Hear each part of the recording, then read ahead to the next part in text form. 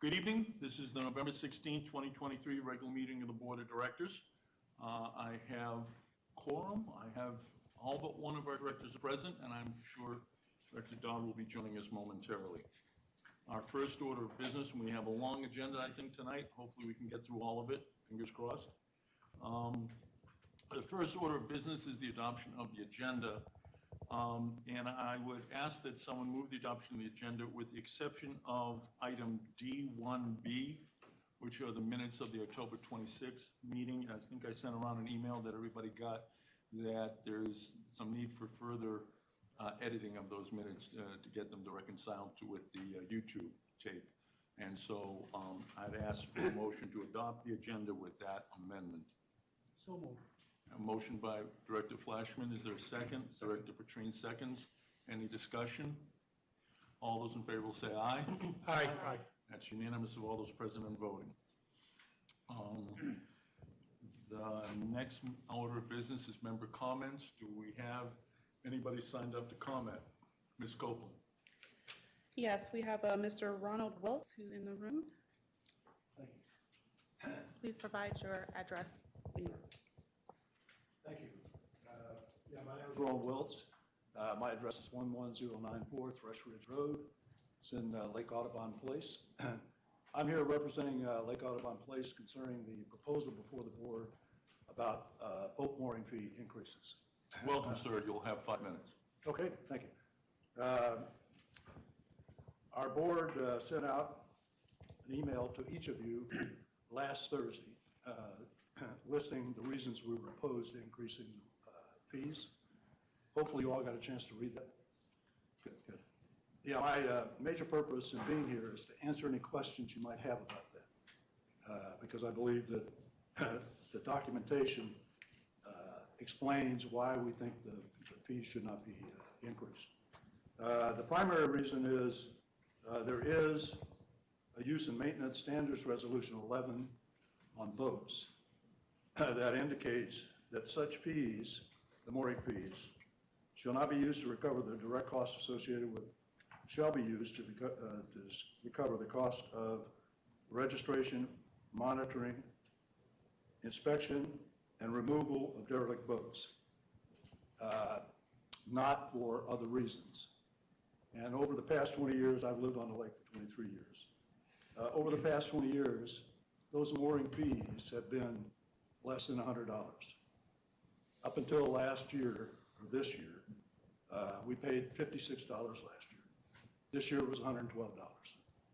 We're not objecting to fees because it is important to be paying for the services it provided. But it seems like $500 is a little bit over that amount. Also, for the past 20 years, it appears that that $100 or less fee was enough to provide the services that are called out in the rules. And in looking at the budget, the predictions for the 2023 budget shows a $3.2 million surplus. And for the 2024 budget, it shows that same amount, $3.2 million. So we don't see any reason to be raising the fees in order to take care of what it's supposed to be used for. And just as important, the whole premise of Reston, part of it was built around the fact that there would be common amenities paid for equally by the residents. That is why the annual fee is a set fee for all homeowners.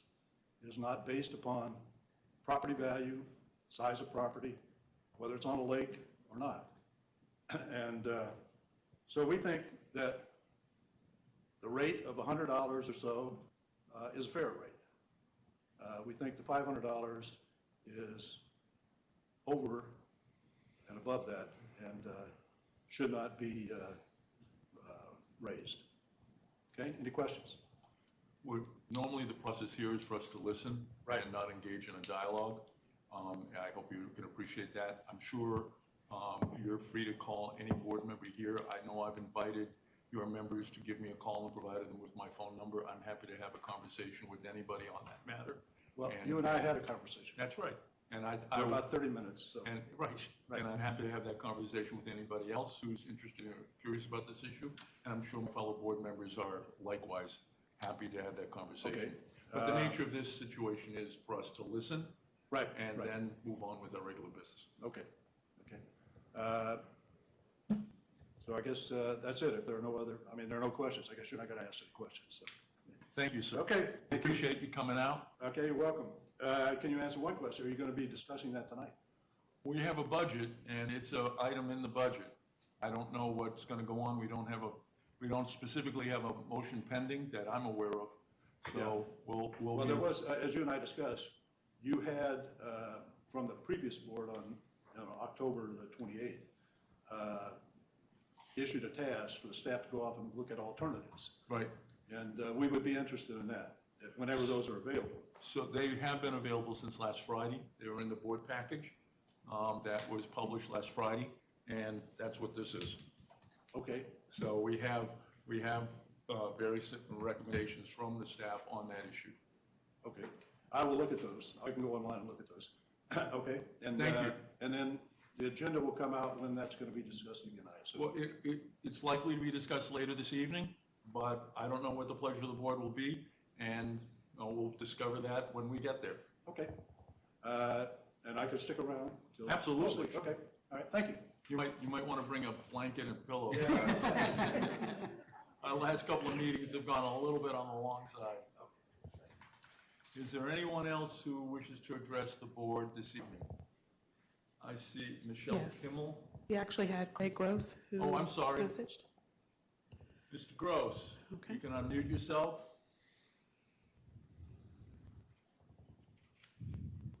You were unmuted, Mr. Gross? Yeah, just, it wasn't allowing me to unmute.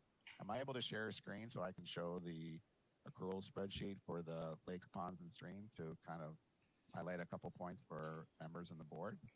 I don't, no, can't do that. I'm sorry, Mr. Gross, we don't have that capability. But please, you can send that to us, and I'm sure we'll. Well, it's your budget. Okay. It's what you guys publish. It's the 3,500. So at the last meeting, I questioned about in the 22 actuals that we had 108,947 credit for stream mitigation bank fees and a wetlands credit for 539,959.50. I emailed Ben, who works in the watershed area, about who does that at RA. How do we calculate that? Why are we only modeling $7,000 for the next budget, which is obviously is an incredible difference. It's like 600. We go from 640, 50,000 to 7,000, and then now we're asking to increase all these mooring fees. So, if you could enlighten the members or me about how does that work, and how do we go from plus 200 in that whole model to where we're that far underwater? It doesn't make sense to me. All right, was there anything else? Well, is that going to be addressed? I asked last time. There was no correspondence then. There was nothing. I haven't seen anything. So we just ask questions and then just nothing happens. How does that work? I think that's going to be an issue that we're going to get briefed on during tonight's meeting. And if not tonight, then sometime going forward, because we're trying to discern what those funds can be used for. And it's a bit of a mystery to the board also, I think it's fair to say. So Right, and then we're trying to figure out the answer, and when we have it, I'm sure it'll be shared with the community. Was there anything else? Yeah, I just wanted to reemphasize last time my question was about, in this line item 3,500 lakes, ponds, and streams, it seems like the lake piece and the expense shared among the 380 boat owners seems to be conflated, even though that's lakes, ponds, and streams, and it's the fully loaded employees cost. It's a lot of different things in here. It's not just lake expense, and not that the boat owner should be paying for the lake expense on their own anyhow. So I just wanted to make sure that everybody understands that there's this consolidated view, and it's not just lakes, it's storm drainage, ponds, streams, lakes, anything to do with the watershed. So I think it's kind of opaque. That's my closing comment. Thank you, Mr. Gross, we appreciate it. Is there someone else? Yes, we have Mr. Burton, and I'm going to ask you to unmute your microphone. Please state your full name and your address. Hello, just checking that you can hear me. Yes, we can. Okay, I'm Burton Griffith. I'm the president of Mediterranean Villa Cluster. And I'm here to talk about the appeal to the Covenant's decision on an issue that the members at 11646 Mediterranean Court raised, and there was a Covenant's decision about that, so we're appealing that decision. I'd like to just make a couple of points. Number one, the Mediterranean Villa Cluster does maintain our common grounds. We do that through comprehensive professional inspections every 5 years as required by Virginia law. The existence of erosion in the area of the complaint is not due to a failure by the association to maintain those grounds. The damage to the member's property was not caused by erosion on the common property. An important factor in the damage is that there's a slope to the common property. That slope has existed since the community was built. The association has not exacerbated it. Please also refer to the extensive legal analysis of the issue provided by our attorneys from Chadwick, Washington. The complainant, in fact, worsened the erosion in the area that is the subject of the complaint by digging channels and loosening soil in the process in violation of the rest in deed. I also want to let you know that the association is applying through the Soil and Water Conservation District for a grant to address erosion in the area of the complaint. And our plan is to pursue that whether the Covenant's decision is repealed or not. We are proceeding as quickly as we can given the requirements of that process.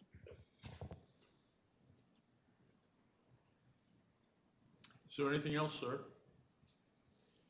I'm here to answer any questions you may have, but that's all I have to say. Thank you. Thank you, sir. Who else? Who's next?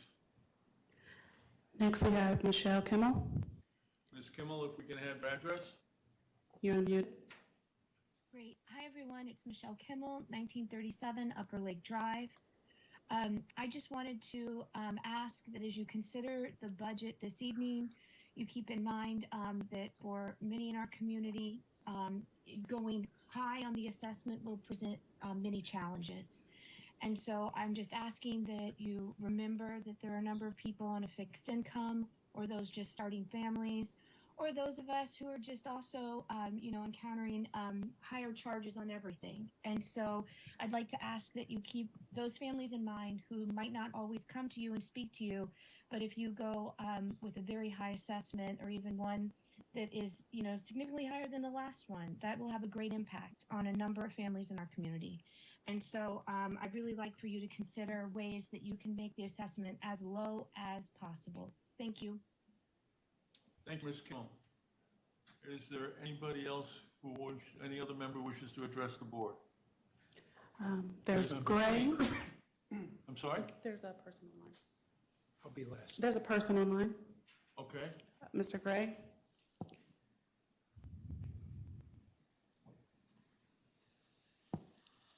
And you may unmute.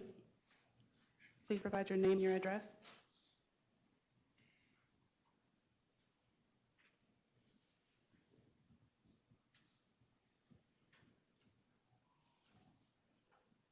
Mr. Gray, you're unmuted. Mr. Gray, did you wish to address the board? Is there anybody else we can come back to, Mr. Gray? Who else do we have? That's it, online. Can you hear me? Ms. Gray. Ms. Gray. Can we have your name and address, please?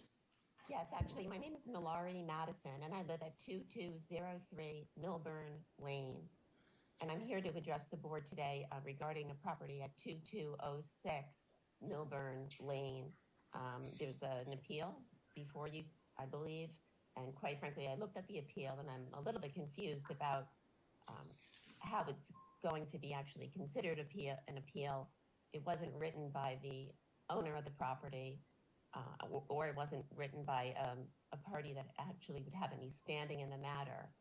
But having said that, the committee's findings had found that the property was being used for a non-residential purpose, which is consistent with the Virginia Supreme Court case, Omega Corporation of Chesterfield, that looked at nearly identical circumstances In that case, the court had stated that the presence of the counselors in the homes and their supervision of the occupants would convert what might otherwise have been a single-family use into a court facility. And the decision continues, and it states that the fact remains that the use to which Omega wishes to put its property is institutional, not residential. So I hope that this board will uphold the determination made by the committee previously and reject the appeal. And one more small note, in some of these documents, some of me and some of the neighbors had noticed that there's some language suggesting that we verbally abused or harassed the staff that works at 2206 Milburn. And I would just like to be clear that I think that's actually rather unimaginable, and I won't say more than that, but I wanted to thank you very much for your time. Thank you, Ms. Gray. Is there anybody else who wishes to address the board? There's Ms. Carolee. And I'm going to ask you to unmute and provide your address. Hi, this is Carolee. Can you hear me? Yes. Please go ahead. Your name and address, please. Your address, please. Carolee. Yes, it's Carolee Locklear at 11646 Mediterranean Court. I'm here to comment on the appeal that Mediterranean Cluster is appealing, which our complaint addressed both erosion and improper rainwater runoff issues on Mediterranean Cluster. My comment is actually the letter from RA cites the same bylaw section which we retrieved from RA's website, and both the bylaw cited in RA's letter and the RA that we found applicable to our complaint does not match. And my question, hopefully I can get an answer, which bylaw is the most current and applicable to our complaint and the appeal of the complaint at Mediterranean Cluster? I don't know if we can cite which bylaw is the most current and applicable, because both that are cited do not match. Well, thank you for that. Is there anything else you'd like to say regarding the appeal? Yes, my husband would like to comment too. Yes, hi, thank you very much. My name's Eric Locklear, and my wife and I have lived in this home for 18 years.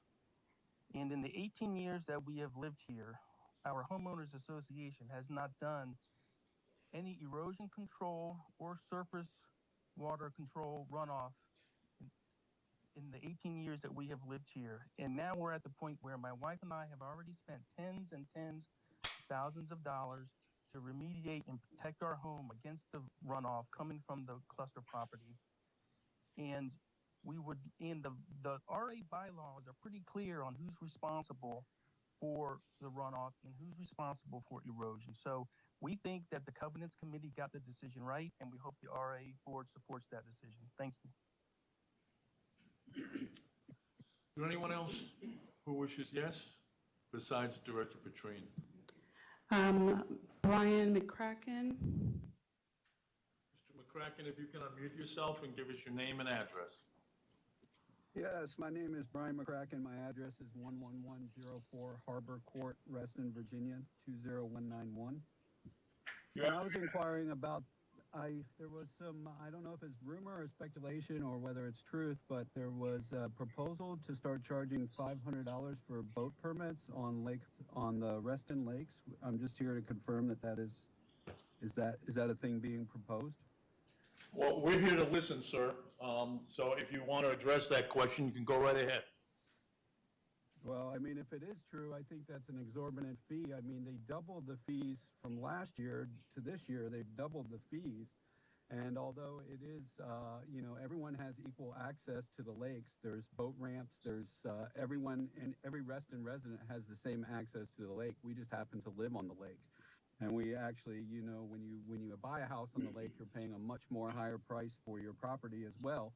So, I mean, it just seems like RA is trying to make up budgetary money where I don't think that your costs from last year have doubled. So the doubling of the fee doesn't make sense. And now you want to make it 500, which I can't even remember what it is now. I think it went from 80 to 160, and now you're trying to make it go from 160 to 500 to penalize people that have spent more money on the lake and that, live on the lake. And on top of that, Harbor Court, where I live, is a condo association, and we maintain our entire boardwalk. You guys aren't helping us out whatsoever with our boardwalk, so I don't understand what we're paying for. That's all I have. Thank you. Thank you, sir. Who else do we have? Next, we have Mary Papa.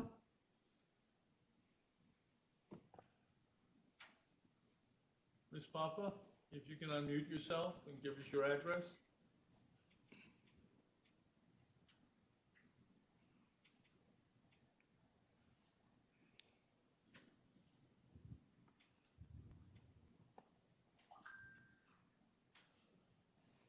Hi, can you hear me? Yes, we can. Okay, great. Thank you so much. Not terribly familiar with how the process works here. I am the homeowner of 2206 Melbourne Lane. And I'm not certain if at this time I'm being expected to talk about the property or if that's later in the agenda. You can speak to it now, please. Okay, great. Thanks so much. I'd just like to add a couple of things to the record. I'll probably break it down into history, where we're at today, and then perhaps like a bit of a projection into how this movie could play out. Well, I hope you can get that done in 3 minutes, Ms. Papa, but go right ahead. Yeah, let me spend 45 seconds on each then. The property has been rented to a nonprofit organization connected with the Fairfax County government with the sole purpose of providing housing for disabled persons who live in the property. I've been renting to them for 4 years, and over the summer, the house was unfortunately struck by a large tree that sheared off the roof and the top of the house, causing a bunch of damage. As the repair crews came in to repair the facility, it actually forced a lot of the vehicles that are there to service the persons with disabilities, doctors, nurses, social workers who are there to help the disabled residents, were forced into the cul-de-sac. And at that moment, I started getting text messages in great fury about parking violations and like unacceptable use of the home. We have now arrived at a place where the homeowners put in a petition to Reston Association to say that there's parking violations. This is after they escalated to a whole bunch of other government agencies who basically said, like, no, it's not a parking violation. Reston Association deemed it to be not a parking violation, and the matter was closed. Gray and the homeowners, I think Gray, who spoke earlier, has now escalated it to the point where they're citing a violation of the home for use. And so they're calling it a business. A nonprofit is not a business. And when the Covenants Committee submitted the decision that the disabled persons can no longer reside in the property because of misuse of property, it obviously sent the Fairfax County government and multiple other agencies to their legal departments. They have submitted a 1.5-page rebuttal. I did not draft that. I am not a lawyer. We are now talking about targeted discrimination for persons with disabilities to live amongst our community. I am a finance practitioner, and this is not my field of practice. I have deferred to the tenants, who is the Fairfax County government and the Community Services Board, to represent the matter to the fullest extent. I would strongly encourage the board to very carefully read that document. They have many situations where they've cited the bylaws and this and that and the other thing, where homeowners associations have incorrectly made the same assessment in the past. Ms. And Pepper, what it means. your 3 minutes is up. Can you try and wrap up, please? Yes, they are citing that this ruling was a violation of the Federal Housing Administration. And so I just encourage the board to read that document in thoroughness, and by no means discount that document because it was not authored by a finance practitioner when we're entering a very deeply technical legal matter. That's it. Ma'am, Will I be back on the docket or can I drop? you can stay or you can drop off. It's up to you. I assume we won't be discussing this matter again.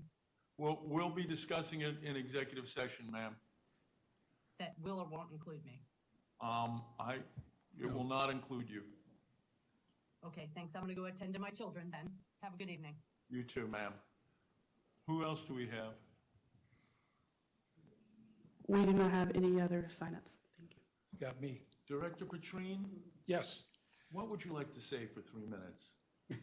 This is as a member of the fiscal committee, so I get 5, but I'll take 3. You can have 10. How's that? Oh, we'll go quickly. The fiscal committee at its meeting of November 8th came up with 5 recommendations to be considered in the 2024-2025 budget, as well as an observation. Did you want to save these? As I'm happy to hear these when we get to the budget. I wanted to make sure that they were in the record, I since I didn't include them in my report. have every intention of having you include them when we get to the Well, budget. then I will defer my comments until the appropriate discussion in the budget. That would be delightful. Wonderful. Is there anyone else who wishes to address the board? Anyone else who wishes to address the board? Seeing none, we'll move on to the consent calendar. Is there any objections to any of the items listed on the consent calendar? Noting that item 1B, the October 26 minutes, have been removed from the consent calendar, and hopefully they'll be on the December consent calendar. Any objections? Hearing and seeing none, the consent calendar is adopted and so ordered. Mr. Cummins, CEO update. So I know we've got a full agenda tonight. The one thing I just want to call everyone's attention to is our latest Winterfest numbers. So for a first-year event, we're at 1,200 registrations, nearly all members at this point in time. So after only 2.5 weeks, we've topped the 4-figure mark. I fully expect us to get over 2,000 by the time we get towards the end of the month. So that's really, really good. And thank you to everybody for putting out the word. And thank you to Kara and Laura and everybody involved in getting the publicity and getting the event put together and run and all that. Just want to thank the board. I know the board bought a tree. That's going to make a huge difference out there. So Wendy and I also bought a tree, so I will see you all out there decorating. Mine will be the one probably with a lot of USC stuff on it. I hope everyone treats that well. But it's going to be an absolutely fantastic event, and there are already photos going around of some of the SLT senior staff in, I'll just say, Grinch or holiday outfits. So look for the elves and the Santas and all those other things. So it's going to be a great event. Looking forward to it. And then a couple other things in the CEO update we'll probably hit harder in December and January as we look forward to future topics. Do you want to go ahead and talk about land use and comprehensive plan update? Which topics? And we can. Next item on the agenda is the land use and comprehensive plan update. Did you have a question about the CEO update? Yep. I'm sorry. Please, Vice President Juszak. Mac, you had in your CEO update about the Barton Hill crosswalk, and you said that we've received some information back from from VDOT, some comments, but you didn't specify what the comments were. Can you help us understand what we're hearing? Or Sure. So we're actually happy to report that we're getting some feedback from VDOT on the crosswalk because if you remember from the Barton Hill community meeting, we sort of decided to separate both the course and crosswalks. We keep the crosswalk moving. So they did review our preliminary drawings. They came back and said, would you like a raised sort of speed hump? We said, no, we really want a crosswalk. So those were the initial comments. We're going to go back with some more updated drawings and just keep that process moving. But that's just where we are right now. Very preliminary still, but we are seeing progress. were they recommending a speed hump? They weren't. It was more just one of their recommendations, and we said, no, we really want to cross where we talked about in the community meeting. Okay, thank you. Yeah. Any other questions on the CEO update? I'm sorry. I was moving too quick, we've got a long agenda. Land use and comprehensive plan update? The only thing we gave you on that, there was an open house regarding the future of Wheelie and transportation improvements there. That was on Monday. I was actually on PTO that day, but I know Peter attended and some of the board members attended. So we can give a quick update on that, on what happened. Mr. Lawson. Sure. There was a pretty comprehensive staff presentation at the Wheelie Avenue meeting Monday night, talking a lot about many of the updates that may be proposed for Wheelie Avenue, including wider sidewalks, different traffic patterns, thinking about different ways to cross, connections to trails, things of that nature. There was some conversation about the prospect of a casino there that came up, so I thought it was relevant to mention that. There was not a representative from Comstock. Well, I take that back. There was a representative from Comstock at the meeting that was specifically called out by some participants at the meeting. There was a community sort of design charrette that went on. I was not there for that part, but this was the very initial step in what proves to be a very long process, I think.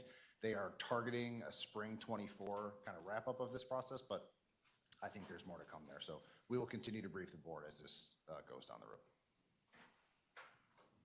Along the questions, I had some stuff to fill in on that. Go ahead. I was just going to make the observation that, to be aware, number one, that the working group was not to consider cost, which is a mistake, because it always is costly, cost more than they imagine.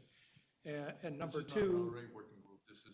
This is the County Department of Transportation. Right. Group, just to be clear. Yes, thank you for. And secondly, that the funding schedule is now 6 years versus 4. So we're pushing it out to 2030 before it even gets considered. And then it has to go through the process with, what is it, the Northern Virginia Traffic Authority? That's not the proper name, but they make a decision and it will get paired and it will be pushed way down the path.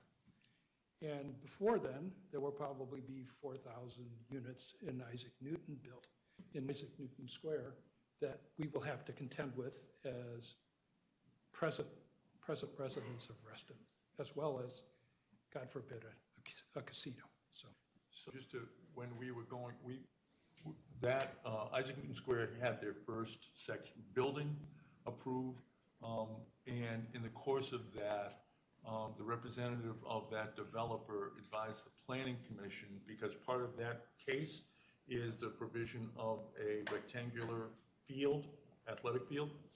And in the course of that presentation, the applicant's representative indicated that they didn't anticipate that part of the project or any other part of the project coming forward for a decade. So it's going to be a long process. They've just got the first building approved with the final development plan. Was there anybody else on the? I just wanted to share, since I was at the meeting, that there are many unsolicited comments from our members regarding RA's paths and trails, and how if we just design the Wheelie corridor the way that the RA was originally developed, with paths and trails to kind of meander to get you to certain places within the community, that was really how they would love to see the Wheelie corridor designed. And so I was just pleasantly surprised to see that our members really spoke up for how RA paths and trails were maintained, and that, the snow is off of them, and that's better than the sidewalks they walk down. It just really, I was pleasantly surprised, and just thought I would share that with all of you, that paths and trails are things that they like, and would like our community to continue to be designed with that in mind.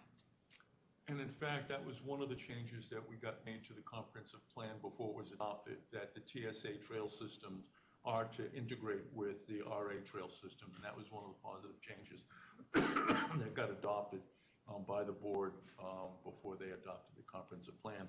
A couple of things on land use. I had a conversation with Commissioner Carter regarding the site-specific plan amendments. Forgive me, I've got a cough. He indicates it's his expectation that the Reston site-specific plan amendments will be grouped into probably 3 groups, and there may be a couple of outliers that don't get put in a group. He expects that staff will be working with the applicants through the first quarter, and that there'll be public engagement on that late in the first quarter, more likely in the second quarter. I owe you all a readout on the last meeting we had with Supervisor Alcorn, but I'm sure the CEO will confirm. We spent most of that meeting talking about casinos and how we can go about trying to impact that. I call out to you the email, I don't know if everybody got it, that was sent out by Supervisor Alcorn's office with the answers from our county executive to several of the questions he posed to the county executive. We were asked for comment by Mr. O'Connell. I worked with, at Mr. Cummins' direction, I worked with Carol O'Donnell to come up with a comment and to respond to that request from Patch. I hope you're all comfortable with the comment that was made.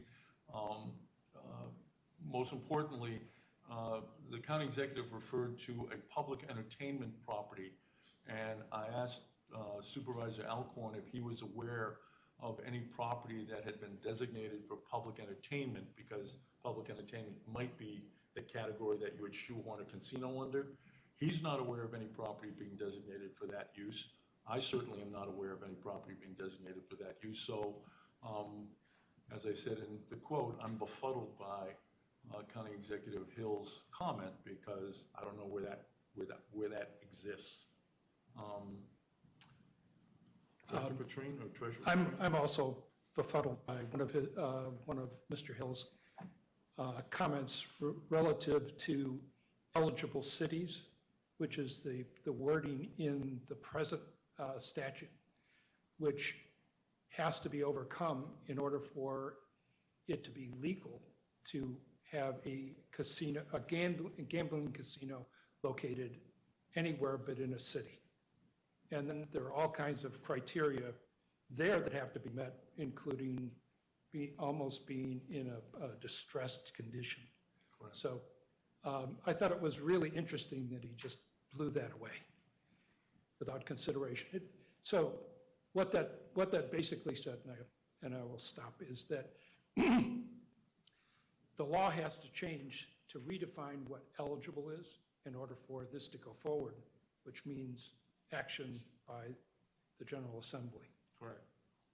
And let's see, and I think the rest of the board saw that the city of Richmond voted down a casino for the second time, and the city of Manassas or Manassas Park voted down having gambling machines, not a full-fledged casino, but voted down gambling machines in their jurisdiction also. Then we probably need to brief the board about a contract, and we can do that in executive session. Mr. Cummins, that makes sense? Sure. Okay. Treasurer's report. Treasurer Petrine prepared a report. It was in your executive, it was in your board package. Were there any questions regarding the treasurer's report? You know, they're always so hard on you, Bob. I don't understand that. I'm happy to answer any questions. I can make up answers with numbers. I've worked it up myself. Okay.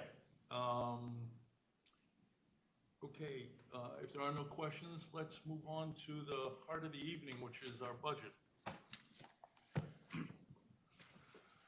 Mr. Cummins. Thank you. So tonight's hearing, and we had the public hearing before the meeting, to talk about the final adoption of the budget and setting the assessment for 2024. What we have tried to do is chart a path for your meeting tonight where you can make some decisions on the remaining issues that you identified at your last hearing, plus some things that you have sent around by email that you may want to discuss. Our intent is simply to help you all understand what the current draft 3 budget says and what anything you decide to do on those subjects may or may not do, raising the assessment or lowering the assessment, so that a final assessment could be set tonight and a motion to adopt the budget can occur. And we're happy to help you with that should you get to that point. Thought it might be helpful just to do a quick refresher for you all about where we started with the draft budget and the actions that were taken to get to where we are tonight, and then talk about the variables that are still in play, and then going forward. So you all may recall draft one of the budget. That came in September following all of the work study sessions that we had over the summertime. That work included incorporation of all of the member suggestions that the board had asked for and the board of directors suggestions. You may recall we had a deadline in August for the board to make specific suggestions. Then you all decided which ones should go in and which ones should not. So draft one contained all of those. It contained a contribution to the RRF fund utilizing the 10-year average, which is the policy of the board. From a staffing standpoint, it removed 2 FTEs from the current staffing model and added 3, although that's a little bit of a misnomer. There's 2 brand new ones and there's a conversion to an IT director, which we have a current contract. It's not quite a wash, but it shows up as a +1, on the FTE. There is a nominal cost to that, mostly because of benefits and a few other things. The other thing we did in draft one, we spent a lot of time over the summertime talking about attrition rate and assumed salary savings and potential surpluses that we have run in the years past. We substantially increased that assumed salary savings rate, and that's the lion's share of our expenses overall for the organization. The other thing we did was take a hard look at the assumed revenues, which of course, if we assume more revenue, it will have the effect of lowering the assessment rate. We found that we had been outperforming revenues in a number of areas, notably in camps for several years running, so we adjusted those revenues upward. So all of those things happened in the first budget. The first budget came back at $872. You may recall from the first hearing, we had a lot of discussion about that being a very large number and looking at some of our expenditure lines again, had a discussion about capital. So the draft 2 budget did a few major things. Changed the scope of Golf Course Island and Ridge Heights, which had the effect of lowering the RRF contribution fairly substantially. We did not change the staffing model or service delivery because that had not come up at the first budget hearing. What really happened was we took any use of cash reserves out completely. So that was a major change between draft 1 and draft 2. And then we sharpened our pencils quite a bit at the staff level. Peter and a number of the operating departments combed through the budget and reduced the number of expenditure line items somewhat substantially. And so that had the impact, taking the cash out and reducing those expenditure lines, reduced the assessment to draft 2 budget $857. At the October hearing, that's when you discussed that particular draft budget. You made a series of motions. I want to go through those, just to remind everybody, what they were and how they affected the budget. So starting with CIP, there was specific discussion around using what I call carryover, but monies from canceled or completed projects that can be rolled forward, into the CIP. That was $130,000 to the good. There was direction to reduce the staff salary line item by $245,000. You did not make any specific direction around what that would look like and asked me to come back with a salary line item that was reduced by that amount. So I've done that, and we'll talk about that. $245,000. Yeah. And then I'm going to read this one verbatim. This is the non-member recreation pass. So the motion was to increase all non-resident recreation passes by 35% in 2024 budget and set the non-resident all access pass to the 2025 member assessment rate. Apply the same percentage increase to the member rate to other non-member passes. So we did that. It obviously increased the amount of revenue that would be generated by non-member passes, and that has been built into the draft budget. Then the remainder were add the Lake Ann Goat Trail to CARF. That was $35,000. Direct the staff to study alternative heating options at Lake Audubon. That had the effect of removing the heating project that had previously been shown in the 25 CARF, pending the outcome of that study that will be done next year. And then the biggest impact to the budget was to reduce the CIP for RRF contribution from the 10-year average to the exact amount that is proposed at this point to be spent at $1.687 million. So we executed all of those things. One note for everyone on the $245,000 salary line item. I took a look at, I think the intent of the board was 1.5 FTEs. I looked at that and reduced the salary line item by $225,000. I felt like that would give me more flexibility in hiring a part-time person. The part-time person that was discussed at the last board meeting was the business development manager that also plays a function in an executive liaison role to Friends of Reston. Not knowing what I'll be able to get from a skill set standpoint at part-time versus full-time, I thought that would give us some flexibility.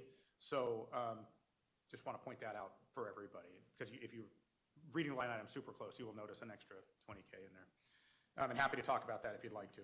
So the draft 3 budget, after incorporating all of those items, shows a new assessment of $787. That is roughly a 3% reduction in the cost of doing business, effectively looking at running a negative budget from the 810 that we budgeted for this year to 787. The outstanding items then that you left for resolution, boat fees. Many members, have commented on that. I'm sure you've all seen a number of email that have come through on that as well. To refresh everyone's memory, the boat fees were increased 100% between last year and this year's budget assessment. We had built in as staff for your consideration a 20% increase going from this year to next year. Our thought process in that was a moderate approach to increasing those fees might allow for the cost of having a boat to be more commensurate there. We did evaluate what it would look like, so you can have the options in front of you of anywhere between a 100 and 400% increase. To refresh everybody's memory, that's based on boat size, so there are actually 4 categories. So you'll see that in our agenda materials as well as on the cheat sheet that we provided for you. Our recommendation to you all this evening is not to increase the boat fees beyond the 20% that we had already suggested. As I've mentioned a couple of times, one of the things that we would like to work with everyone on is, as these items come up and we talk about assessing members, different types of fee structures, having a robust public dialogue, we would recommend as being a really important component. We're not sure that this particular fee went through that kind of public outreach going into the budget process. We also understand if the board is interested in that, we want to make sure you have the options, in front of you. But that's the crux of our recommendation. The other issue, 2 other issues that were discussed at the last board meeting, use of cash. So the discussion around should we use some of our operating cash reserves to further reduce the assessment. This is sometimes referred to as the buy down, using cash to pay for operating expenses. Our recommendation is not to use any additional cash infusion this year and to hold off on that conversation until January. The fiscal committee has been working on generally a cash policy for what to do with that cash reserve. I'm going to talk about that again here in a few seconds. The third item, interest income. This came up at the last meeting. I wasn't quite ready to make a recommendation to you all because I wanted to confirm with our finance staff. So the basic concept is we take in almost all of our money within the first 3 months, and almost all of it really right away at the beginning of the year. If we invest that money, and this is the first year we've really done that with any meaningful thought, if we invest all that money, can we be harvesting more interest before we need to pull it out of some sort of interest-bearing account and spend it? We are comfortable. We had shown $165,000 in interest. We are comfortable with recommending to you all that we could add another $100,000 to that for a total of $265,000. That has the impact of about $4.50 to the good, on the assessment, and that's again on your cheat sheet. So we have tried on your cheat sheet to make this as easy as possible as you are deciding what things you may want to take up and which ones you do not. For easy math, the assessment is at $787. So if you see an increase in expenditure, that costs us more money, and if you see an increase in revenue, that means people are paying less. So when you see revenues and expenditures, that's what the impact of the assessment is. And then the last thing we would like to comment to you all on, one of the things that I think happened very fast at the last meeting was a number of individual line item decisions. The one thing that I'm not sure we were able to comment at the time was what the totality of those individual things added up to and what our thoughts would be vis-a-vis the overall assessment and running the association. One of the things that we are concerned about is what I might call the yo-yo effect. So if we drive the assessment very low in any one particular year, what happens when you need to raise the assessment back to a number that what it really costs to run the association? The largest impact to that in any one year is always going to be our CIP, unless we decide to drastically change our service delivery model from a staffing standpoint. So when we look at a $1.1 to $1.4 million change to the budget, if we go down to $1.6 million, if we have to go back to $3 million or $3.5 million, you can, in raw numbers, every $1 million is just a shade under $50 on the assessment. So if you ever need $1.5 million more than you collected the year before, that's $75 before you do anything else to the budget. So that issue's already been decided, but I really did feel like it would be important to talk to you all about my concern that, especially coming out of the community survey, and we now have results that speak to the importance of aquatics facilities, that pool projects are in fact expensive projects. And they are typically in the couple $1 million range, depending on what everybody wants to put in them. So the day that those projects are necessary, when that day comes, the assessment has to bounce back up, because we already have all the other stuff like parks and playgrounds and trails and all the things that is in the spend line for next year. We don't have a big aquatics project, obviously, in next year's budget. So I think that pretty well. I want us to hit one other issue. As we look at the overall budget and think about the policy objectives that you all identified, primarily keeping the same level of service or increasing and being member focused, I think there are a number of very member focused things that are happening in this budget. Still having the opportunity to have everyone have access to all of our recreational facilities. Many people told us in a survey, and we were holding off on making these comments until we did the release of the survey, but people moved here to have access to those kinds of facilities. So having that, I think, is a really strong move, in the assessment.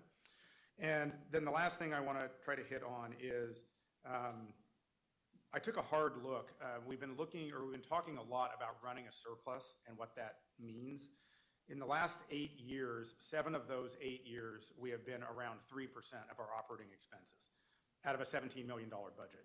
2 of the last 8 years, meaning a quarter of those years, we've actually run a deficit and spent more than we brought in. The amount of cash that we have has not been dramatic through the years, with the exception of 1 year, and we've had significant staff turnover. So if you have a year without a CEO, if you have a year without multiple SLT members, that adds up to a lot of money. As we talk about some of these things, if 3% is not tight enough to run, it would be important for myself and Peter to understand that concept and what the definition of success might look like. Because 3% is usually pretty close on OpEx. Now, we have been running a surplus in capital, and that's the policy issue of should we be collecting for 10 years or yo-yoing up and down. So happy to talk about that, as well. So I'm going to go ahead and stop there. Oh, last thing, there was a request from the fiscal committee that never became a motion. There were some emails going around on this about individual line items, and the specific request was to take a hard look at the budget for budget items that were increasing by $30,000 and 20% from the forecasted end of the year versus the actual budget. We went through that exercise line item by line item with the fiscal committee. I think I can represent that they were satisfied with those answers. If the board really wants to go through them, I'm happy to go through every line item there, but just report the fiscal committee was comfortable with those answers and keeping the budget items as they were. And happy to take any questions if anyone has it. Questions for Mr. Cummins? Director Perry. I do have one, and this, if you need to refer to staff, I completely understand.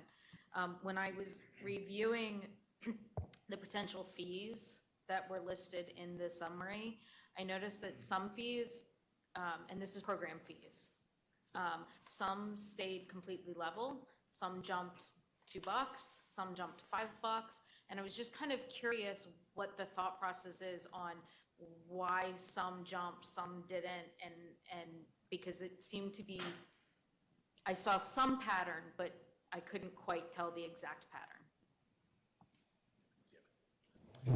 So it's a great question. Matt will tell you, as will my staff, that I have been talking to anyone that will listen about setting fees in Reston. One of my first observations was that it doesn't appear that we have a very systematic approach, or maybe even a values approach, to why we set fees and how we set fees. I was very excited, as one gets about fees, at the fiscal committee when they started talking about having this conversation over the next year for the 25 budget, talking about how we charge members and why we charge members, and if we talk about cost recovery, why do we recover those costs, all of the things that we've heard over the last few months about fees generally. So to answer your question, we did have some directors, and I was very early in my time here when the budget process started. I've aged a little since then, but very early in the budget process, some of our directors said, hey, these fees haven't been raised in a while. Some of them are garden plot fees, some of them are athletic field fees, some of ours is the rental plot at CSF to park your boat or other things. I think that the fees that we've proposed this year for those items are responsible, maybe just cost of doing business fees, but there really isn't, to your point, a purpose for that. So I am very excited over the next year to look at all of our fees and come up with that policy. We've talked a lot about what I call a pyramid. The bottom of the pyramid being things that are more affordable or maybe free to members, the top of that pyramid being a 100% cost recovery model. And everything in between would have to be studied and discussed at both fiscal and at the board level. So that's a long-winded answer to your question, but that's the answer. Director Johnson. I have a question for the board in general. I'm not sure why, let me turn it into a question. Why are we looking to make substantial changes to any of the fees prior to the completion of the fiscal committee's study, which they're looking to do over the course of the next year?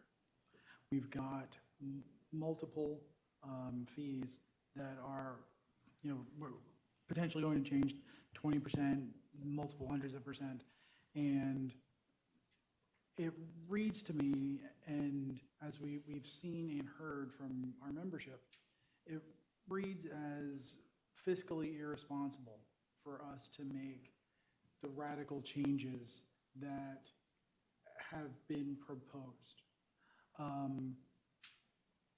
So I put it to the board, not as a motion, but I put it to the board for your consideration that as we move forward with this process, we think about the fact that we've asked a committee to do the hard work of providing us a substantive report over the course of the next year to tell us what we should be doing with our, as far as our rates, as far as our fees go. And I would like the board to take that into consideration as we move forward. Director Petrini, you want to just relay to us the Finance Committee recommendations, and then Director Joseph. Okay. And then anybody else has questions for our CEO, you'll have your turn. Okay. There are 5 recommendations made by the Fiscal Committee, and I'll read them out as quickly as I can. Each of the board members received this message from the chairman of the Fiscal Committee last Friday, and I would be happy to answer any questions that people have as to the justification for these recommendations, but they are recommendations. Fiscal Committee advises the board and staff on issues the committee does not make decisions for the board. So let me start out. Unrestricted operating cash has been used to reduce the assessment 2 straight years, $1.5 million total, and is now at its lowest level since 2019, covering 1.4 months of operating expenses. Operating cash is what keeps RA in good financial position. We are a pay-as-you-go organization. We do not borrow. And in order to keep some semblance of sanity in the assessments that we charge, we've built a model which we could discuss at length about how it came about and whether it is even germane anymore, but so be it. It is what the board has chosen to follow. It provides flexibility for the staff to manage through unexpected changes, short-term working capital requirements, and responding to any emergency or unanticipated opportunity. So the Fiscal Committee recommends that the board not use operating cash to reduce the 2024 assessment. Now, this is kind of a term of art as to where, if we do not fund at the level that is required by Resolution 3, which is the average, a 10-year looking forward average plus. So you're moving on to a separate issue. You started with cash, now you're talking about the funding of triple RF. Is that right? It's one and the same. It's you've the lost cash is one of the spaces where we were going to keep the assessment at a low level. And one of the means of doing that was to use operating cash to, I hate the term, buy down assessment, buy down. Ma'am? Fiscal Committee Chair Dave Carter is on Zoom and wanted to comment. We'll get to him after Director Petrine, or Treasurer Petrine. So the idea has been put forward that we have too much operating cash. We don't. It is, the composition of the operating cash has changed. The use of that cash is how it would impact the assessment, or whether we use it at all. So the recommendation to the board was not to use operating cash to buy down the assessment, because the assessment is all meshed up in the budget. Okay, does that make sense? Okay. Second, fiscal provided a motion last month on utilizing some of the 2024 RRF funding that exceeded the spending level. So we expect to spend about $1.8 million on RRF and another $245,000 on CARF. According to the formula, we should be reserving a little south of $3 million. So the idea is that we would reduce the amount of money that we would allocate to CARF, which comes from where? The operating margin, the net margin, revenue over expenses. That's their only source of new cash in any, or new income, or new cash for the reserve in any given year. So we moved to recommend that the board reduce the RRF 10-year funding in 2024 by $500,000 instead of the $1.1 million that was recommended, and reduce the 2025 funding level by $600,000. Okay? Any questions about this? Okay. Third, RE needs to be aware and utilize any leftover funds, which has been covered already, so we can kind of, that tick mark is already taken care of. Fourth, this is something that we've all been wondering about, and that's stream mitigation funds are in excess of $1.2 million, with possibly adding another $1.2 million this year by year end. There certainly is a direct relationship between the possible use of these funds and the cost of maintaining our lakes, streams, and ponds. Before boat-owning members are asked for another increase, it should be understood how these funds might be best used. So the committee recommends to the board that it get a clear understanding of the use of the stream mitigation funds before imposing any increased boat fees. We have basically two contracts. We have wetlands credits, and we have stream mitigation. The stream mitigation's been around since 2006. We haven't generated much cash from that until recent years. The wetlands credits are about 2 or 3 years old. They've been used. They exist because, as President Farrell has indicated, there are no wetlands in the Commonwealth of Virginia. They are all created. So developers, in order to meet their requirements in their development, have to either mitigate wetlands or buy credits. And we have the credits, so they're buying them for us. So we need to understand what those funds can be used for. The last recommendation deals with interest and dividends, and our CEO mentioned that the budget's going to be increased by another $100,000. The last is an observation. If the board decides to utilize operating funds for RRF, Resolution 3, Repair and Replacement Reserve Fund, Section 3C, funding sources, requires a 2/3 vote of the directors if the board takes up if the board decides not to fully fund the RRF at the 10-year moving average plus a contingency fee. And the vote, if I remember correctly from the last meeting, was 5-4. And I don't need a calculator to know that's not 2/3. Counsel? It's a resolution, but as a resolution, the board can and does overrule its resolutions from time to time. And so the fact that it's in there, it's not in the bylaws and it's not in the deed. So that would be a majority vote to waive or suspend the resolution. Correct. But shouldn't it have been recognized, at least recognized that it was? Sometimes yes, sometimes no. Well, based on I my agree, but it's, observation. I think it's a point of,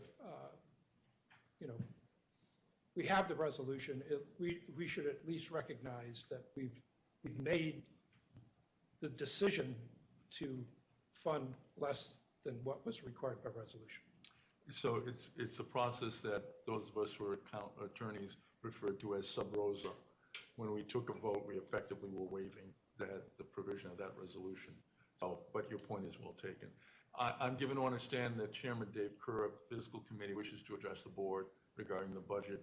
And unless there's an objection on the part of the board, I'm going to give him a few minutes to address the board.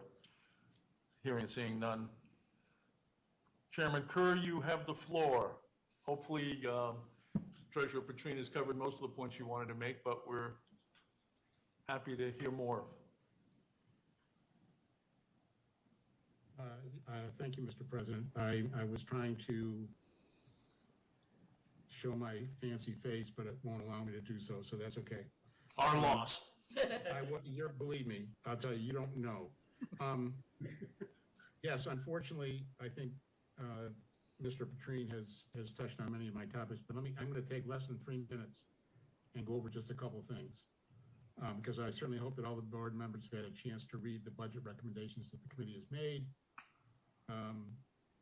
My first comment is, again, back to the operating cash. We've spent $1.5 million in the last 2 years to reduce assessments. We're down to the lowest point in 4 years in operating cash. And operating cash gives the staff and the board a lot more flexibility to do things that come up at any time during the year. And dipping into that further is something that we don't think is advantageous to the board or to the staff. On the other hand, there's restricted cash that Bob has mentioned as well, all-time high. Stream mitigation funds, wetland credits. We have no idea how these funds can be used. And right now there's at least 1.2 million sitting out there.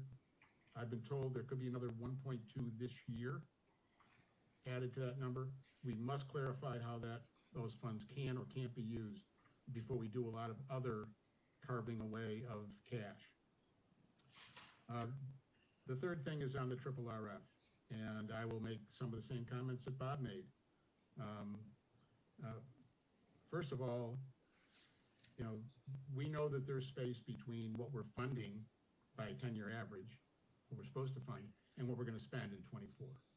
And we think there's room and opportunity there to reduce that funding. At this point in draft 3, we've reduced the entire funding level down to spending. We did it with a 5-4 vote. I've heard General Counsel tell us what that means. It's unfortunate that that simply by taking a vote means you can override every resolution, but I thought it needed to be 2/3 vote to pass, or at least identified as such. My concern is 2025. The funding requirement doubles in 2025. So instead of the 3 million this year, it's going to be like 4 million. It's going to, well, instead of 1.8, it's going to go to 3.6 next year, okay? If you make a reduction in 24, it's just going to be a bigger increase in 25. So I think you really want to look at the 2 years and maybe try to spread that and maybe keep the assessment rate from fluctuating as much as it does. I mean, the current draft 3 assessment is a 3.1% increase. The 25 is a 12.6% increase. I want to get So any further reduction is going to drive that 25 even higher. So I wanted to point these things out. I didn't know Bob was going to speak to them. I apologize if you've heard this more than once, but I think they're important points. So thank you for your time. Thank you, Chairman Kerr, and on behalf of the board, I want to thank you for all of your hard work, both this year and in all of the prior years. I know the entire board joins me in expressing that gratitude. You work really hard, and while we don't always agree, we all appreciate the recommendations and the hard work not only of you, particularly of you, but of all the members of the committee. And I see the people around the table all nodding their head in agreement. So thank you for that, and I look forward to working with you going forward. We had question, Vice President Jusiak, and then are there other questions? I had a question for David, but I'll go after. Go ahead. So Bob and I have the pleasure of kind of sharing, that's how complicated finance is. They have to assign two board members to one committee. We have the pleasure of sharing the responsibility of serving with fiscal. And I just wanted to clarify a couple things from when you were speaking, which I think we're on the same page, but just clarify for the board. So the recommendation from fiscal related to the interest, that has been sitting out there for a little while now.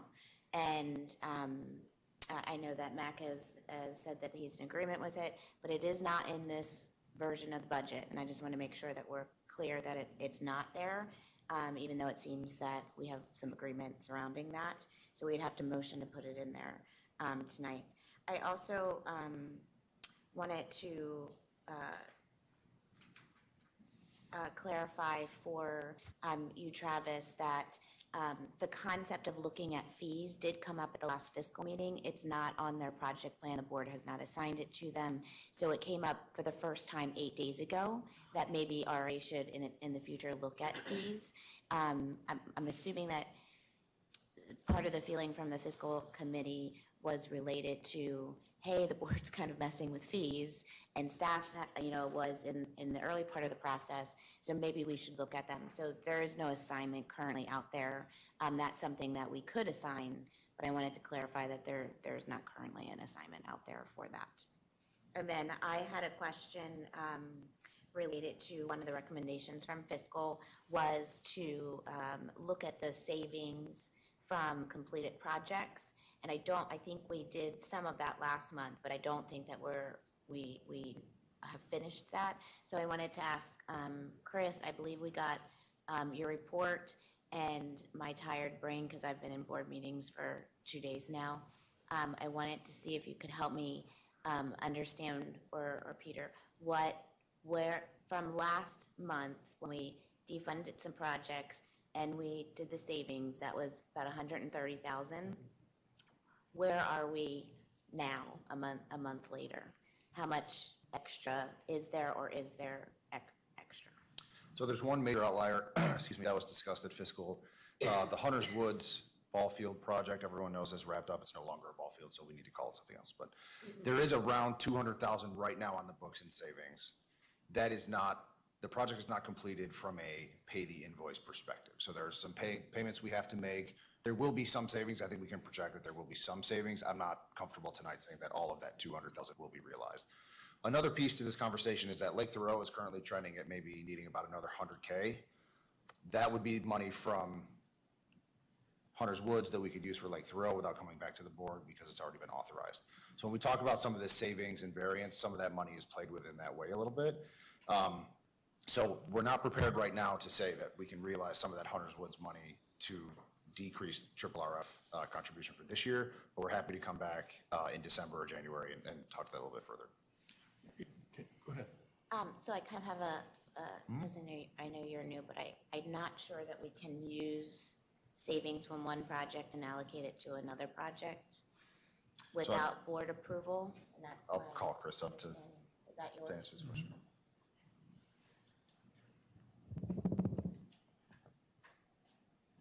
So when you look within the quarterly or the monthly financials for capital, you'll see that the entire project listing is provided and shows all the running variances, both positive or negative across the board. And at the bottom is where you see the total roll-up of that. And that's basically the entire capital account for the particular year and how we're kind of working out as a whole. So right now we're right around $300,000, and that's forecasted across all of the projects, both realized and forecasted. Because some of these projects haven't started yet, but we're seeing based upon recent numbers we've gotten in that maybe we're going to come a bit lower or we're going to come in a bit higher. So as a result, from the general capital budgeting perspective, it's all coming out of the same pot of money at the end of the day, out of the triple RF account, right? So if you decide to draw money from an account to, offset elsewhere, you're kind of potentially double dipping in the sense that, so now you have other projects that are gonna come up negative. Well, where are they gonna get the money from? It's gonna pull from the RRF account. And so you're kind of in the same sense, counting the money twice. You're pulling the money out, moving it to maybe operating to offset, but then you still have to make up the money you just went over as well. So we're not necessarily moving the money from one account to the other. It's just the balance sheet, if you will, looking at the overall capital account at the end of the year. I don't know that the question was answered. I'm not moving money from one account to another, no. But I'm just saying how it looks at from the balance sheet at the end of the year is where you might want to keep that in mind. I think the question was, correct me, Director Juszczyk, if I misstate this, is that if we have a surplus in a project at once we're, I'll say, off bond, I think that's the term I would use, which means the county signed off, we don't have to go back and hit a punch list or anything. The question is, if we have money that's left over on one project, we have a surplus on one project, and we have a deficit on the other project, the understanding is that the board would have to approve taking that surplus from one project and making up the deficit in another project. Do we have that understanding correct? It's not, in the sense of that, it's not been practiced that way in my tenure. It's basically because they both funds come from the same account in the sense of the RRF operating fund. So that's kind of my not quite understanding of how that would work, because it's always been a matter of you have positives, you have negatives, they're drawn from the same RRF, overall general fund. And so if you have a positive variance, that money just stays right where it was before. It's not expense, it just stays in that general account.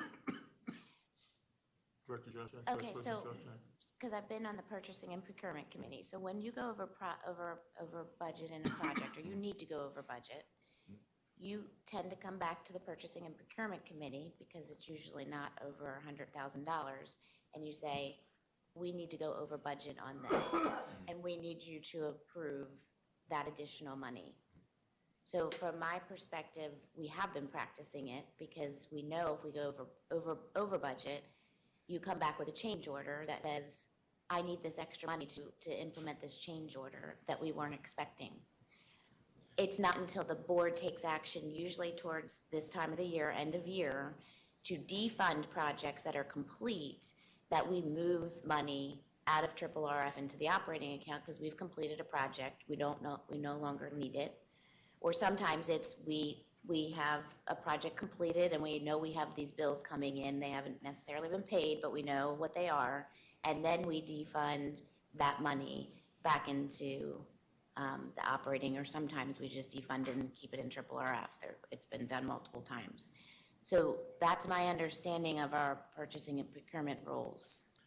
So you're correct in the sense that it applies to projects that actually meet that threshold. So there are some projects that never go to board procurement or go to full board because they're of smaller sums. And those can have positive and negative variances as well. Correct. So those aren't necessarily collected there. And also from my tenure, that the board direction to reallocate funding is kind of a new one that I hadn't seen before.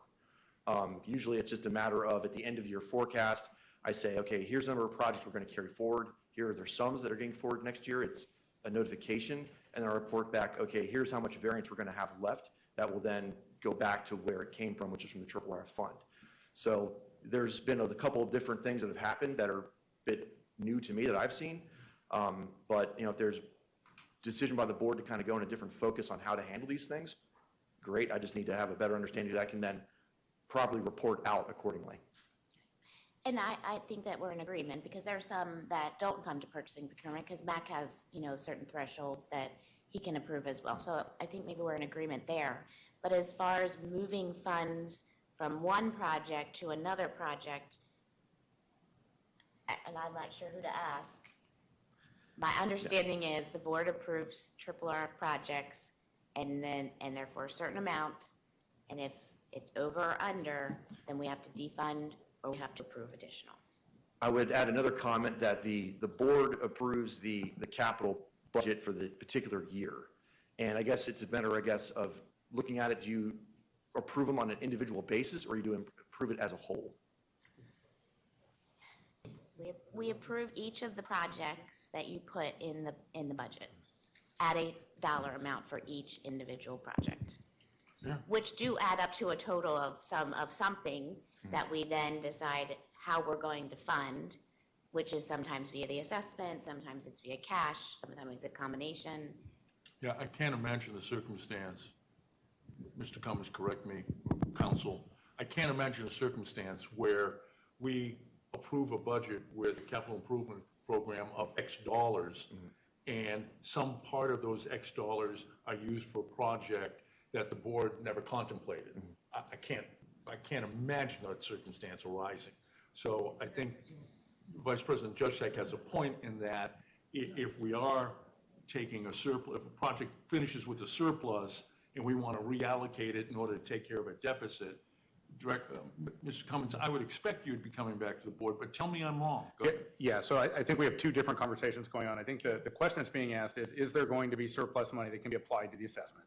And then the second conversation that's going on is where do we think we're saving and how much do we need for other projects? That's actually a third question, which is, if that happens, is the board consulted before that switch is made?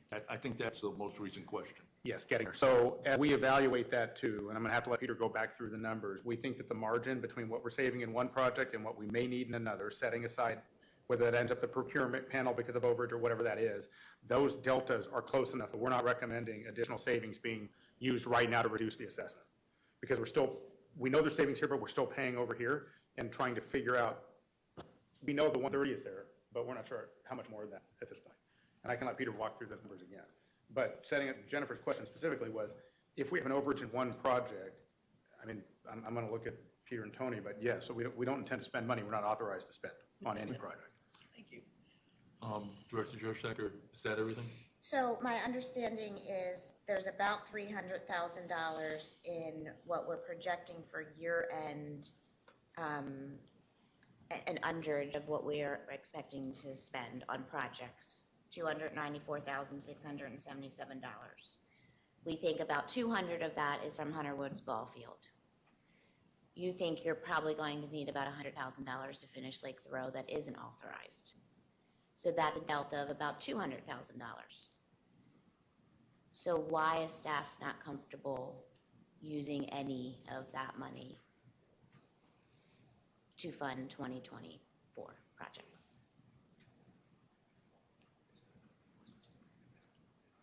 They do, that's what he.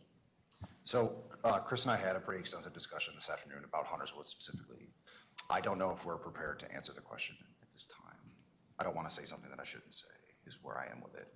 Chris and I talked about projects that are not complete, that might carry over, all the questions that you're asking. So I think that we can come back with something we're more comfortable with. I'm just not comfortable giving a number tonight. Is this something that you could brief us on in executive session? Sure. Okay. Can you take it up then? Absolutely. Thank you. Director, are you done? Yes. Director Petrine. The discussion that we've had on reallocating funds out of reserves has heretofore for the last 4 years been centered on CARF, where we have new projects that were budgeted, and I can think of 3 or 4 that were proposed and the money set for years in CARF, because eventually we would spend it. And at Director Juszczyk's initiative, thank you, senior moment.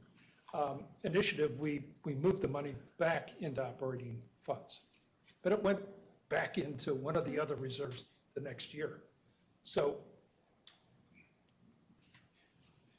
philosophically, I think it's like moving money from one pocket to another. It doesn't make any difference. If it's going to be spent, it's an extra layer. You know, do we want to know about when you're over and under budget? Yeah, but number one, $130,000, given the enormity of our task, is a rounding error, sorry to say. And I wouldn't spend a lot of time worrying about it. We know where the money's going. I have no question about that. Can it be used to lower? Probably. Do we need to make should we make an adjustment in the methodology that we follow? Probably, because the amount of, the number of projects and their value is increasing over time. But right now, I think we're pretty close to where we ought to be. And again, 130,000 or even 300,000 is not, it sounds kind of, blasé, but it's, in the bigger scheme of things that we deal with, it's. $7 a house or something like that. Yeah, but I got it. what you lose today, you'll collect tomorrow. I got it. I'd rather have the $7 per family in the bank. I know that we had, Director Flashman, I understand, but was there anybody else? Yeah. Question, thank you. This can go to anybody who's sitting on the fiscal committee or to Mr. Kerr as well. So given what I've heard from the recommendations, it sounds like 2025 has the greater need for funding than 2024 does. And with that in mind, it felt like the recommendation may have been flipped in the money that we are trying to, I believe the current recommendation says 500K reduction in the first year and a 600K reduction in the second year. My faulty logic would have that reversed, potentially a higher number this year because we have less need for it, and the lower number next year since we have a greater need for it.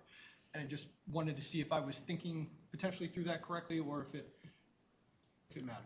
We can have that discussion, sure. Okay, all right, great. Yeah. Okay. Okay. Was there anything else? Just on the point of the 130K, is that a part of the 300 that you're describing, or that does not include it at all? It's a completely separate. Okay, just wanted that point of clarification. Thank you. The board already voted, by the way, on that Sure. 130. This is an additional 300,000. Completely. I thought so. Just. Yep. Director Flashman, I think you're going to make some motions, but do you have anything else? I want to give everybody else a chance to ask our CEO, any questions, and then I'm happy to come back to you. Are there any other questions for our staff? I did want to make one observation, Please. and that is that there's a reserve study that's going to be made for triple RF. And that will have some impact on what may be decided for 2025, in some significant way, or maybe not. Until the study's done, we won't know. Correct. Any other questions for Mr. Cummins? Director Josek. Mine is not a question, but Mac, you had made some comments during your presentation, and one of them was about whether, we were comfortable with a 3% or we wanted less than a 3% assessment rate. And I calculated a 3% assessment increase to this year to be 785. We currently are sitting at 787. So, my answer to you is I'm comfortable with 3%. What I'm uncomfortable with is putting money, asking members for money that we don't know what we're going to spend on. And you and I have had this conversation on the phone. Like, my philosophy is we need to assess the members at a rate at which we feel like we can run operations. And that's what my intent in working throughout the budget and spending lots of time with it is, and goes to the motions that I threw last time, is I feel like we are comfortable, and I don't want my motion throwing to be perceived as, trying to undercut the operations of staff and what you need to do as the CEO to run the business. But there is that natural tug of war that I think is a healthy tug of war between how much do we really need? Are you sure you need that much? And so that's my intention when I'm discussing the budget. Yeah, I follow that. Perspective. Yeah, just as a point of clarification, the 3% number I was talking about was not a percentage relative to an increase. It was taking a look at how close we've been budgeted versus how much we've spent. Operating expenses versus the overall budget. And as we talk about, have we been running surpluses, and if we have, what are the reasons? We've been pretty close on the money relative to operating. 7 out of 8 years. So, and that's a little bit different than what does it cost to run the business and provide the level of service that our customers, our members are used to. So it wasn't a question, 763 versus some percentage going up. It was more of the $17 million, how close have we been to budget with expenditures? And we're almost on the mark. And I look at 3% as being pretty close for OpEx on the mark. We're buying chlorine and mulch and pens and, paying all the salaries and all those sorts of things. So it was more of that to talk about how did we get to 2.4 million in surplus cash? And to Bob's point, that number, has yo-yoed around. 2.4 million is not a huge amount when it's over several years in surplus. So, as we talk about that, if that concept comes up, it was more like, okay, well, what are we aiming for? It's got to be within 3% of OpEx. And over 8 years, if you divide, what are we at, 2.3, you divide that over 8 years, you're at, 80? Couple $100,000 a year? Yeah, I mean, it's a small number, over 8 years on average. One more, and I don't know that staff are prepared to answer it tonight, so maybe just in the future if you're not. But a member asked a question about, I think it was Mr. Gross, about the lake budget items and why the revenue, and I think it was Department 3400, had significantly changed. And so that intrigued me because it wasn't something that I had really looked closely at. And so I don't know if you have an answer now or if you could get me an answer later, but that was. So I can give you a short answer and then follow up with a more thorough answer. And we have responded to Mr. Gross via email. Oh, okay, so you're familiar with it. He does have an answer. Got it. The short answer is we work with the group that provides the credits to get an estimate of revenue at the beginning of the year. We include that revenue in the budget. That revenue could be less or more than projected. We try to be as kind of responsible as possible with that number. So when we see a small revenue number in the budget and it comes back larger, that means we have more credits than we thought, or we sold more credits than we thought. Okay, yeah, okay, then But we can provide a more thorough. No, I'm good with that. I'm very familiar with that, how those credits work. I just didn't realize that the credits was in 3,400, but I am familiar with that line item. Thank you. Questions for Mr. Cummins? I know that Mr. Flashman has motions. I know that maybe Director Perry has motions, but can I go to Director Perry for questions? Yes. Go ahead. I just, since it came up in Director Juszczyk's comment there, I just want to make sure I understand. I know that the assessment based on the budget that you've provided us is quite slim and quite pared down. What is the true cost per member of running the association? This year's cost, if we ran, and again, there's some variables in this, we had some staff vacancies, but if we were fully staffed, and remember that's the lion's share of our expenses, it would be pretty close to that 810 number. Now, remember too that 810 number assumes a 10-year average for the CIP, which then immediately is diverted into RRF funds. And again, because we're pretty accurate on OpEx, that's where any deltas are. Other questions for Mr. Cummins? I just wanted I noticed that Dave Carr, our Finance Committee person, had made a comment in chat, and I did not know whether he had a question that that would be worth following up. Yeah. Can we see the chat, please? Can you pull up chat so we can see what Dave had to You say? brought up the $1.1 million in the draft budget 3 versus the 600K. There it is. Right. That's the CIP conversation. Thank you. So we've already addressed it. Yes, ma'am. Thank you. Any other questions of Mr. Cummins? And then I'm going to turn to Director Flashman for motions. Director Mapar. I have a very specific item that I want to get clarification on as a follow-up to Travis's comment, the general comment about fees and how we go about doing these things. As you've noticed, we've been receiving a lot of emails, correspondence from members about the boat fees. Overwhelmingly, if not entirely 100% against it. Several of the emails and several of the people who've contacted me directly have also raised their concern about why are you raising them by 20% and where are you getting that 20%?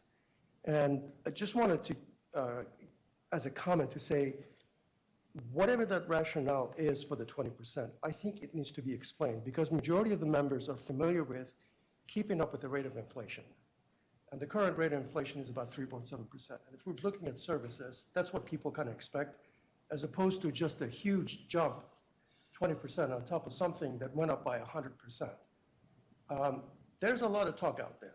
And I think we need to be transparent with the members and explain, have a justification, have some rationale, and communicate that so that they understand.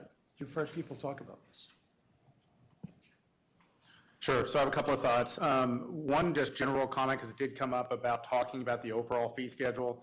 You may have noticed, I didn't comment on it, but I did put some written language in the CEO update about this coming and talking about procurement and fees and a bunch of different things that I'd like to spend some significant board time on that leads to a bunch of inefficiency or breakdown in understanding or how to do things with RA.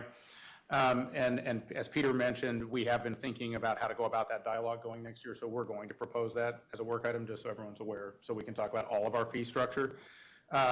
In terms of the boat fees specifically, it had been some time since some of the boat fees had been increased, and there has been discussion about incrementally bringing them up so that there's more along the lines of what you're describing. Last year was a 100% increase. That was an enormous increase relative to before. 20%, if you look at most of the fees, is a relatively nominal amount. Most of the boat fees, and where the... So for the smaller size boats, yeah, a 20% fee represents $14, in a year. And for the medium-sized boats, of which most of the boats fit into that category, it's a $20 a year increase. So that seemed like a relatively modest amount to talk about to catch up relative to the size of the boats. When you get into the bigger numbers, you start jumping into the hundreds, which is undoubtedly causing some of the reaction. Follow up on that. Please. Just to follow up on that, I understand that it's a jump, that it's an increase, but by 20% doesn't seem like a lot.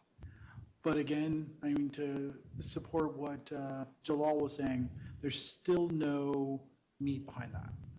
How do we explain where the 20% comes from? Because I just did some quick calculations, because the rate of inflation, like Jalal was saying, is about 3.2%.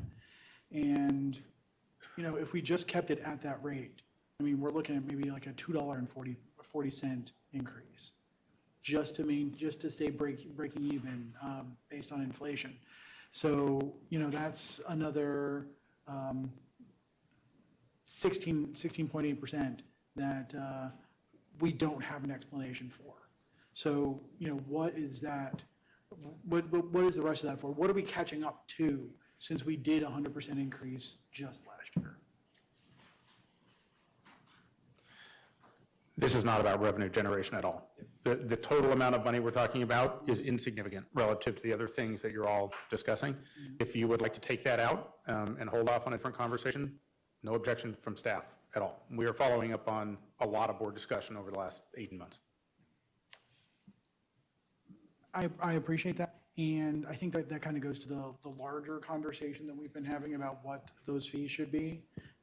If 20% isn't really going to, if we're looking at a line item where 20% is really no big deal, 1,000% for something that's no big deal seems fairly ridiculous. Other questions for staff? I know I have members who want to make motions. If I can exercise the chair's prerogative, there has been a conversation about increasing the interest, anticipated interest revenue by $100,000. Do you need a motion from us on that? I'm seeing you nod up and down. Yes. You want a motion from that on that? That's grand. Can I have a motion on increasing the projected interest revenue by $100,000? So moved. Second. Second. Is there any objection to that instruction to staff? Ms. Copeland, hearing and seeing none, so ordered? Thank you. Yes, ma'am. So we got that done. That's probably going to be the easiest one of the night. Okay, I know I have motions pending. Director Flashman? Yes. You have a motion. I have three motions. Well, let's do And one at a time. I will take those. The last one first because it is the most relevant to the present discussion. And it is, I move to reconsider. Can you pull the motion- microphone closer to you so that everybody can hear, and especially Ms. Copeland can hear? Can you hear me now? Thank you. Yes. This motion is the one that is most relevant to the most recent discussion, and it is the following. I move to reconsider the motion originally adopted by the board during the October 26, 2023 meeting to fund RRF in 2024 to the project expense total in the amount of $1,687,110.23. Director Flashman, were you on the prevailing side of that vote? Yes, I I had to was. put in the record, Mr. I was. Director Grywich. You were. All right. Is there a second to the motion? Director Grywich seconds the motion. What this motion does is bring, if it passes, would bring the matter back before us. We'd still have to vote on that issue. Yes. So that everybody understands what we're doing. We're not canceling the vote. We're just saying we want to talk about it again. Is there discussion? This motion is debatable. Is there discussion on a motion to reconsider? Director Grywich, would you like to speak to the motion? The comments made by Treasurer Petrine, by Chairman Kerr, I think help to illustrate that there is room for a reduction in RRF funding, and we should take that recommendation seriously. I think the original motion was probably at the far most extreme of that recommendation, and so the current one in place now from the Fiscal Committee, which is really just a more detailed, more specified recommendation off their original one, is that we break up the 1.1 that we are currently considering, or had considered and had moved on, and split that out over 2 years. I know we are not debating that aspect of it now, but in order to get to that recommendation, we need to take care of and reconsider this current one, and so I will be moving to. You'll be voting for reconsideration. I'll be voting for reconsideration. Any Thank you further so much. discussion on the motion to reconsider? Hearings, Director Jusak. So I made the original motion to defund, and I've certainly heard from board members over the last month some of that concern, and I sat in the fiscal meeting this past month and listened. I made the motion very well aware that there were some fiscal members that were not comfortable with moving for the entire amount. But we get to wear many hats on the board that our fiscal committee members don't. And that is, we understand different aspects of the business and operations, and they get to look just at the financial picture by itself. So although I very much respect fiscal's view,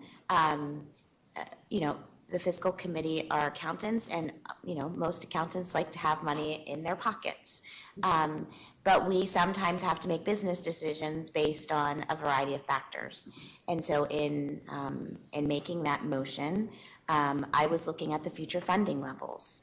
I was looking at the different aspects related to our future years and what we planned on funding, all the way out to asking staff to send me the out years of the next 10 years.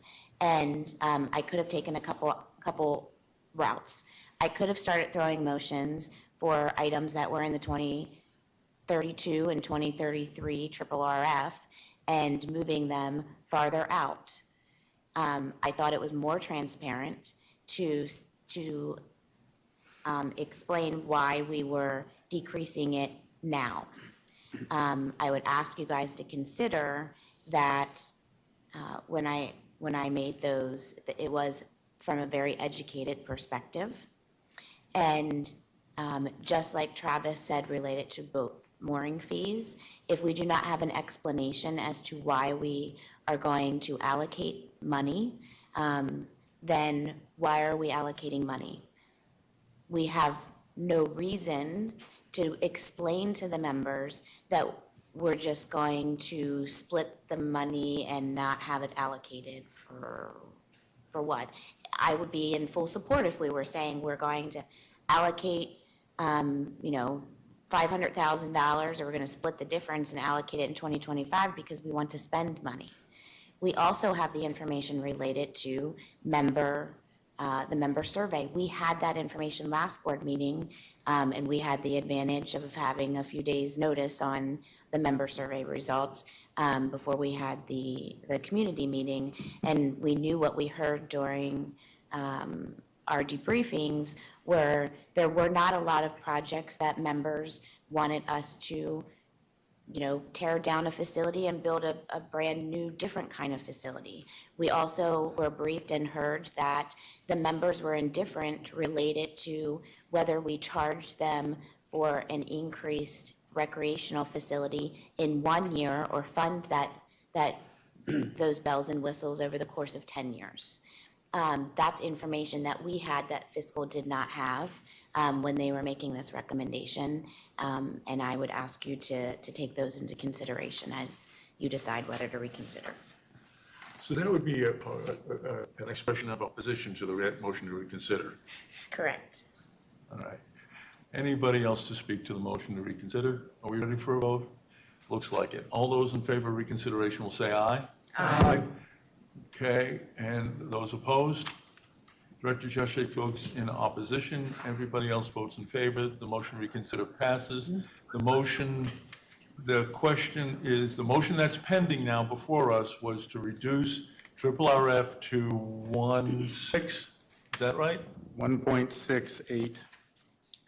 1.687, 110.23.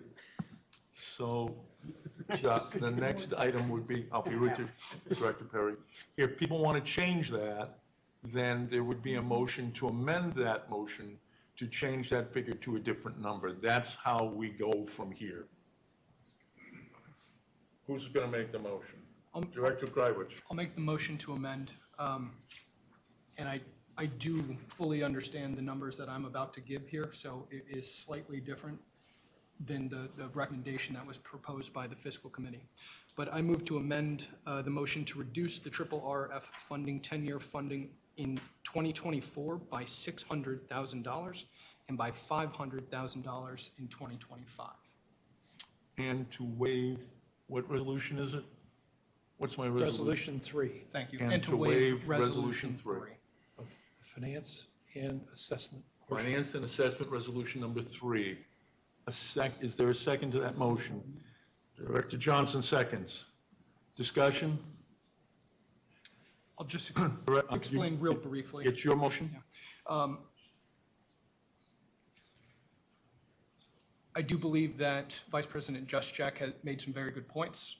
I think also Chairman Kerr talked about the need for potential additional funding in 2025, more than 2024. For those reasons, I wanted to up the level that we are removing this year to be closer to the number that Vice President Juszczyk removed in her original motion, and also to help offset potential costs that might come in 2025. So that was the reason behind the flip in numbers from the original recommendation from fiscal.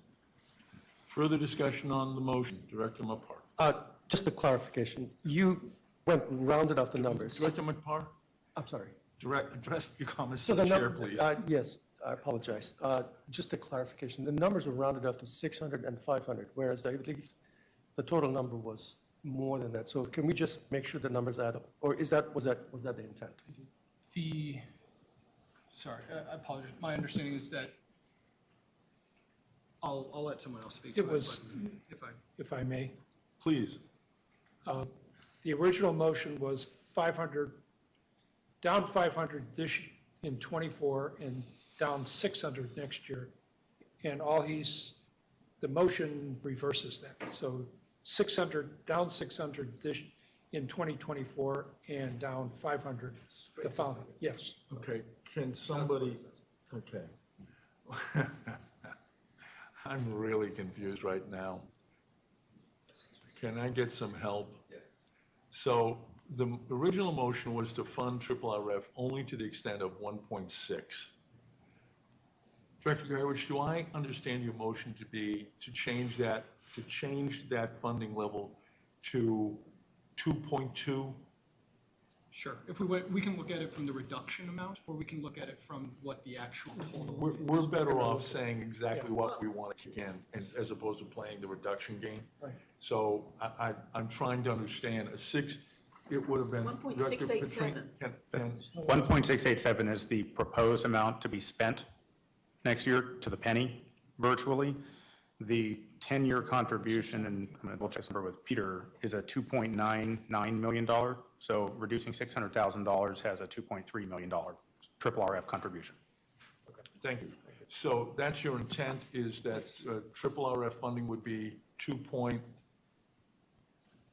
I'm getting old. Yeah, so the 2.9 was in budget number 2 was the proposed number. We reduced that. So if you're wanting to reduce it by 600,000, you're at 2.3 is a good. So your motion is to fund triple RF at 2.3 million. Does everybody understand that's what the motion is? I don't want somebody coming back and saying, hey, I don't. Everybody understand the motion? Director Perry and then Director Flashman. Go ahead. I want to be very clear in that for us to be responsible, we need to not continue deferring maintenance.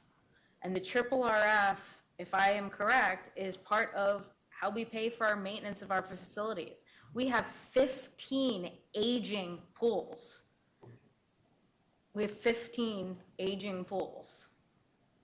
And the reality is costs, as mentioned by one of our members, continues to increase for everyone, including RA.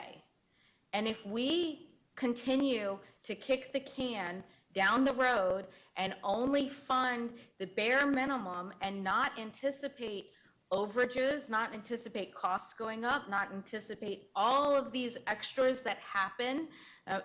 There were lessons that we learned from the pools. We all saw that information in our packet.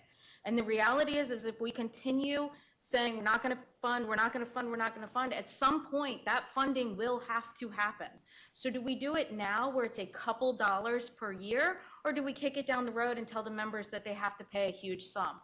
I do recognize Director Juszczyk's statement that in the survey people said, oh, for new things we don't care whether we pay in 1 year or we pay in 10 years, but we hear from members all the time that they don't want large assessments. And the way to avoid large assessments 4 years, 5 years, 10 years from now is to gradually take that money so that it is available when it is needed, as it is needed. Thank you. Can I ask you a question, because I'm confused? How many pools have we renovated over the last 10 years, Mr. Schumacher? My count is 6 or 7. Is that right?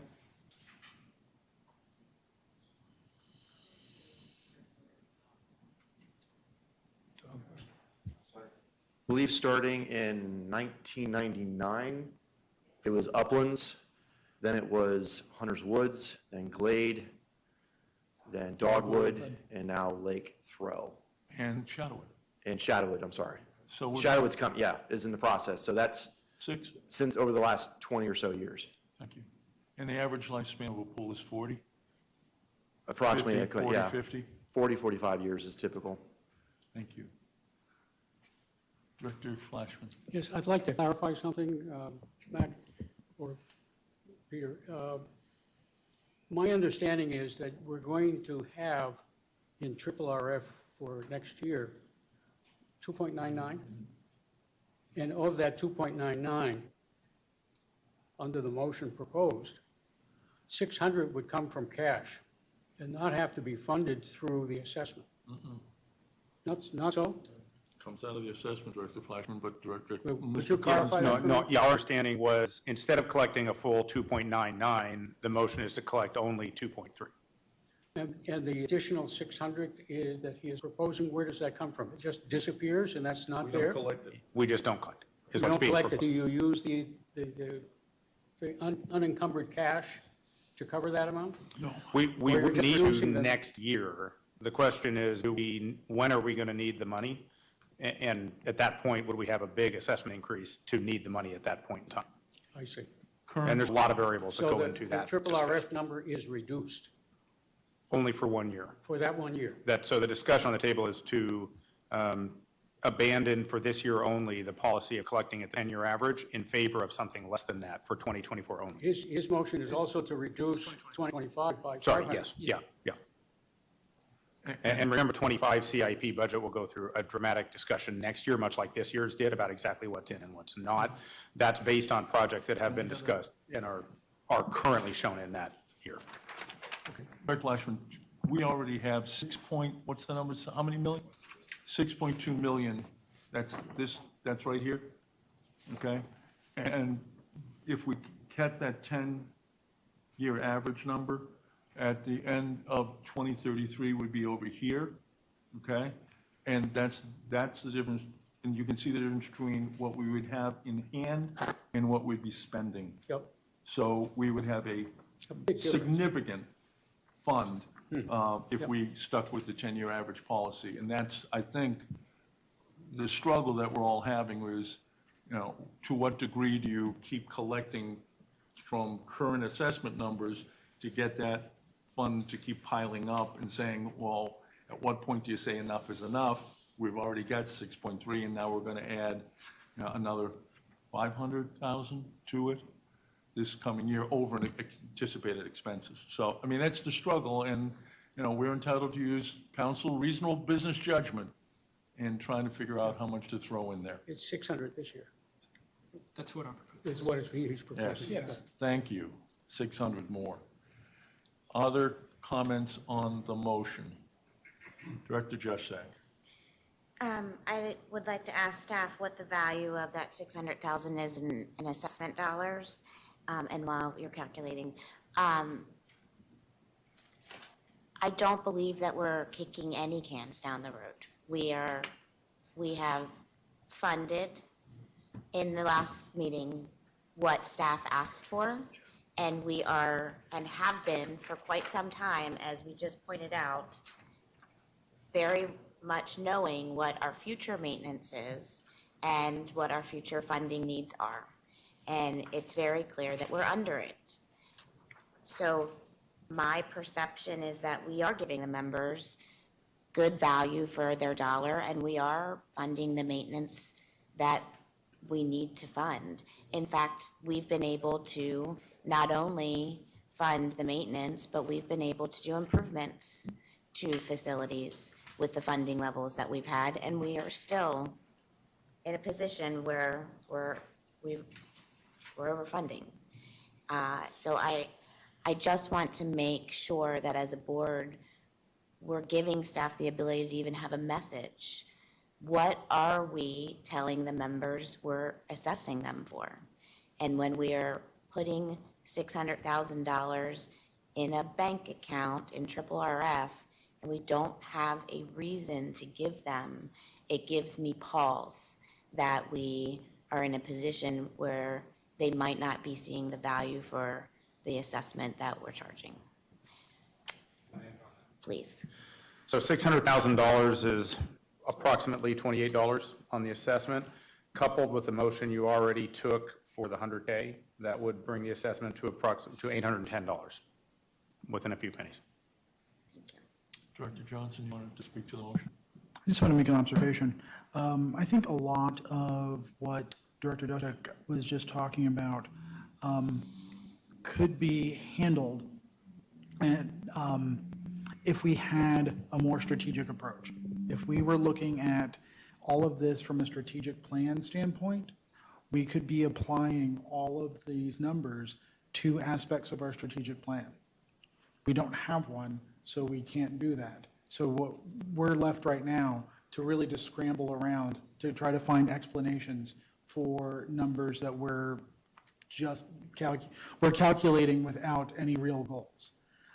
So I put this again to the board, that in the next year, we make a concerted effort to develop a strategic plan so next year's budget can be developed in accordance with that plan. Further discussion on the motion? Hearing, seeing none, we'll have a vote. All those in favor of the motion, it's 2 point what? 2.3. to Triple RF, to adjust the budget, to make a 2.3 contribution to Triple RF. All those in favor of the motion will say aye. We have to Aye. give, you I'm have to, sorry. you have to say 2025's number, because I believe that was the I'm intent. sorry, of thank you. Trevor's. So- Peter, can we have a clarification on the 2025 budget number minus 500K? And can we have exact numbers? I 'Cause it's just want not to make 2.3 sure. million, it's No, yes. 2.3 something. Yes, okay, just to make sure, we're going to give you the number, that's the 10-year average minus 600K. The 600K represents $28 on the assessment, so what is the number?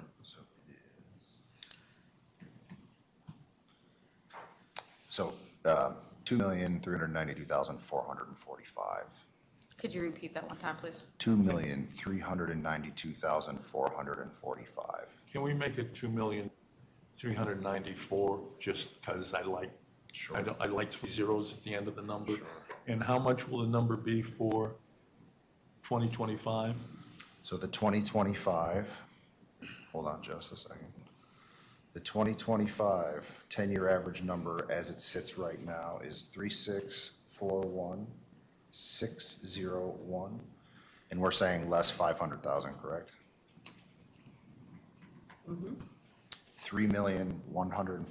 3,141,601. So 3,145,000, are people comfortable with that? Okay. So the motion is to fund Triple RF in 2024 at 2,394,000 and at 2025 at 3,145,000. Everybody understand the motion? Good. All those in favor will say aye. Aye. All those opposed will say no. Director Juszczyk says no. Everybody else votes aye. The motion passes. Director Flashman, you have other motions. Yes, sir. I would like, Director Dodd, you have a question of personal privilege? No, I will wait until after Mr. Fleischman's motion. okay. Might take a while. Well- You know, we can have a break. if Would you like to take a break, Director Dodd? No, I'm fine. Okay. I do have a question for the CEO, so if that can come up after Irwin's motions, I'm happy to do that then. That's fine. I know Director Perry has motions also, so. Thank you. You'll let me know if Of you course. want between the two. Director Perry, if you'll yield, that'd be wonderful. Director Flashman. Yes. I move that the board reaffirm the July 19, 2021 board-approved motion creating the position of Director of Environmental Services as a member of the senior leadership team, and that the board specifically fund the position for the 2024 and 2025 budget years in the amount of $190,000, which is the number you used. When I say you, I mean the CEO used. Mr. Camp. Did you hear the motion? I did. Mr. Camp, it is the opinion of the chair that the motion is out of order as it encroaches on the prerogatives of the CEO. What say you? I believe that the motion itself is merely creating a position on the SLT to fund, not to. It's telling to have that position. Could you repeat the motion for me, please? I move that the board reaffirm the July 19, 2021 board-approved motion creating the position of Director of Environmental Services as a member of the senior leadership team, and that the board specifically fund the position for the 2024 and 2025 budget years in the amount of $190,000. The question that I'm having difficulty with is the direction from the board to the CEO to create a position. I believe creating positions is the sole prerogative of the CEO as I read the documents. And if I'm misunderstanding that, that's fine, but I don't want the board to encroach on the CEO's prerogatives. For the sake of compromise, Director Flashman, would you accept an amendment to your motion that takes out the creation portion and simply says that you will fund it for the 2024-2025? Fund environmental director position? That's fine. I'd be more comfortable if you just added the money to the budget as opposed to directing the CEO to have a specific position. I think that exceeds our authority under the bylaws. And I'm trying to get you to a motion that will work. I'm sorry, but if he isn't, excuse me. if Director Flashman's motion is merely to reaffirm a previous board action, not necessarily to tell the CEO what to do, but it's to reaffirm the board's previous action that may have been to tell the CEO what to do, but wouldn't we also have to cancel out the previous board action as well if it's out of order? No? No. Counsel? The prior board action arguably violated the bylaws, because the bylaws are pretty clear that personnel fall to the CEO. And so when the board directed the hiring of that position, if it violated the bylaws, it was unenforceable. So what we're trying to get to, Director Flashman's goal is to make sure there's money available for an environmental director position. I believe he can. I will reformulate my motion, if I may. I move that the board approve the sum of $190,000 for budget years 2024 and 25, in addition to the monies already allocated. In staff salary and benefits? In salary and benefits, yes. For a senior leadership position, if I may. Okay, so help me work through this, okay? I'm trying to work with you to try and get your point on the floor. It strikes me that there was a motion at the last board meeting to reduce salary and benefits by $240. And so it strikes me that you're asking to partially rescind that motion. And you need to help me with that, because it seems to me that's what's happening here. And if that's the case, you need a 2/3 vote. Then I would ask to reconsider that motion. Did you vote in favor of the motion to reduce 240? No, I did not. So you can't make that motion, but someone who's voted in favor of the 240 can make that motion. Director Johnson. I did vote in favor of that previous motion, and I would like to make a motion to rescind the $245,000 that was removed. Can you make a motion to reconsider, Director Johnson? That works. Okay. Then you don't need a 2/3 vote. Awesome. Then I would like to make a motion to reconsider the $245,000 that was removed from the budget as a line item for staff. All right, you probably move to reconsider, Second. and it's seconded by Director Flashman. Okay, discussion. Should we reconsider the amount? Director Johnson, you made the motion, speak to it. I think we should, and I think we should primarily because I don't think that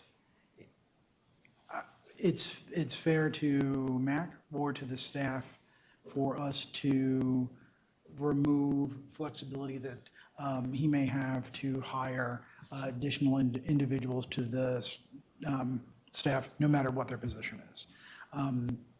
Again, as we stated, this motion isn't to hire specific people, but it's to give the CEO flexibility to hire additional staff. And we know that we have already asked the CEO to perform a number of additional tasks, including we've asked for someone to fill the role of an environmental director. We've asked for an advocacy person.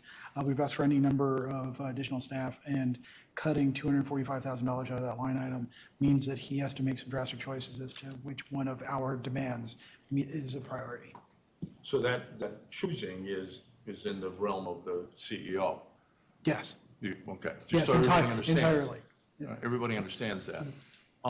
Further discussion on the motion to reconsider? Director Juszczyk. What is the assessment impact to that, and what is the growth rate between salary and benefits from the 2023 forecast to a new number in salary and benefits?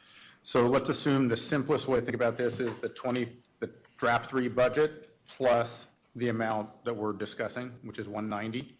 That number is on your cheat sheet, and the assessment impact is $8.80. That's I believe the motion 245. is 245. So the That's draft 3 budget actually only reduced by 225. So if you want to add 190 back in, it's, No, he was asking to add 245 back in. oh, add 245 back in? Yeah, we can calculate that. Okay. Yeah. Right now, we're not talking to the merits. The only question is, do we reconsider the motion? Okay, We will that's then fine. have a debate on the merits, but right now is, are we going back and looking at that issue again? And I have a motion that, to do that, and it looks like there's a majority of the board that wants to do that. So can I call? Go for it. All those in favor of reconsideration will say aye. Aye. All those opposed? Those abstaining? Director Jessek, I'm opposed. you're Sorry. opposed. Okay. Motion passes. We're reconsidering the motion to reduce the salary and benefits on personnel by, what was the motion last time? 245. 245. 245. All right. Director Flashman, do you have something? Yes, I would like to move that the former amount of reduction by 245 be reduced by 190. Well, can you do the math for me, please? You want to reduce salary and benefits by how much? 55. 55. 55. That's your, I want to make sure I Yes. have your intent. I'm not trying to Yes. play games with you. You want to reduce salary and benefits by 55. Mr. Cummins, you want to be heard. I know the intent of this. 55,000 has the impact of also reducing the amount of money that was left for the halftime position. We had, as I commented earlier, we brought back draft 3 and talked to you all about potentially doing 225 versus 245. So What number would satisfy you? it would be 35 I instead of amend 55. it to 35. You made the motion. If that's the intent. You made the motion. Had anybody seconded it yet? No. Okay. So is there unanimous consent to allow Mr. Flashman to amend his motion to 35? Any objection? Seeing and hearing none, the motion is amended to 35. Is there a second? Yes. Second by Director Johnson. Director Flashman, speak to your motion. I think that and I think that my colleague here, Mr. Johnson, has already spoken to the need for greater flexibility and the need to be able to, the CEO to hire a greater number of people than was foreseen, and there were a number of people that the board has at various times requested consideration of, and this will allow him a greater flexibility to undertake that. Is there any other discussion of the motion? Director Dodd and Director Jessek. I was persuaded by comments submitted by members of the EAC indicating that since the retirement of Claudia Thompson Deal, the duties that she had undertaken in regard to environmental protection within Resident Association have not been fully taken up by other staff. And the duties, some of them have been allocated to other staff, but they've been added on to existing duties.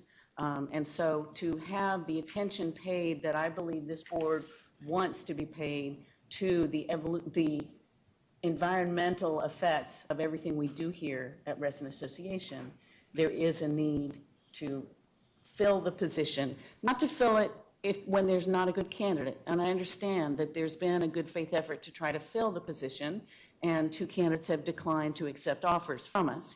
So I'm not suggesting that we put any warm body in the position, but we've seen our CEO make some excellent hiring choices, and I would like to empower him to continue to search for the right person to fill that role within RA. Further discussion on the motion? Director Jessek. So I still am looking for the numbers. And I don't know if you have them or you want me to talk first. On the 45, sorry, that's $11.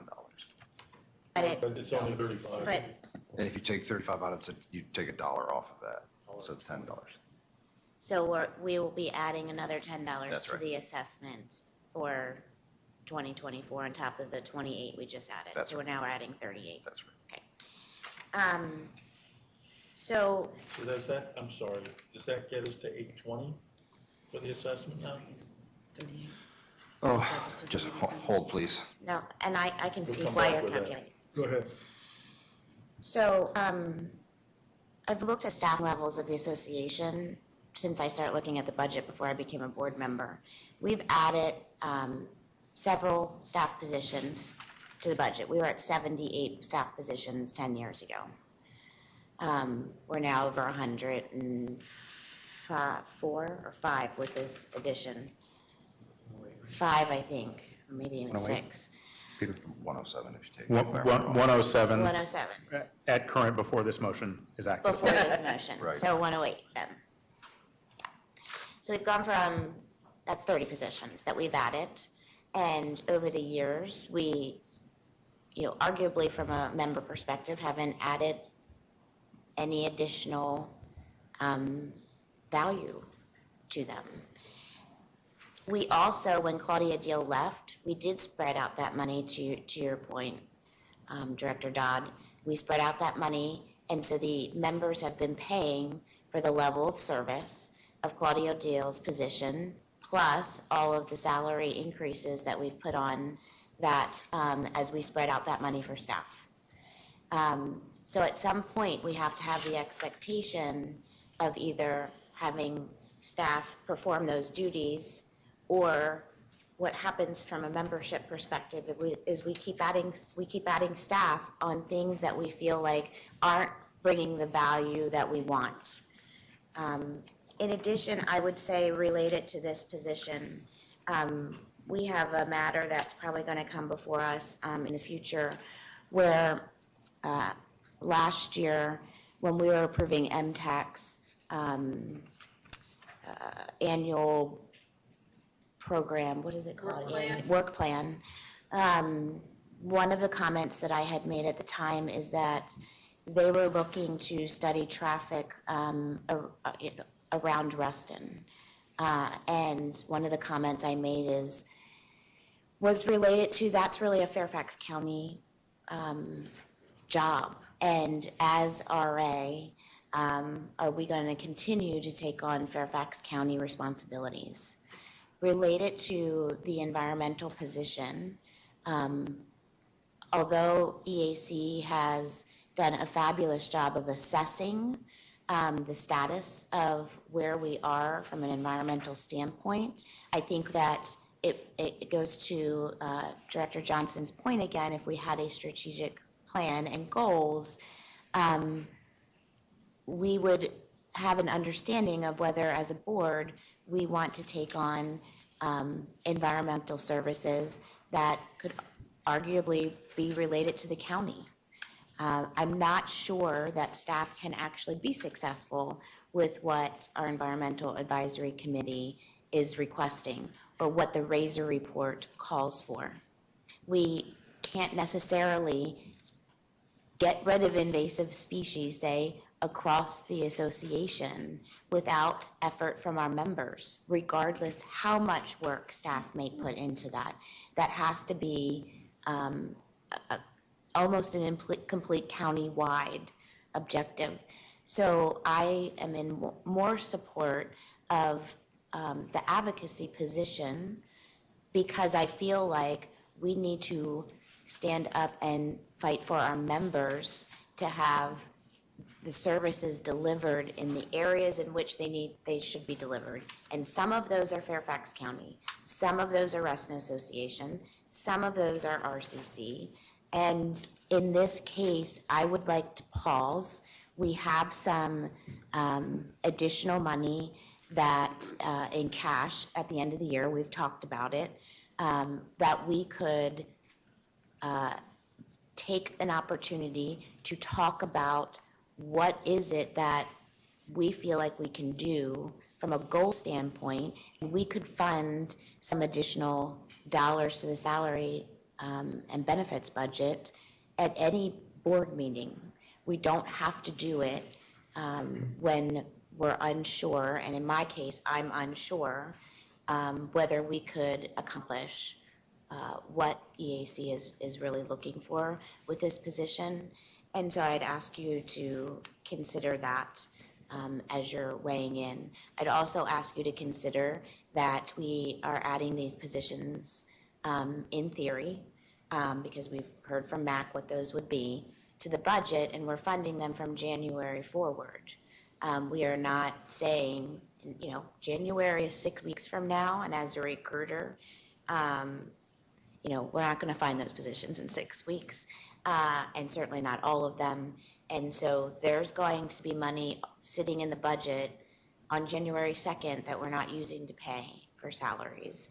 I'd also ask you to look at the increase in salaries over time.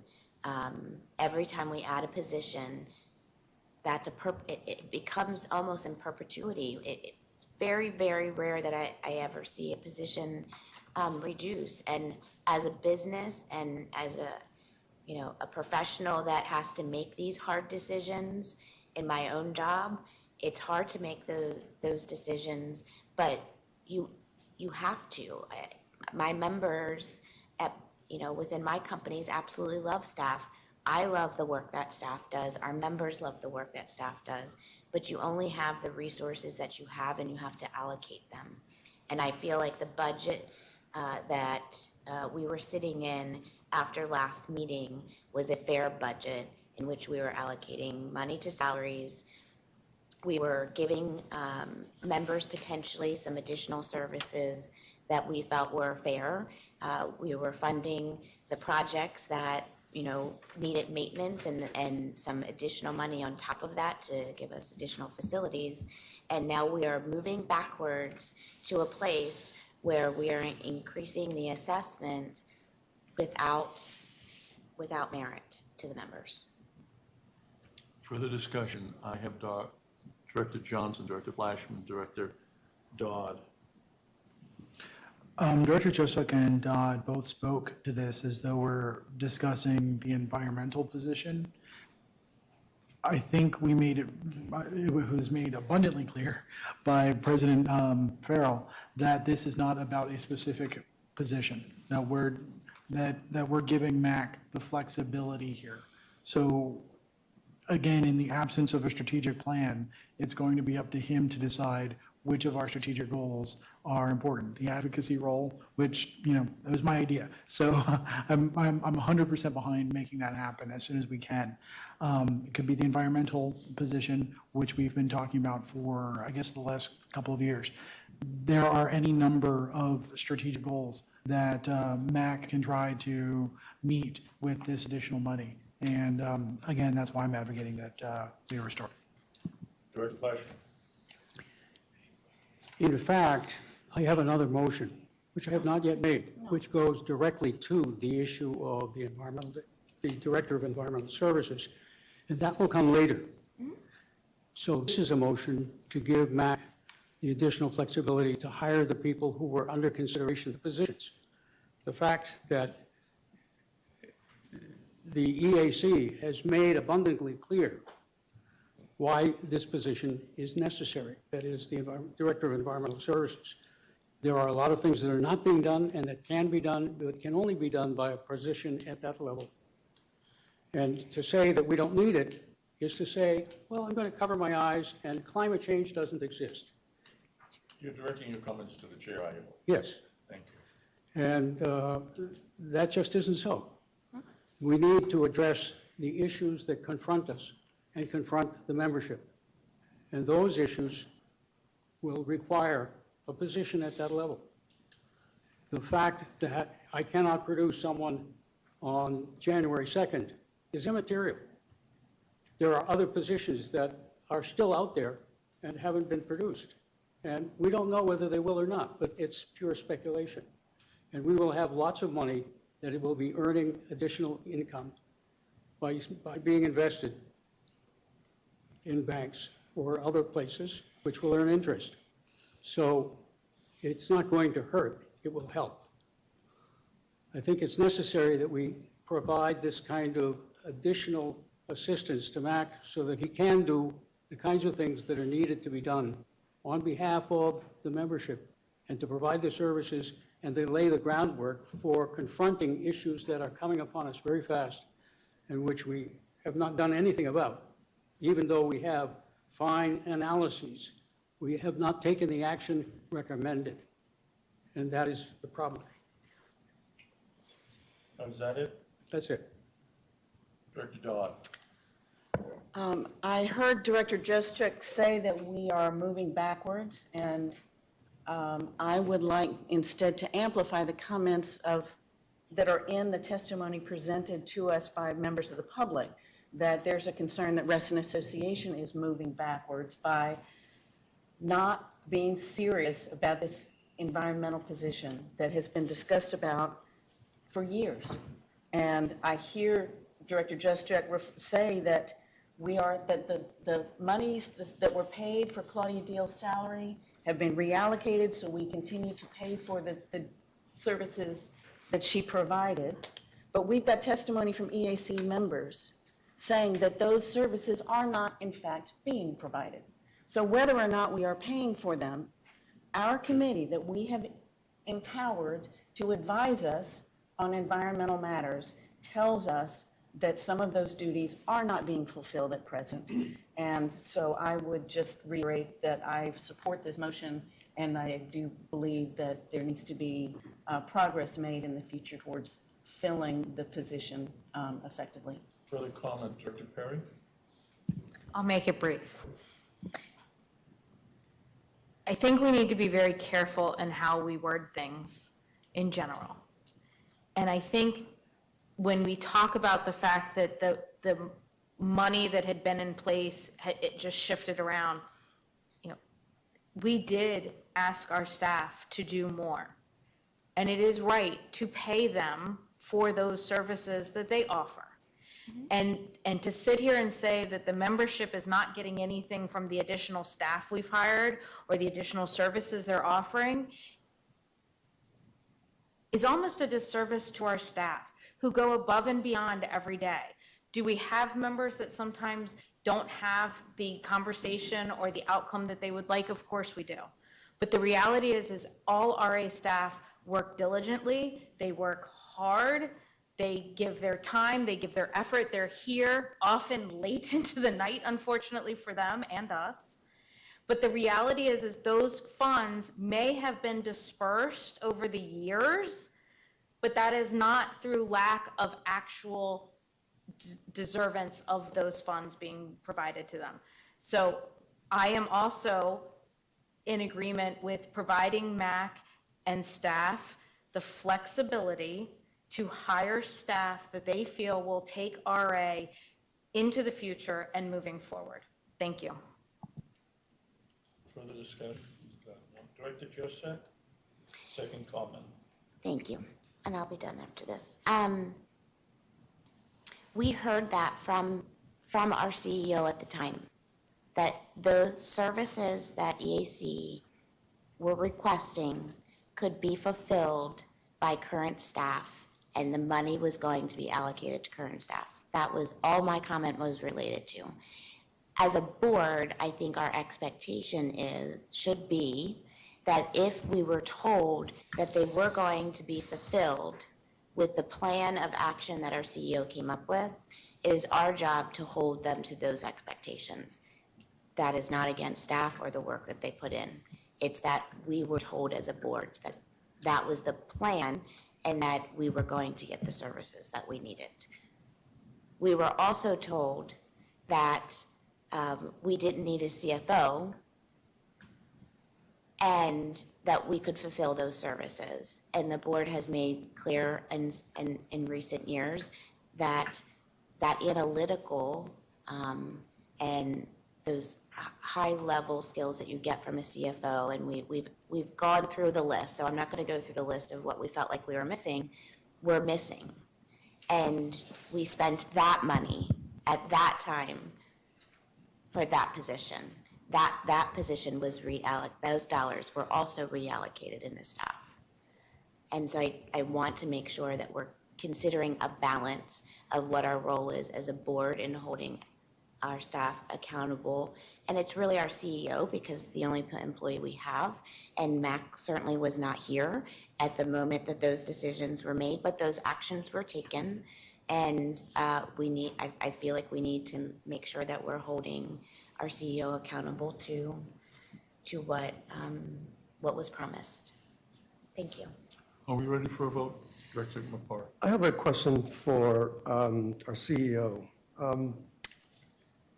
Related to the EAC position, is there a job description, position requirements out there that can be shared with us? Yes. Because, again, if there isn't, I haven't seen it, I apologize. What I'm getting at is, in your opinion, what does that position require? Is the job description, does it have 25 items in it, 50 items, 2 items that requires you to hire a director to do that kind of job? Or is there, could that be done by staff? Again, I ask for clarification. So we do a job description. Just from a status standpoint, we're currently recruiting for the Director of Environmental. It's a second recruitment. I believe Director Dodd made some comments earlier. We did a first recruitment in the springtime. That was unsuccessful. We had a couple of finalists that I made job offers to, but frankly got jilted at the altar, so it didn't work out. Obviously, we haven't filled that position yet. We're moving into interviews in the same way that we were for the CFO position a few weeks ago. So the job description is there. As Director Juszczyk mentioned, obviously I was not here at the time of the commitments that were made, but I can certainly speak to the idea of what the staff are doing and some of the comments that we're hearing from EAC. So we have maintenance staff that do a lot of the day-to-day work out there.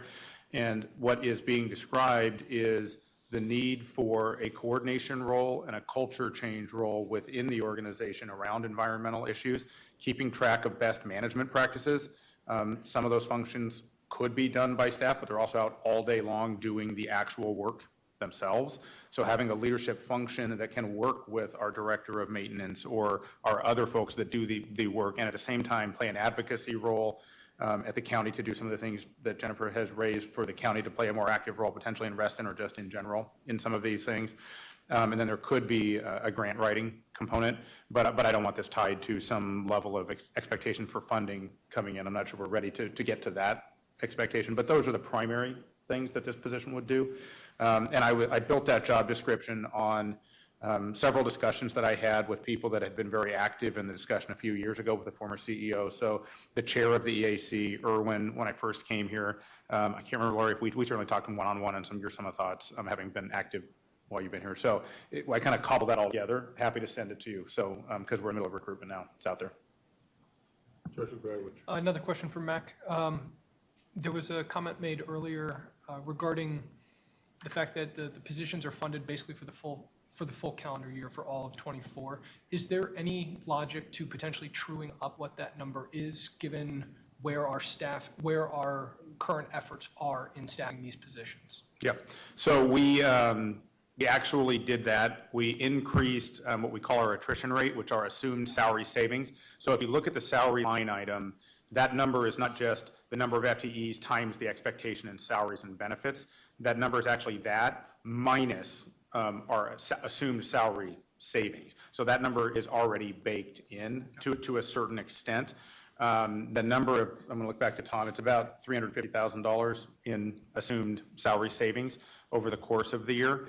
If we decided to move forward with an environmental director, we're getting close to interviews on that particular position. As I've updated the board, the CFO position, I'm going back out for re-recruitment, so there's a delay in that. And the other one, the land use planner that would be added, that obviously would start, as soon as we had authorization, but not likely to be filled on the first day. But to answer your question directly, we're already assuming salary savings in the salary line item. Further discussion on the motion? Hearing and seeing none, all those in favor will say aye. Aye. Aye. Director Mapar, Director Perry, Director Dodd, Director Flashman, Director Johnson, Director Petrine. Opposed? Director Juszczyk. Director Greiwich? Abstain. Abstain. Motion carries. I have one further motion.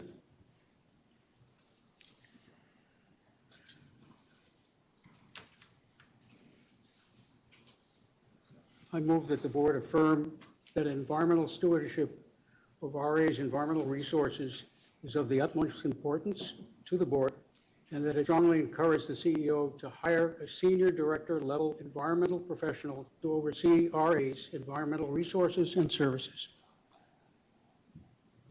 Inquiry? By that motion, are you suggesting that the hiring of this position is more important than the CFO position or the land use planner position? Or, because if you say utmost, utmost means this is the most important thing.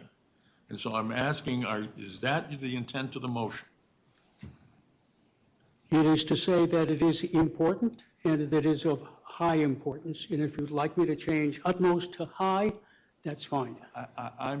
You can make whatever motion you want. I just want to give clear direction to staff. If you say utmost, it means it's more important than any other position. And then staff is going to be under a problem because there are other positions we want filled. So, you know, I encourage you to think about how you phrase the motion. I would change utmost to the very high importance. If you want to make that motion, I think we I can do. act on that. Is there a second on that? Is there a second to the motion? I don't have a second, but I have a question about. Well, let's see if there's actually an interest in discussing the motion. I'll second for the Thank purposes you. of discussion. Thank you. Go ahead, Director Johnson. Forgive me, Yeah, you're it doesn't right. make any sense You're for us right. to have a long conversation if there isn't a second, Yeah. so. I thank you. appreciate that. From a procedural standpoint, how is this motion different than the previous motion, which we already said was out of order? So this motion doesn't order him to create the position. This motion is more like a sense of the board. And so it's not it doesn't, it gives him, it kind of says, this is our priority, but it doesn't say create this position. And that's the real difference. And so if you're saying, for instance, one of the ideas that Director Flashman and I had an exchange on, and we went back and forth to try and make sure was if we wanted to put hiring an environmental director as a goal in the annual goals for 2024, that could work. We're not saying he has to hire it. We're saying this is a goal, that we'd like you to hire an environmental director during the next year. But we're not saying create the position. It's a difference of compulsion versus advice. I would say I'm point of going order. to stand out from this because I feel like this is a lawyer conversation that I don't quite understand, because, It's actually English. well, it sounds like then it must be English lawyering then, because, and I'm I- Irish, so it's not English lawyering. Fair enough, but my point remains that I feel like there's not a great deal of difference between what we said was out of order and what we're saying we can go ahead with here. I mean, I understand that you're saying that there is difference, but I feel like, you know, angels are dancing on the pin, you know, head of a pin with the difference that we've got here. Because I'm it doesn't sorry, seem it's very lost on different. you. I would say Director point of Perrin? order. Yes, sir. Ma'am. How is this motion related to the agenda item we're discussing? Good question. How's it germane? Director Flashman? It is germane because it expresses the sense of the board as to how the CEO could use the money. And it expresses the idea that this is an important position and one that he ought to consider seriously. We're not telling him he has to. We're not ordering him to. We are giving him a sense of the board that this is important and it should be done. And we would appreciate it very much if he did. Director Flashman, Agreed, could I ask, can we take up this motion later in the evening? I'm not saying you can't, but I think the point is well taken, that it really doesn't go to the budget. I mean, I don't want to rule it's out of order, but I think the point that it's not germane to the matter before us is proper. So if I can. When would you propose that it be taken up? I don't know right the moment. We can maybe talk about that after we take a break. And we can figure that out then. If you don't mind, I'll get to it. I just think that the point that's not germane is well taken. Because we're talking about the budget. This is not, I mean, this motion doesn't really go to the budget. And the budget motion passed. Do we have a second? We have a second. I understand. Can I withdraw my second? My point is, that I'm being asked as a point of order that the motion's not germane to the matter before us, and I'm inclined to say that it's not, but go ahead. Mr. Chairman, I would suggest a motion, if Director Flashman is not interested in tabling his motion, a motion to table might be made by any. Well, it doesn't need to, and because the point of order has been that's not germane, and I have to rule on the point of order, and I'm inclined to agree with the point of order. But we'll get back there, Irwin, All right, okay? All right, can we go on with the budget? go ahead. Appreciate your indulgence. Director Perry, you had some motions on the budget. Do you have a preference that we take them up now, or it's being 9:20, do we want to take a break? I am happy to take a break and then provide my motions. Thank you, Director Perry. We'll stand in recess for 5 minutes. Is that enough? No. 10? Wait, 10. 10 minutes.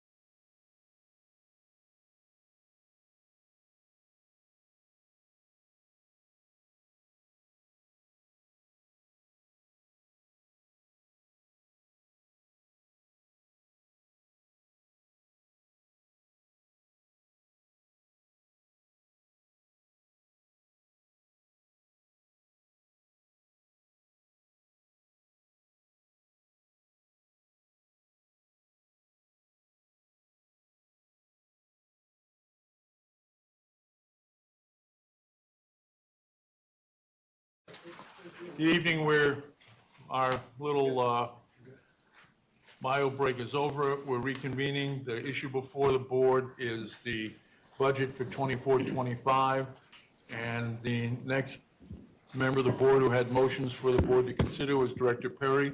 You have the floor. Thank you. My first motion is I move to increase the current fees charged by the association for garden plots, boat storage fees, and all ball field rentals by no more than 5%, but no less than 3% for the 2024 budget cycle. Second. Second. Second by Director Petrine. Speak to your motion.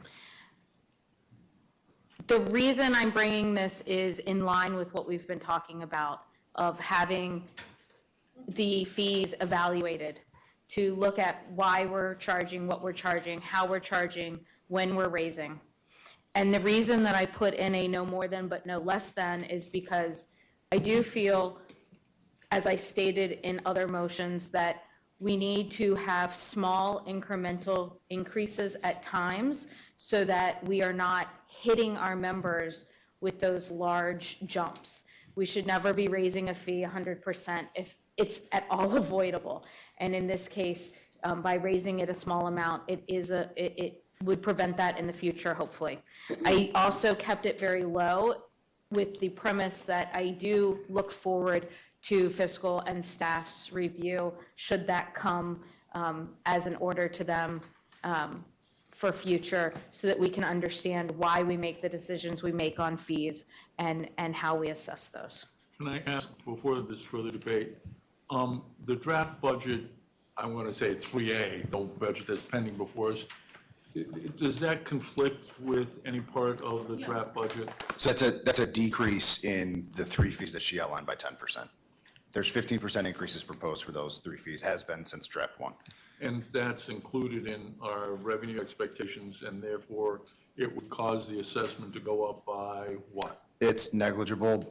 Ball field rentals are in the neighborhood of 15,000 a year total. Garden plots, the increase was going to take us to around 40,000. This would bring us down to about 35,000 in revenue. And the third one, I'm sorry? Boat storage fees. So the boat storage fees is around 100. It's not going to change the revenue implications About a that buck, much. it sounds Yeah, there like. might be $2 total. Okay. Further, thank you for that. Director Cummings, Mr. Cummings, do you have anything on this?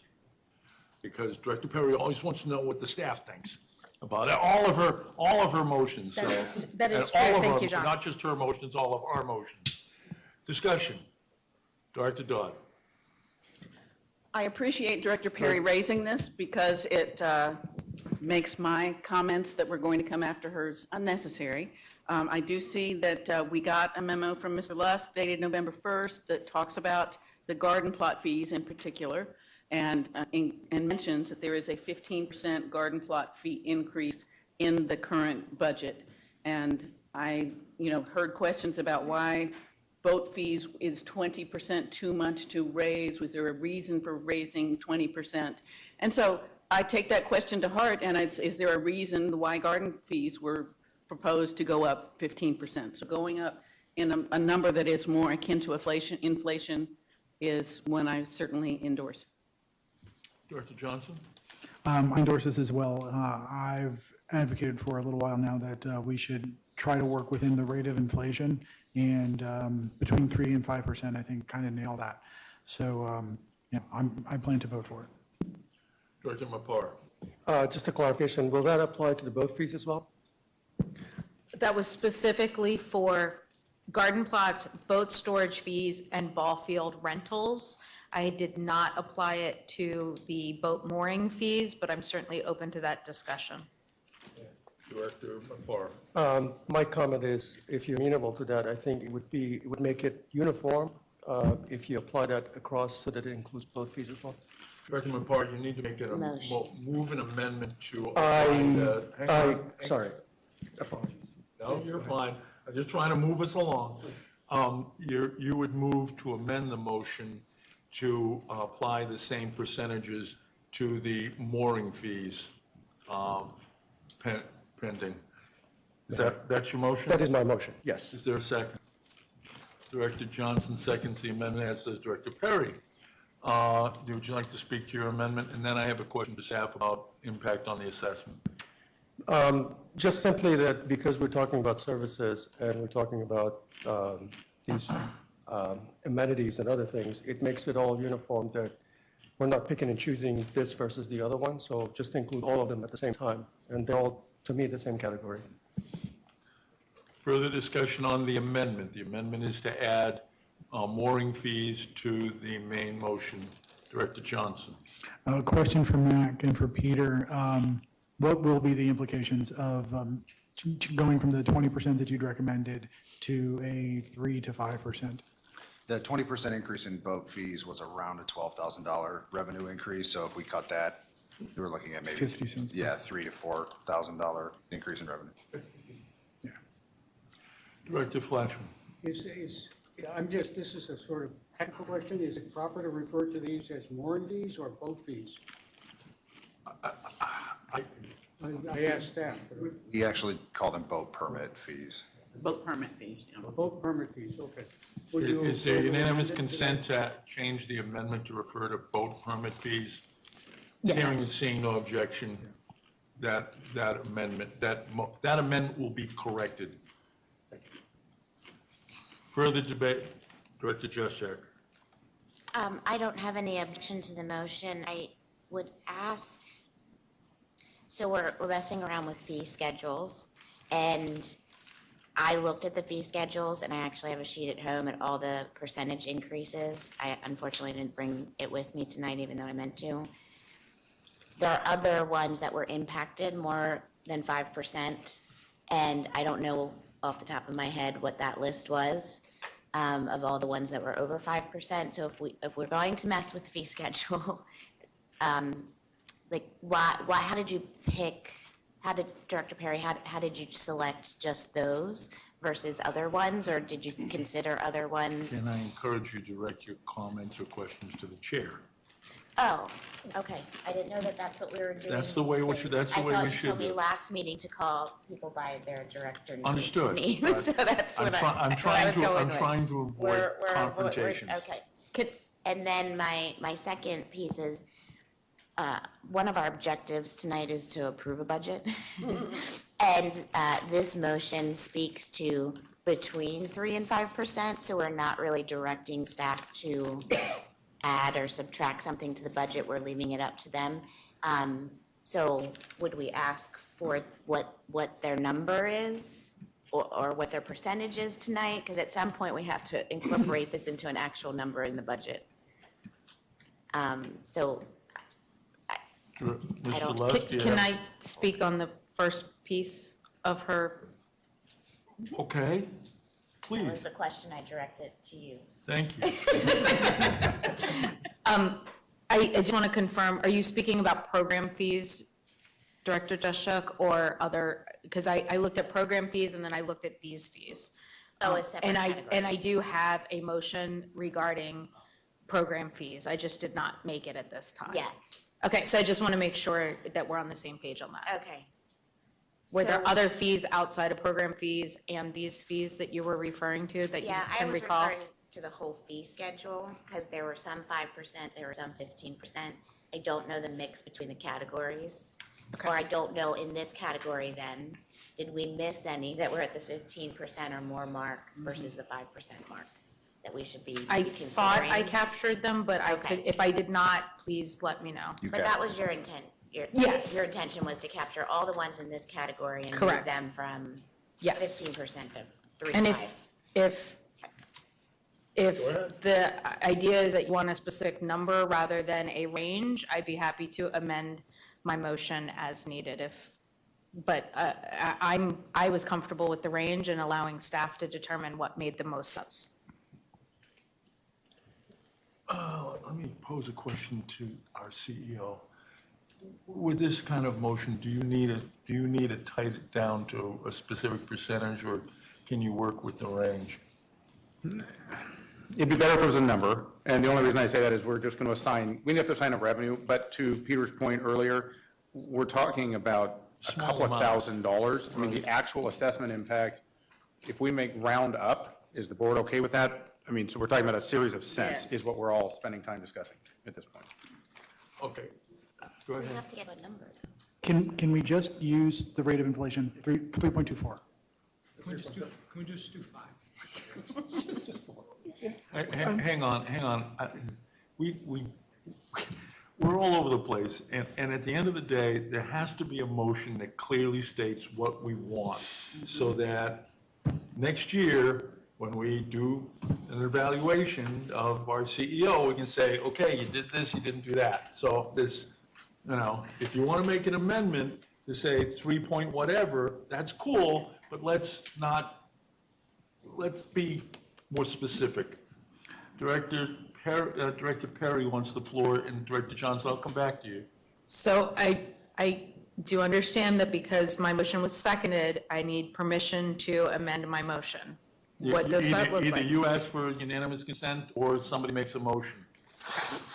I would like to amend, the option to amend my motion if I have So what would you, you're going to ask unanimous- unanimous consent to Mhm. amend your motion to say what? Give me 2 seconds.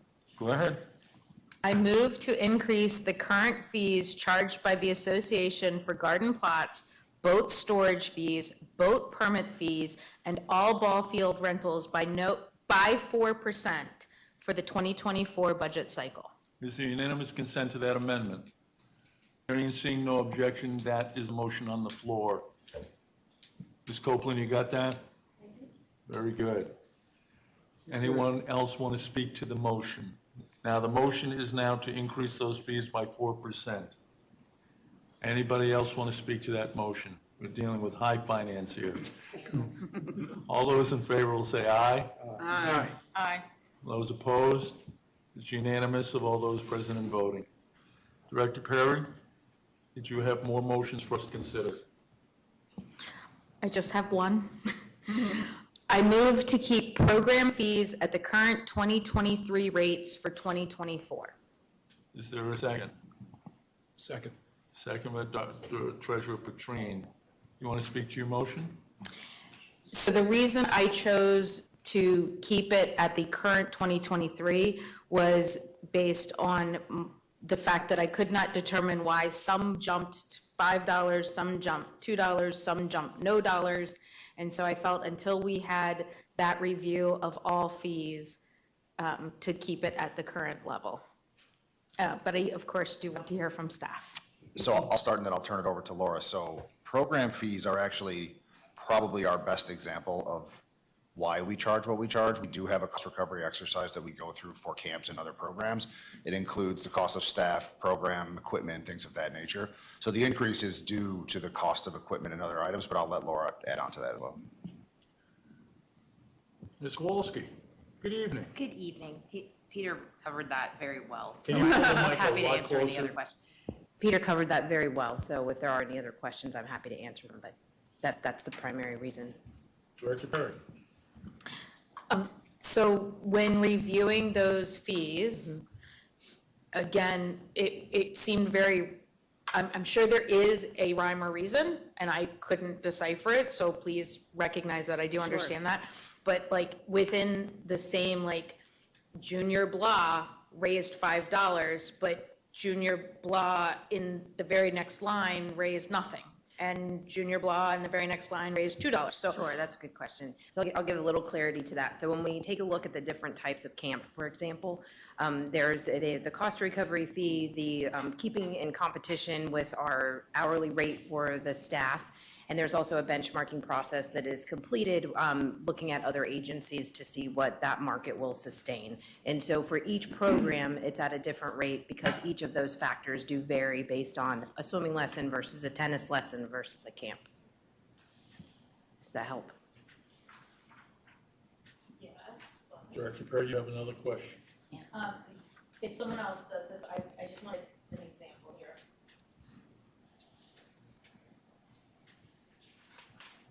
So small. I know.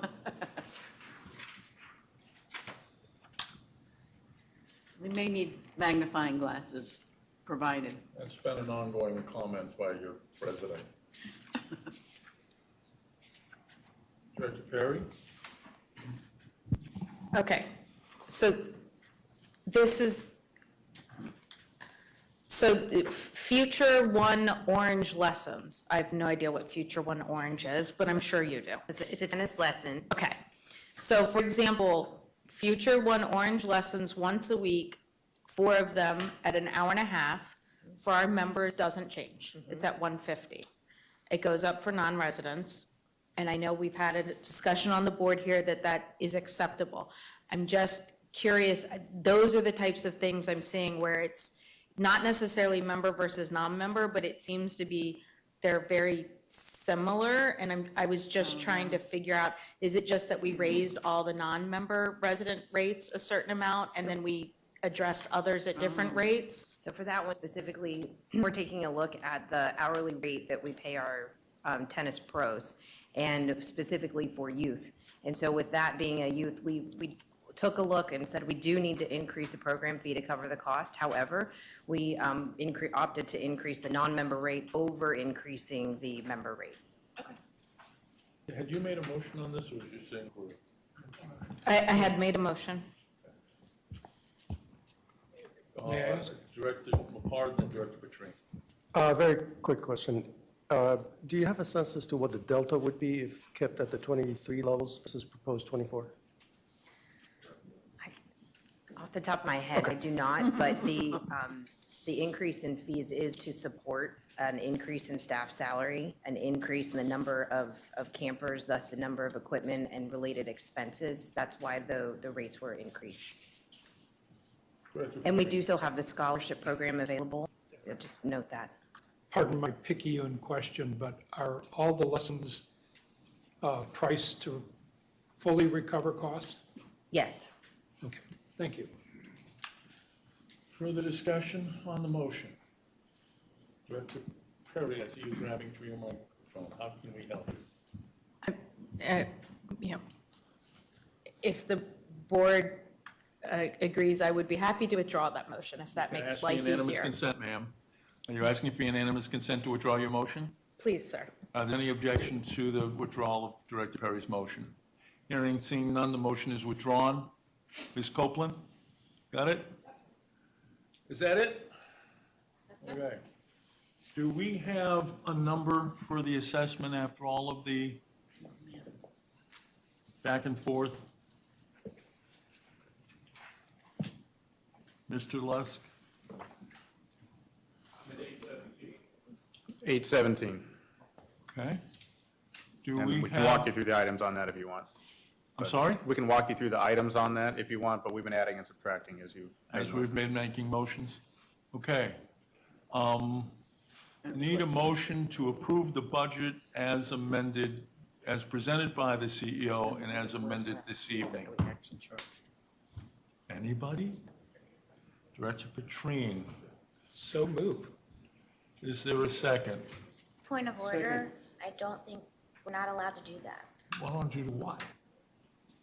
Well, you are right. The budget is approved with total revenue, total expenses, and then the assessment falls out of that.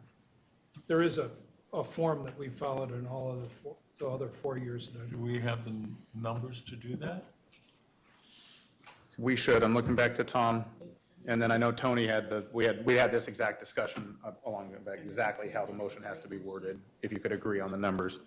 So let me just get clarification for a second. Was the motion made to adjust the garden plots and garden fees? 4%. 4%, right? 4%, not 4%.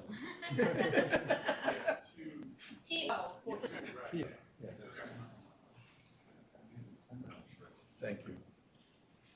Didn't want to screw that up. That's what I've been talking about for the last couple weeks. I know. It's a very complicated, it's not in our motion.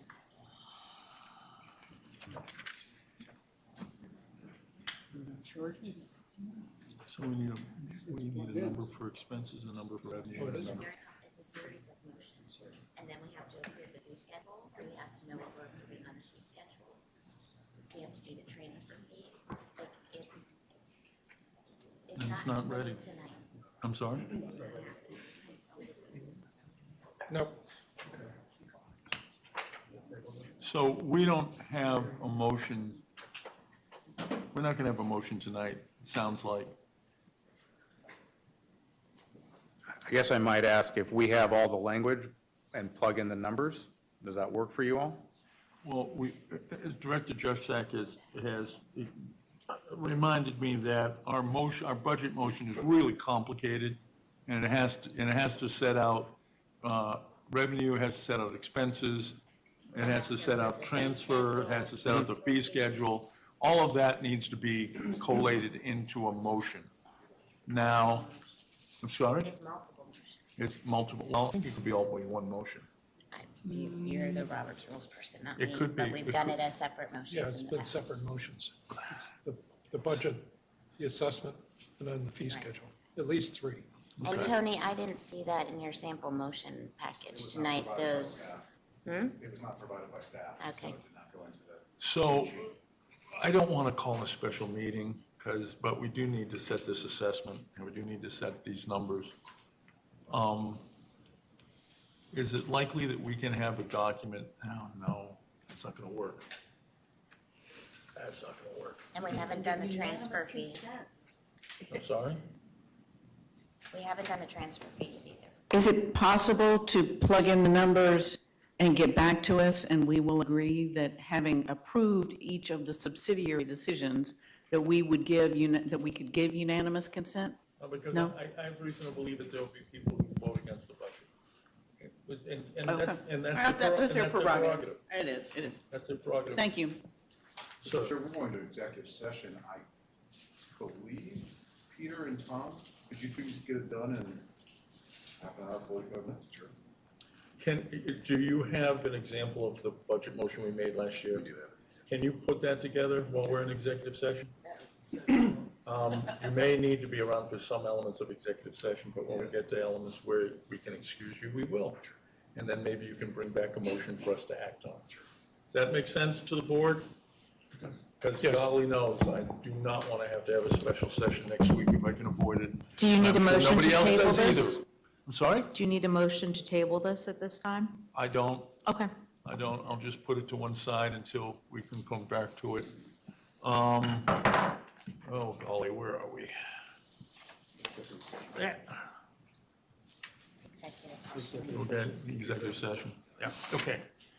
Can I get a motion to go into executive session? And we need Mr. Adams. Yeah.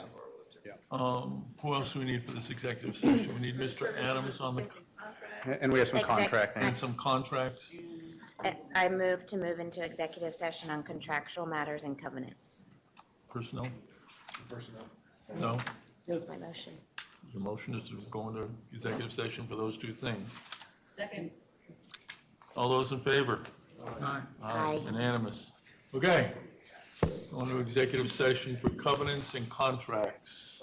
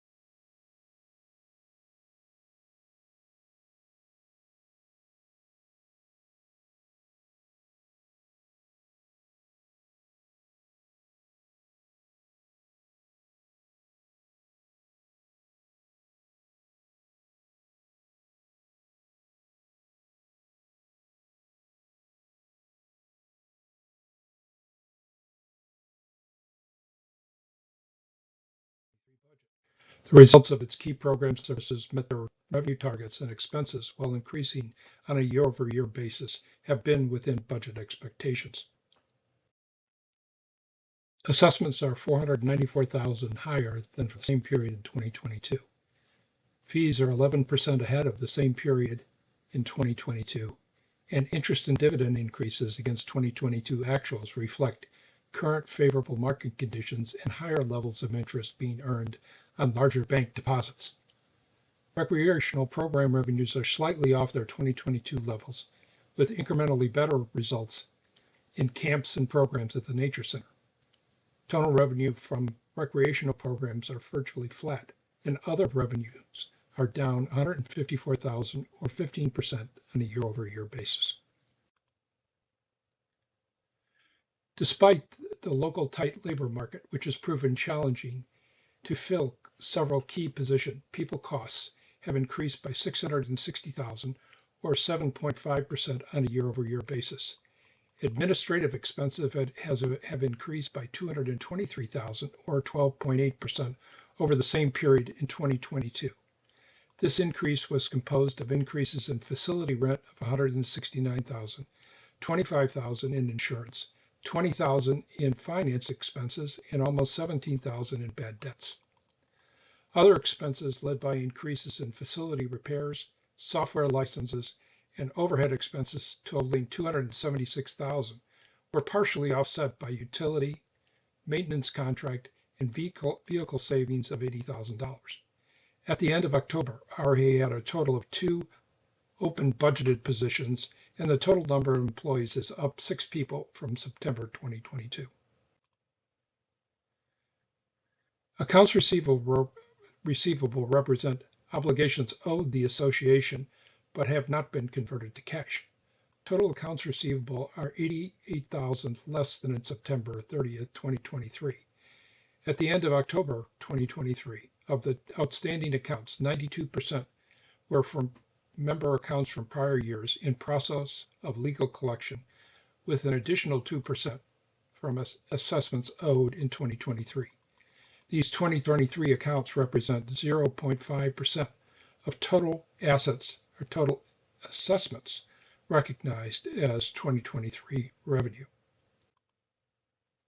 Capital spending. $3.7 million of the $7.8 million of budgeted capital projects have been spent through October 2023. Major projects largely completed this year include the rebuild of the Lake Thoreau Pool, completion of the first phase restoration of the Shadowwood Pool, and the repurposing of the Hunters Woods ball field. In summary, the net margin through the first 10 months of 2023 is $660,000 or 13.6% better than budget, but the net margin on a year-over-year basis is $615,000 or 10% worse than in 2022. While the association is still operating well within its 2023 budget, the financial results of its key programs and services, coupled with increased costs of essential supplies and other components needed to function, are pressuring its margins. This is particularly important as the association plans for 2024 and beyond. This concludes my report for the month. My written report and complete set of financial reports can be found in the board package for the November 16th meeting that you can find as an attachment to the meeting notice in the RA event calendar. Thank you very much.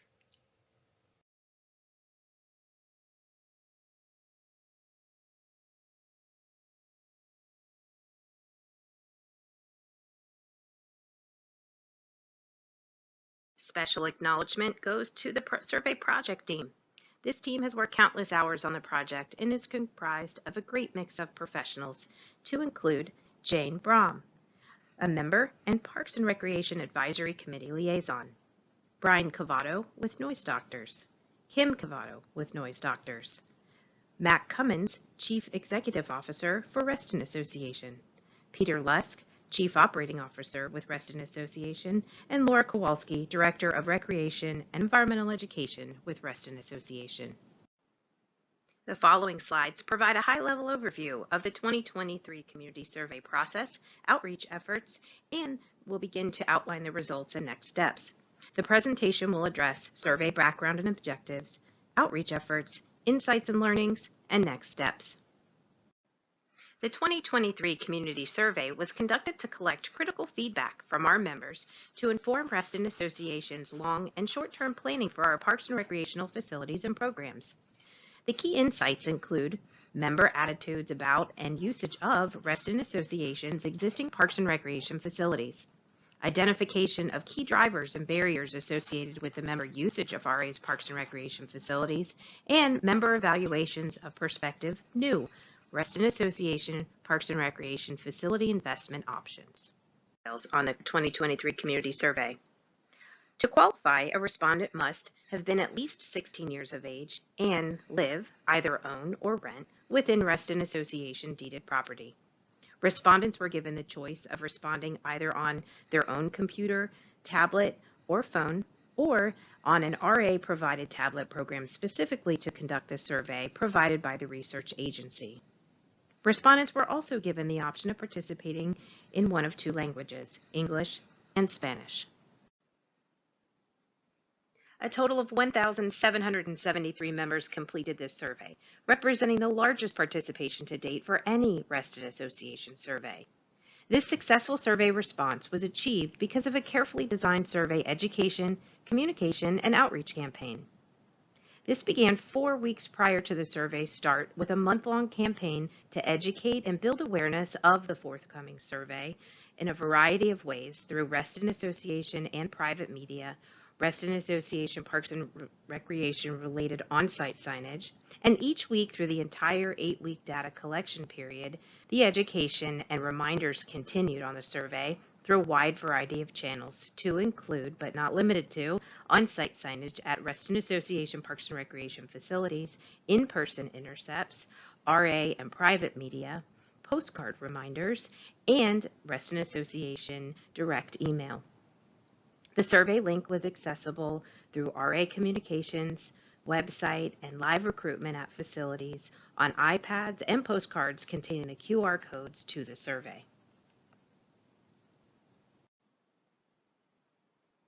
The survey questionnaire was organized in the following manner. First, questions were asked about member information to include district, dwelling type, tenure, and more. RA perceptions about Reston Association. RA facility usage, when, how often, and what they would prefer to use. Barriers to usage. Choice tasks on items that RA has heard about through member suggestions. Future offerings and how they should be funded. And finally, member demographics.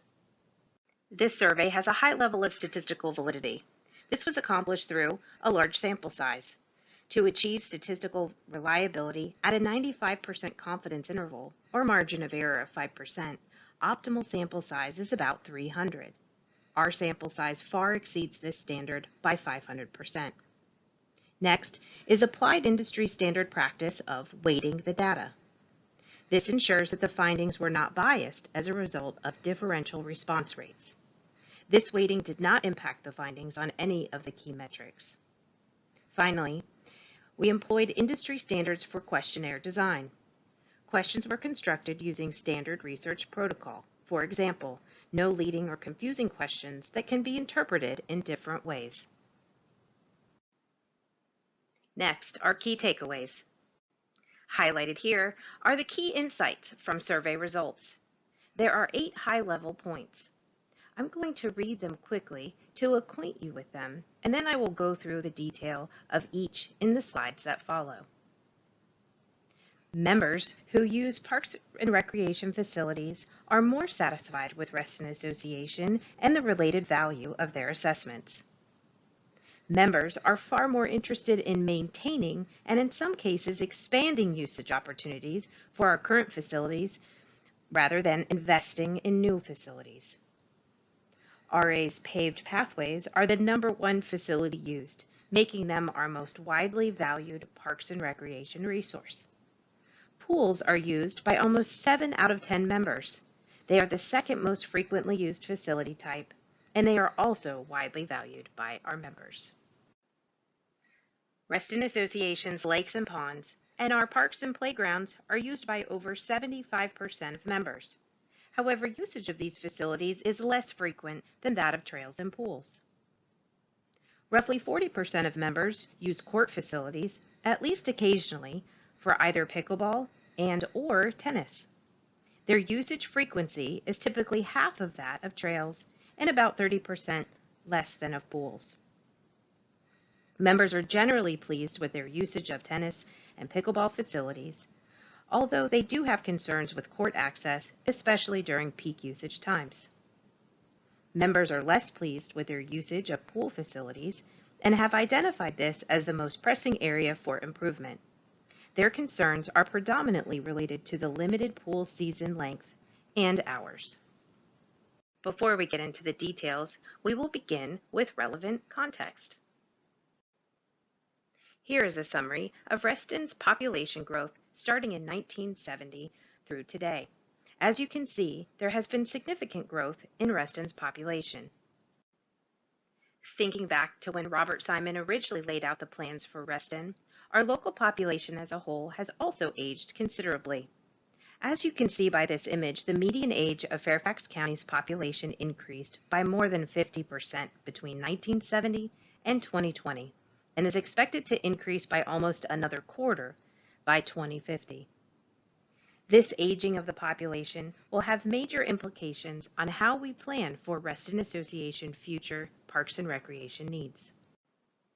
Between 2020 and 2050, Fairfax County's population distribution of all age cohorts below the age of 35 are forecast to decline. For the next 3 decades, the population growth is expected to come from individuals aged 35 and older, particularly those aged 65 and older. These historical and demographic trends will be helpful to keep in mind as we plan for our future parks and recreational facilities and programming. Our goal is to optimally fulfill the parks and recreation needs of all of our residents, both now and into the future. The results of our recent community survey will be helpful in this regard by providing the following insights: an assessment of Reston residents' current and future utilization of our existing parks and recreation facilities, the evaluation of our residents' desire for new parks and recreation facilities and programming, and identifying gaps and needs related to facilities and programming. These survey insights will help guide Reston Association in meeting the needs and wants of our current and future population through the careful tailoring of our parks and recreation facility mix, operational availability, and programming. On to Reston Association member parks and recreation facility attitudes and usage. Most members, 84%, perceive RA's annual assessment to be an acceptable or better value. A higher perceived overall value is correlated with a greater use of Reston Association facilities. 44% of members perceive RA assessment to be a good or greater value. These members tend to purchase recreation passes and use a greater number of RA Parks and Rec facilities, especially pools and tennis courts. 16% of members view RA's annual assessment to be a poor or worse value. These members use a lower number of RA Parks and Recreation facilities. Most members, 84%, view Reston Association's Parks and Recreation facilities as important. For many, 70%, RA's facilities played a major role in their decision to live within RA. About a quarter of the members don't think RA outdoor facilities are well maintained. These members also are more likely to not perceive much value in RA's annual assessment. On average, members use between 6 and 7 of Reston Association's Parks and Recreation facilities. Most members are aware of facilities, and nearly all use at least one of them.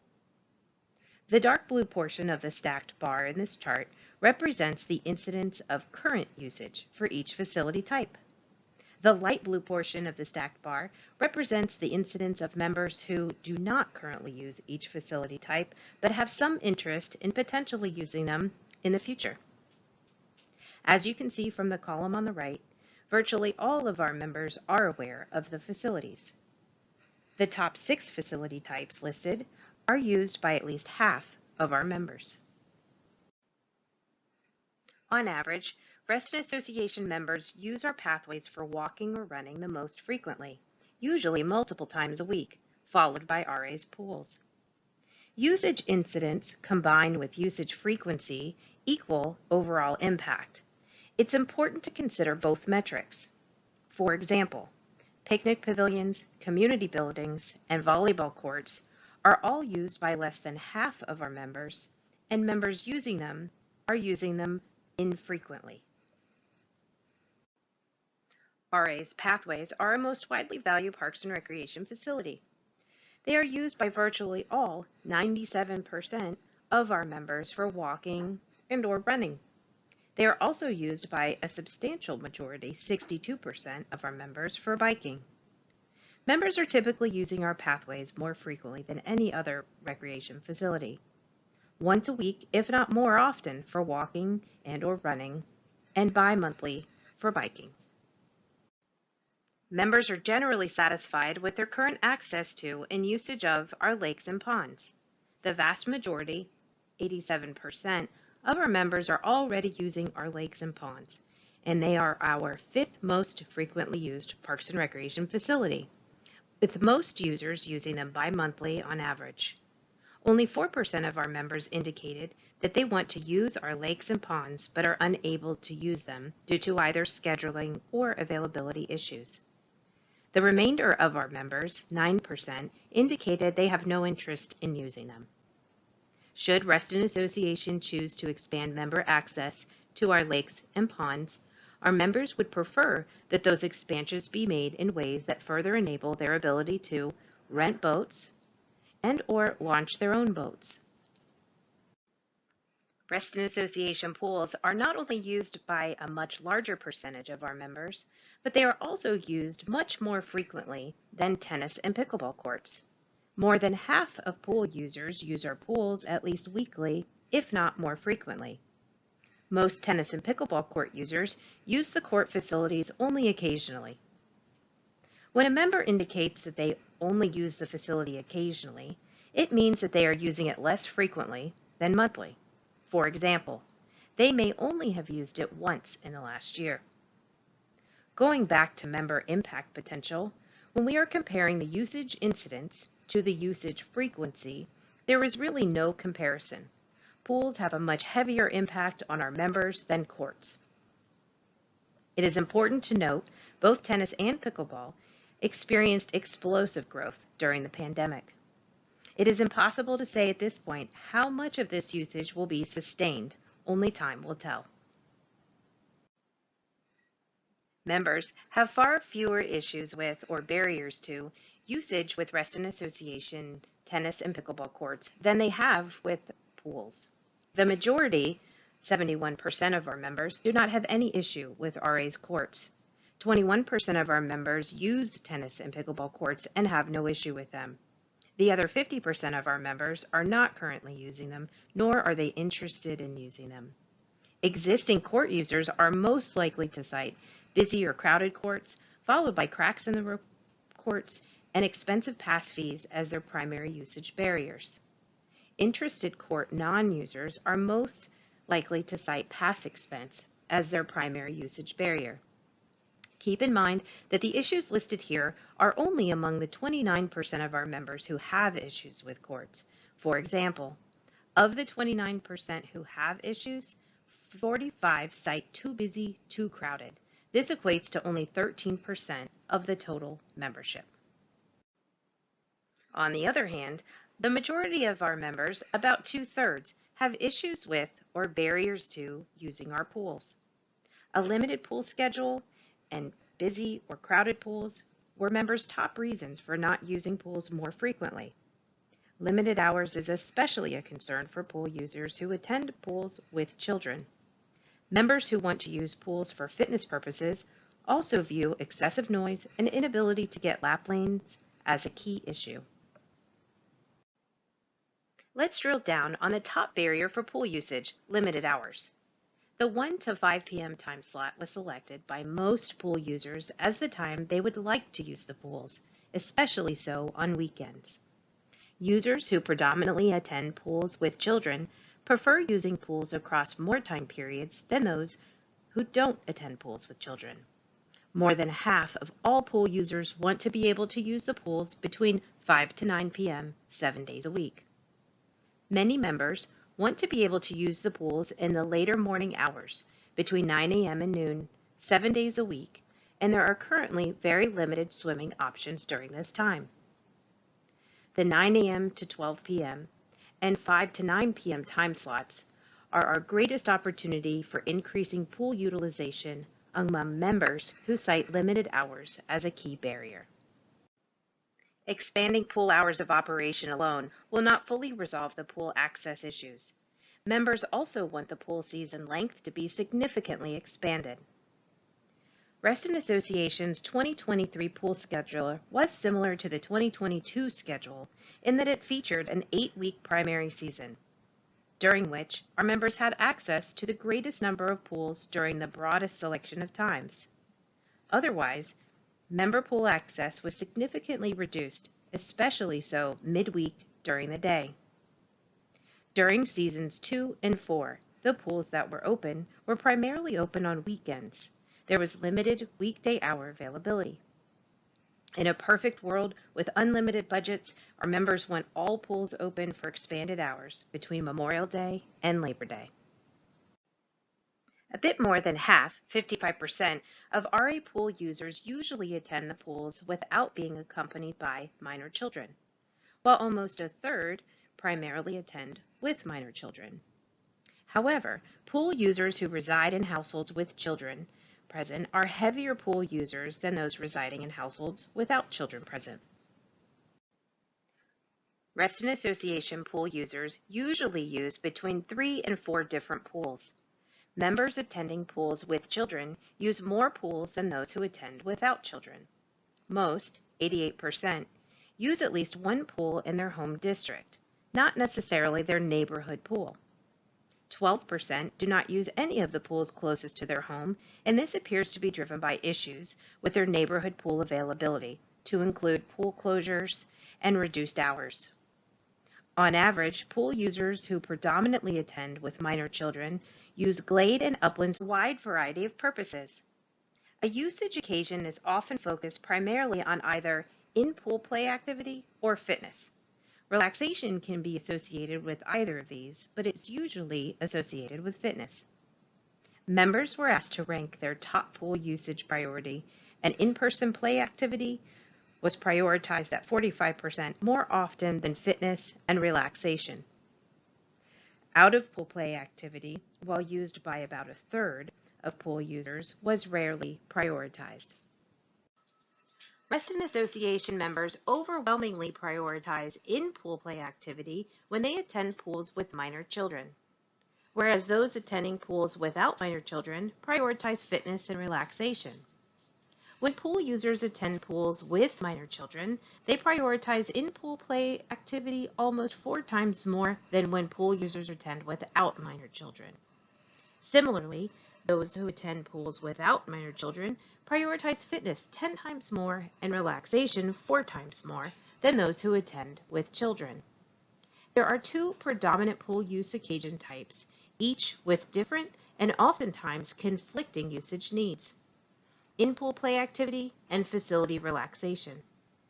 Future pool programming should strive to accommodate both occasion-specific usage needs in order to optimally meet member demand. It is important to note that there is a difference between a pool use occasion and the pool user. The same pool user often has different pool usage needs on different occasions. For example, one respondent provided the following comment: "I think the binary model fitness versus family makes a division of functions that doesn't work for my family. For example, sometimes I go to the pool early to swim laps, and then the rest of my family joins me to play." Members were asked to select which of the following future Reston Association pool models they preferred the most and which they preferred second. Options were randomly rotated to remove order bias. Though I will not go through the detail in each of these pool models, I will summarize. Option A is our current neighborhood 15 pool model. Option B is 15 pools, though with each facility dedicated to either a kid-family pool or fitness activities. Option C, the same thing as option B, but reducing the number of pools from 15 to between 8 and 10. The majority of members, 76%, do not want to reduce the number of pools. This finding is consistent with members' overall prioritization on maintaining and not reducing the number of our existing parks and recreation facilities. Among those selecting either option A or B as their first choice, a little more than half want to retain the 15 pools as is, while a little less than half are interested in converting some to specialty pools. Members whose top preference was to create specialty pools were more likely to use pools for fitness occasion. Members preferring to reduce the number of pools were less interested in using almost all types of parks and recreation facilities, including pools, and less likely to have children present in their households. Preferences did not differ by member district, whether or not they typically attend Reston Association pools with children, by age, or income. None of the pool models that were tested earned a majority of member preference. This plurality indicates that most members want some changes implemented in our future pool model, and that none of the three options that we tested were quite right. However, option B had the greatest breadth of appeal, as it was broadly selected as either the first or second choice most preferred pool model by all three groups. The vast majority, 83% of members choosing Model A as their first choice, chose option B as their second choice. Likewise, the vast majority, 74%, of those choosing Model C as their first choice also chose option B as their second choice. Respondents did an excellent job of articulating their differing perspectives on whether Reston Association should permanently and exclusively dedicate specific pools for kid-family use versus fitness usage.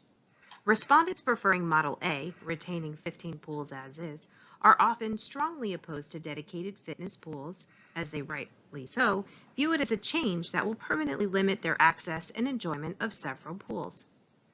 Respondents preferring Model B, dedicate some of our 15 pools for fitness usage, are quite enthusiastic about dedicating fitness pools and perceive it as an important change that will allow them to use RA's pools in the way that they prefer to use them. At the end of the survey, we gave respondents the option of sharing anything that wasn't already covered in the survey. Respondents were most likely to provide responses to this question that highlighted their pool-related concerns. This underscores how important Reston Association pools are to our members. The majority focused their messaging on member demand for a longer pool season for all pools and expanded pool access hours. Many cited the need for increasing lifeguard pay to resolve the staffing shortage, which many respondents believe is the primary reason for RA's reduced hours and pool season. While some respondents used this question to encourage RA to reduce the number of pools, the overwhelming majority volunteered how important keeping all 15 pools open is to their household, emphasizing it was a key reason why they selected Reston to live in to begin with, some expressing concern that the property values would fall if pools close. While expanding pool access, season and hours, and perspectives on the prospective future pool models that we tested were the topics most contributed in this question, respondents also frequently volunteered other insights on how Reston Association can optimize the pool user experience. These include better trained and more attentive lifeguards. For pool passes, too expensive, an easier and more convenient process for pool pass acquisition, including buying them at pools. Rolling the pool pass fees into the annual assessment. More poolside shade options, including but not limited to more umbrellas. Better maintenance and cleaning of the pool house area, especially the bathrooms. More heated pools and hot tubs. Food options available at pools, including food trucks and other types of visiting caterers. From our members' perspective, the ideal RA pool model, which will optimize pool usage for everyone in the future, is a hybrid primarily of options A and B, and to a lesser but still important extent, option C. First, keep the 15 pool footprint. Expand the length of our pool season across more pools. Optimize pool hours of operation to better fit member demand. Open certain pools for dedicated kid-family and fitness users earlier on some days, especially during the 9 a.m. to noon timeframe. Keep more pools open later during the 5 to 9 p.m. timeframe. Expand the fitness hours program and season length at RA pools that are not as heavily used by families with children and have the lowest usage levels. Roll the Reston Association pass fee into RA annual assessment. Increase the perceived value of using the pools by decreasing the perceived usage cost. Decrease the average cost per person for each pool pass by amortizing this expense across all members. This will be particularly impactful to families with children, as their related costs per household are greater due to their larger household size. It will also help to address related Option C member concerns. This is a subset of people that want to reduce the number of pools who are primarily driven by financial pressures. This subsegment of members preferring Option C actually has quite a bit of interest in using RA pools. Is the evaluation of Reston Association member interest in new parks and recreation facilities. In general context, almost 2/3, 64%, of our members prioritize maintaining our existing parks and recreation facilities over developing new ones. We also surveyed member interest in a wide variety of specific new parks and recreation facilities and services, details to follow. Only a handful of them tested well, and this finding is consistent with how strongly our members prioritize the maintenance of our existing facilities over developing new ones. Members are less likely, 51%, to agree that we should develop new parks and recreation facilities to address the growing needs of our members than they are to prioritize maintaining our existing facilities at 64%. Given that only 15% are outright opposed to developing new parks and recreation facilities, members are potentially open to developing new parks and recreation facilities, but will need to fully understand each initiative's specifics, including cost, first. There is little member interest in converting our existing parks and recreation facilities to new uses, and even less in reducing the number of our parks and recreation facilities. The first group of specific new parks and recreation facilities and services that were evaluated by respondents in the survey were tested unpriced. Improving RA's unpaved trails was rated as the most important item by far that was tested amongst this set. Over half also prioritized ADA playgrounds, kayak rentals, and lakefront improvements. The majority of members found repurposing or lining tennis courts for pickleball to be the least important items in this set. Pickleball users, however, did rate it as being most important, almost twice as important relative to all members. Then we tested a second group of new parks and recreation facilities and services, but this time we tested them in a priced context.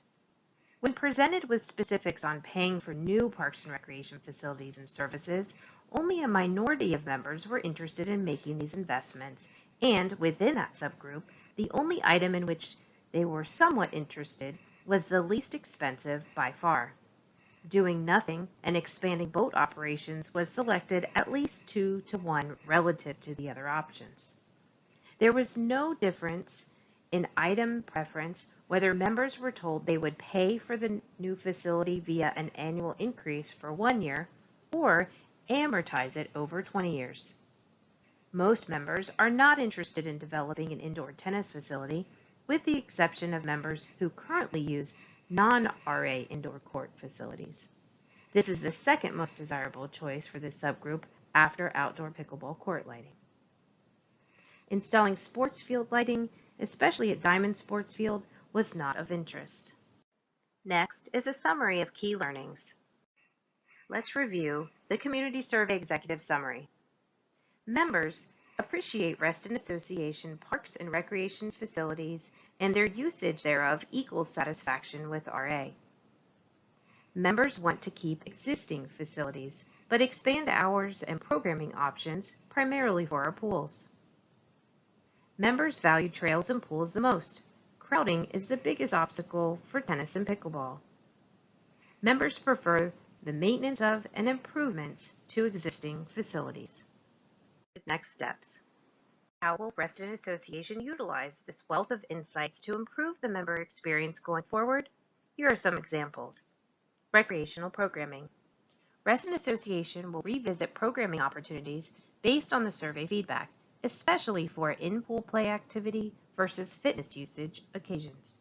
This includes, but is not limited to, pool hours of operation and season length. Capital improvement planning. Reston Association will revisit the capital improvement plan to ensure that it includes projects that are most favored by the community. Operations and maintenance planning.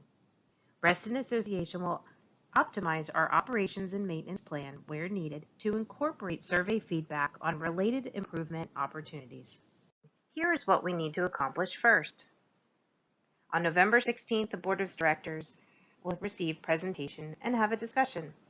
November 20th, the Community Survey website will launch. November 29th, the Parks and Recreation Advisory Committee will receive a briefing. December 14th, the Board of Directors will have a work plan discussion. And in the first quarter of 2024, the Community Survey work plan creation will begin. Thank you for your interest in Reston Association's future parks and recreational needs as seen through the results of the 2023 Community Survey. Reston Association will revisit programming opportunities based on the survey feedback, especially for in-pool play activity versus fitness usage occasions.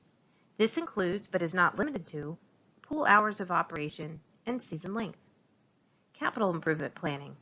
Reston Association will revisit the capital improvement plan to ensure that it includes projects that are most favored by the community.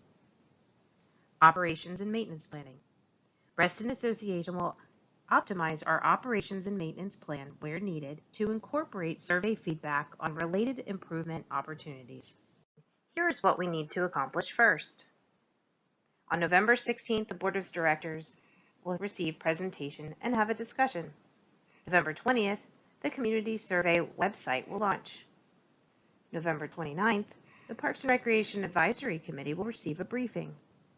December 14th, the Board of Directors will have a work plan discussion. And in the first quarter of 2024, the Community Survey work plan creation will begin.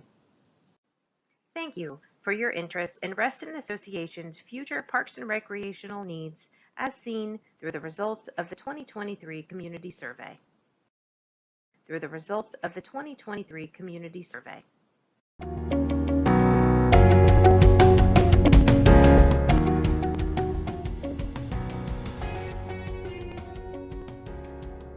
Hi, I'm Ed Abbott, Chairman of Reston Association's Election Committee. You may not realize it, but in the 60s, Virginia was a racially segregated state. Black and white children went to separate schools, and married mixed-race couples could legally be exiled. Now consider this. Bob Simon, a New Yorker, arrives here in 1963 and begins planning a multiracial, diverse community. Many thought this outsider was crazy. Thankfully, he persisted. Bob Simon's principles of diversity and community are at the heart of the Reston Association. Founded in 1964, the association and the board of directors have been instrumental in maintaining Simon's vision. The board and the association staff safeguard our green spaces, recreational facilities, and our quality of life. Today, I'd like to stress the importance of running for the Reston Association board. The board has played a crucial role in shaping our community. Its members have been stewards of Reston's values, advocating for green initiatives, recreation, and preserving our neighborhoods. Running for the board means actively contributing to our community's legacy. You have the power to influence decisions about maintenance, improvements, and budgets, making a tangible impact. Moreover, it's not just about preserving our heritage, but also about shaping the future. Reston is dynamic, facing new challenges like managing growth, addressing environmental concerns, and adapting to the demographic changes. By running for the board, you become a part of the solution, ensuring Reston's continued growth while staying true to its values. Running for the Reston Association board is a noble responsibility, deeply rooted in our community's history and future. By serving on the board, you become a guardian of the Reston spirit, contributing to its growth and evolution. Your involvement ensures that Reston remains a beacon of inclusivity, innovation, and sustainability for generations to come. I encourage each of you to consider the vital responsibility for Reston's past, present, and future, which depend on individuals who care deeply about our community. For more information on the election process, please visit reston.org. Thank you.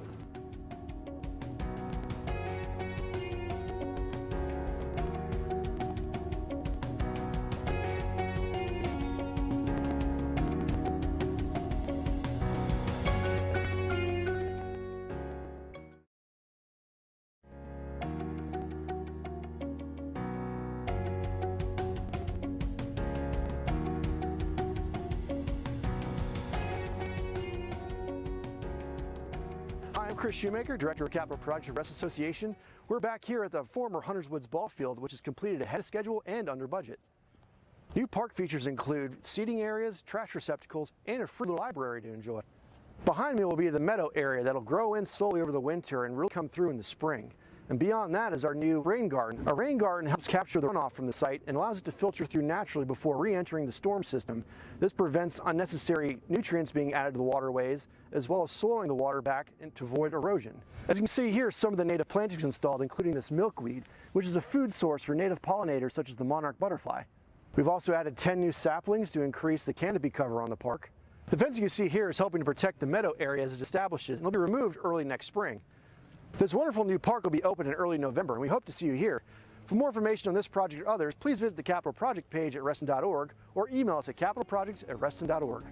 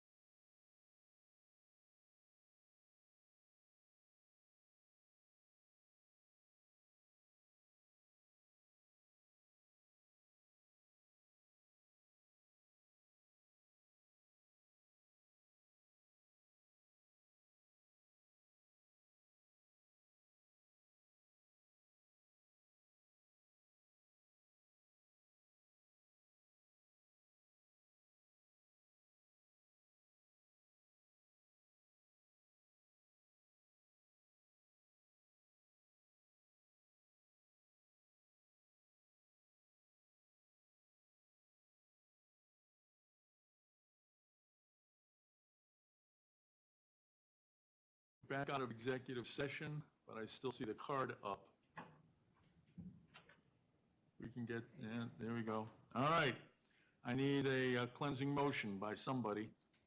Move that Reston Association Board of Directors certifies to the best of each member's knowledge that only those matters appropriate for executive session of a contractual nature concerning covenants committee appeals were discussed or considered by the board during executive session. Do I have a second? Second by Director Dodd. Discussion, all those in favor say aye. Aye. I need a motion to extend the meeting. Extend the meeting until 11:30. Is there a second? Second. Second by Director Mapar. Discussion, hearing and seeing none, all those in favor say aye. Aye. That's unanimous, all those present and voting. I have that, Yeah, first we get the Mediterranean Villa Cluster.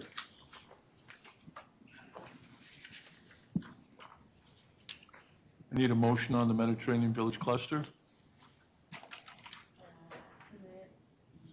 Move to not, Move to not consider the Covenants Committee appeal brought by Mediterranean Village Cluster Association. is there a second? Second. Second by Director Johnson. Discussion? All those in favor say aye. Aye. That's unanimous of all those present and voting. Go ahead. Move to overturn the Covenants Committee decision pertaining to the Turn your mic on. Move to overturn the Covenants Committee decision pertaining to the property located at 2206 Milburn Lane and to find the owner not in violation of the Ruston amended deed section 6.2B17 and to direct staff to notify the owners of that decision. Is there a second? Second by Director Perry. Discussion. All those in favor will say aye. Aye. That is unanimous of all those present and voting. Motion regarding Red River, somebody? Move that in accordance with Ruston Association's policies on purchasing and procurement to approve the change orders with Red River Managed Services LLC presented in executive session for IT services in the cumulative not to exceed amount of $252,395.38. Is there a second? Second by Director Johnson. Discussion? All those in favor say aye. Aye. Unanimous of all those present and voting. Riverbend Landscapes. Move that in accord. It's not in accordance. No, I'm not doing that motion. I'll make the motion. Go ahead. Move that in accordance with the association's policies on purchasing and procurement to approve the contract with Riverbend Landscapes LLC for an on-call tree maintenance services in the not-to-exceed amount of $49,999. Second? Second by Director Dodd. Discussion? Do you want to say something? For the record, the board does not need to approve this contract, so it's not necessarily in accordance with our purchasing and procurement policies, in my opinion. However, I agree with the contract, so I'm going to support the motion. Thank you. Further discussion? Hearing and seeing none. All those in favor say aye. Aye. Unanimous of all those present and voting. I have another one, Davy Tree Expert Company. Director Perry. Move that in accordance with the association's policies on purchasing and procurement to approve the contract with Davy Tree Expert Company for on-call tree maintenance services in the not-to-exceed amount of $49,999. Second by Director Dodd. Discussion. Your comments on the last contract would also apply to this contract, Director Judge Sachs? Absolutely, thank you. All right. All those in favor say aye. Aye. Oh, it's unanimous of all those present and voting. Thank you for that. Do we have, Ms. Brahm is still with us. My apologies, ma'am, for keeping you up so late. Do we want to have a short presentation, Director Mr. Cummins and Ms. Brahm, on item J? Yes, where did Laura Kowalski go?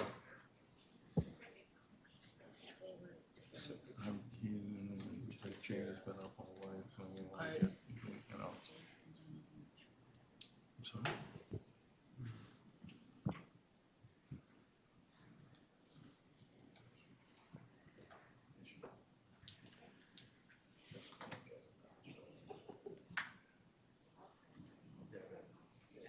At a minimum, could this just be the calendar that needs to be approved? Yeah, we will be super abbreviated as time is of the essence here, in the evening. And my apologies to Laura, because I tipped her off that we may not be heading this direction, so that's why she might have been not here. Go ahead.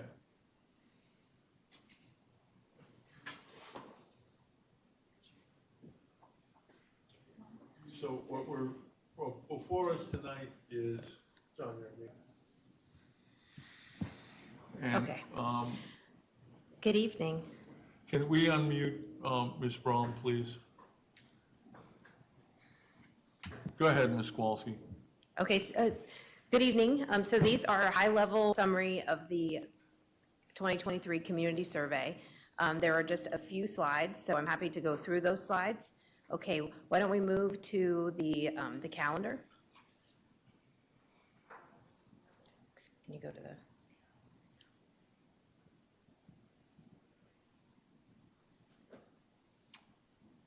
Okay, so this is the timeline moving forward. So in the fourth quarter of this year, it's recommended that the board provide guidance to the Parks and Recreation Advisory Committee regarding their involvement in the survey implementation. In the first quarter, PRAC creates the survey implementation plan and delivers a recommendation to the board. In the second quarter of 2024, the staff would use the board's approved work plan to begin development of the capital improvement plan. Moving on, but still in the second quarter, staff would host community work sessions to engage the public with the capital improvement plan. Excuse me. And then finally, in the third quarter, staff would deliver the first updated version of the capital improvement planning process for budget deliberations and consideration of 2025. Any questions? So the next step that we're asking the board, that the board is being asked to approve, is the items up here, Q1, Q2, Q3. 2 items in Q2 and Q3. We gave you a draft motion in your packet relating to some things to give to PRAC and when it was due back to you all to stay on that schedule. I don't see that draft motion. Oh, is that in the board package? Yes. Not in separate motion. I'd ask Laura to speak to Okay. all that.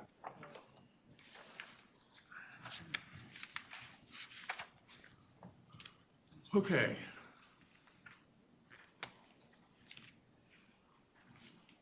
So the motion is proposed by staff.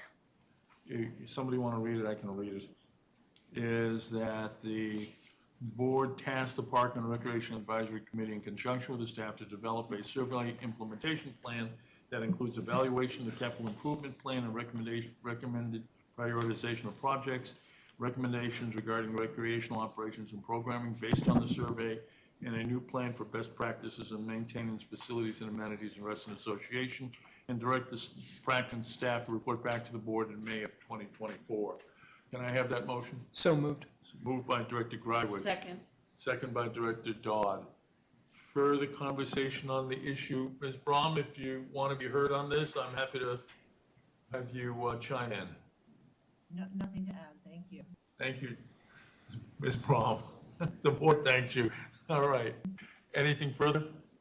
Any discussion on the motion? Director Justin.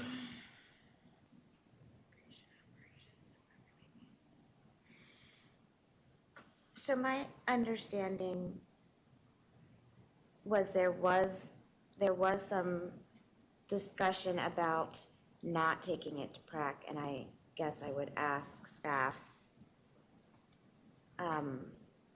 why did you go this route to? Can I help you with that? We didn't want them to go to PRAC before we had the town hall meeting. We've had the town hall meeting, now we're turning it over to PRAC for them to develop an implementation program with staff. But what we were doing before is we didn't want it to send it to PRAC until we had a presentation at the town hall. I'm not referring to that. I think Okay. that Laura knows what I'm referring to, though.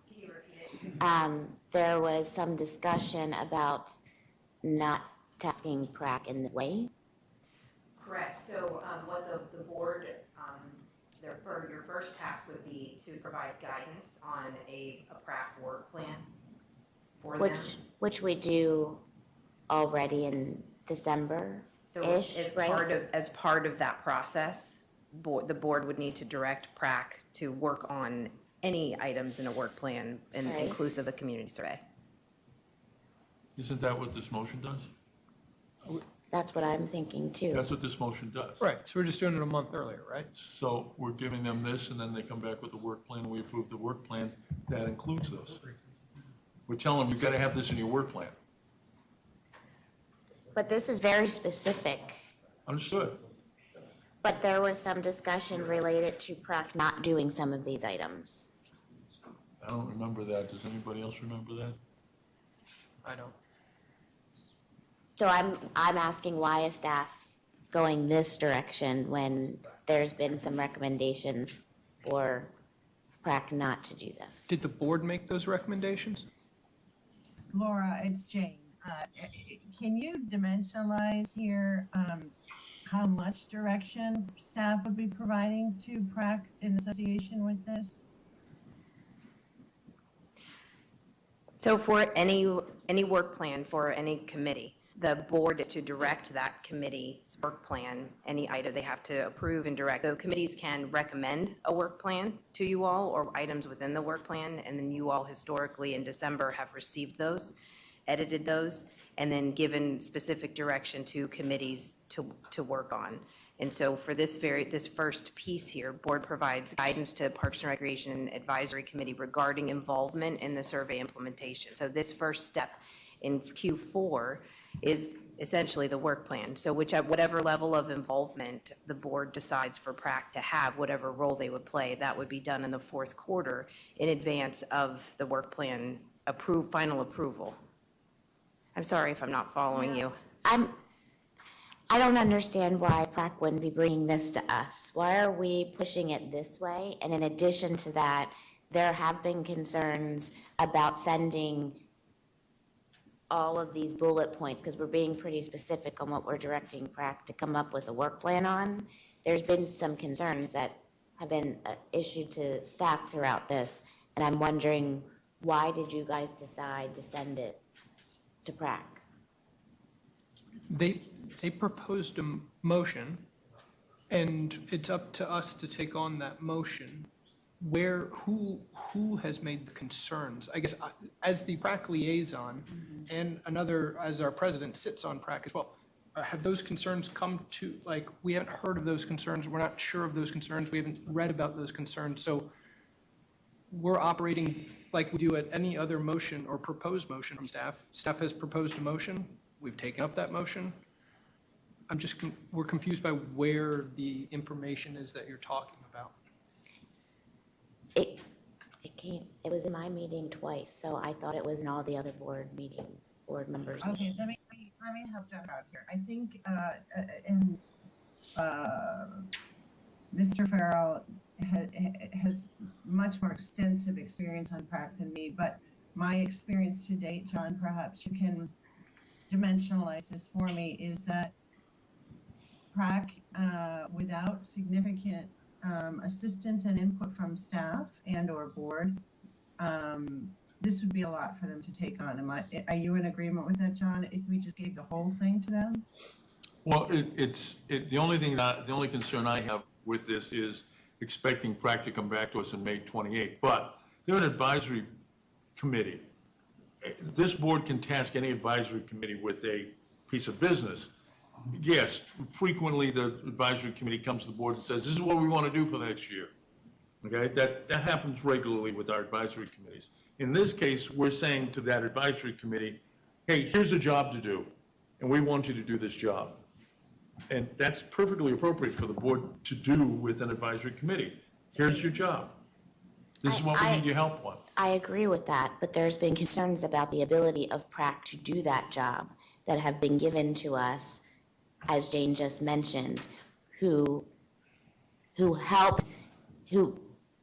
did the survey with staff essentially. I mean, I feel like you guys are partners with Jane in doing the survey, and she had some concerns. Sure, so the level of PrAC involvement in the specific task, this is a very large project. So if the board provided direction on a specific area to dive into, that would, the board would say, let's take a look at, one of the number one priority was pathways and the maintenance and use of our pathways. If that is a specific portion of the community survey that the board would like for PrAC to tackle versus it in its entirety, that's at the board's purview through the work plan process.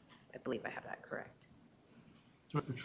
May I suggest an alternative, that these are general instructions given, general suggestions or recommendations given to PrAC, and they can come back as part of their work plan as to what they can accomplish in the time periods that we have. I think that some of the concern is that a lot of the findings have significant financial implications, And I don't see PrAC as a standalone committee being able to prioritize some of those because of the sheer magnitude of some of the variable expenses involved. I do feel that there needs to be some direction to help them to prioritize based on some preliminary screen on what's viable near-term versus long-term, John? I'll just offer, we will do that. This is not going to be a gigantic jump ball to PrAC. Yeah, that's what I'm talking about. The magic of May is that that's when we want to start a robust CIP discussion, and anticipating we don't want to lose 26. It would be good to have some feedback on most important things to our membership and what we should be thinking about, so we can start pricing those things out for you all in the summertime. I feel confident, if you think this is too big, we can certainly work with PrAC and as part of their work plan, come back with something more specific. The intent was to get something in front of them. They're chomping at the bit to want to start talking about this, so focusing them on prioritization seemed to be a good direction to go at this point. Speaking as a member of PrAC, I'm okay with this. I'm absolutely okay. Director Perry, did you want to speak? Thank you.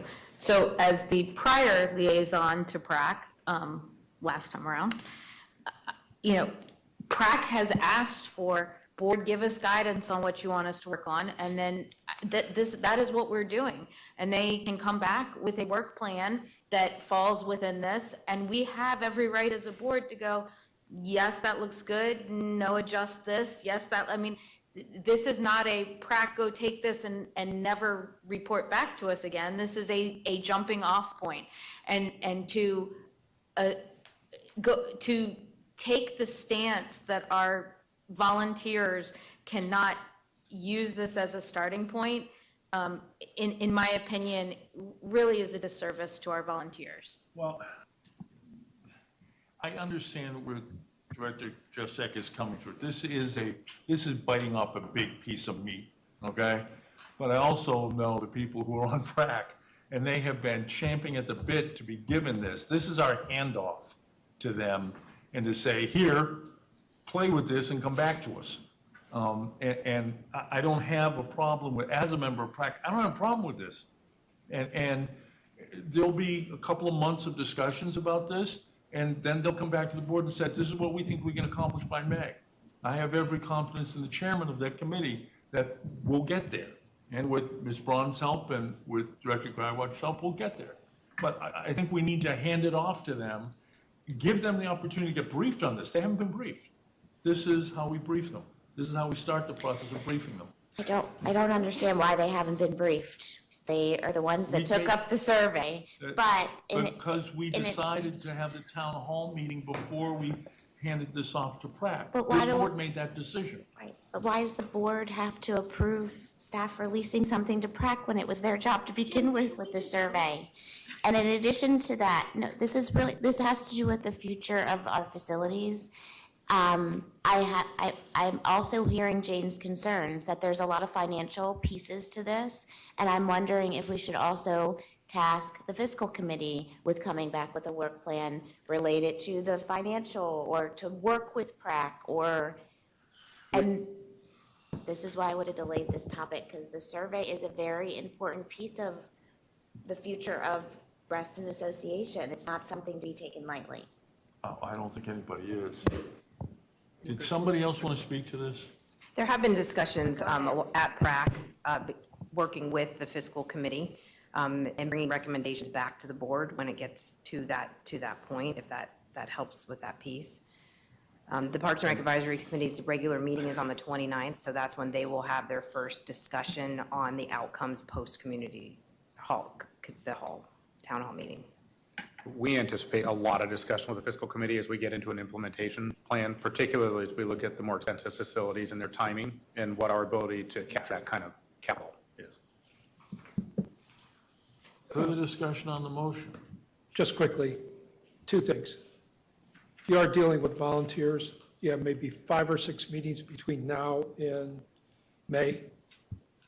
That's a lot to ask. Secondly, fiscal committee will look at the financial side of any recommendation. They're not going to get into choices. That's not their purview. Sorry. Agreed. Agreed. Any further discussion on this? We ready for a vote? All those in favor say aye. Aye. Okay, Director Mapard, Director Perry, Director Dodd, Director Greiwisch, Director Johnson. Opposed? Director Petrine, Director Jussack. Abstain.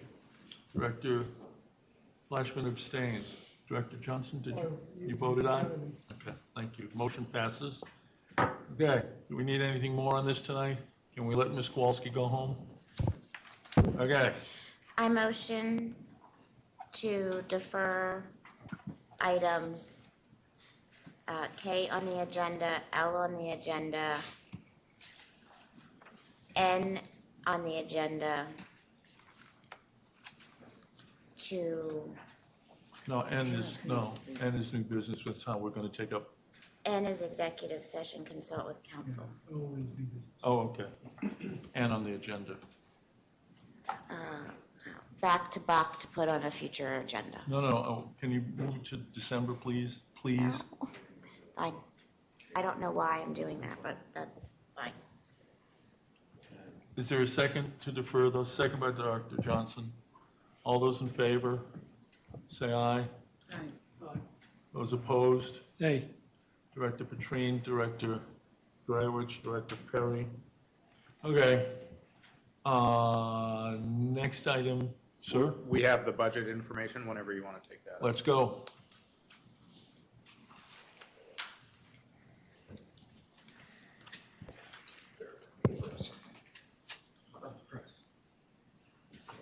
There you go, nice thinner. That's what $19.5 million is.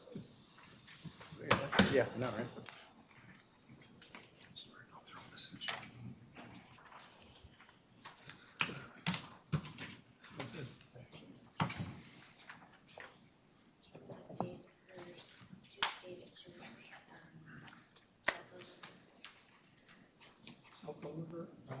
I do.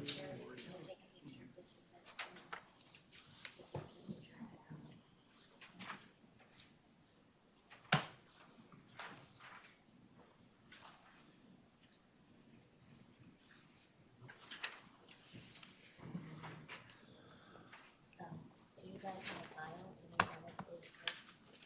Yeah, you want it electronically now? To Dave Kerr. Oh, They to want it sent to Dave. Dave Kerr. Okay.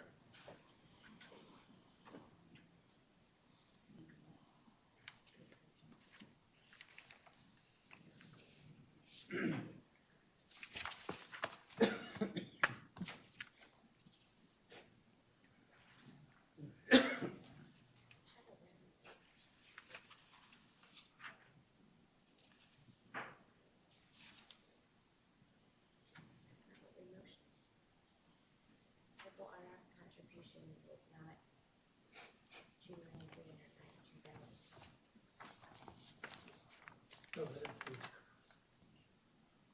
No, CARP is 245. No, our motion was, we wanted round numbers. Yep, That wasn't our motion. right. That's correct. That should be 2.4, not 2,392,445.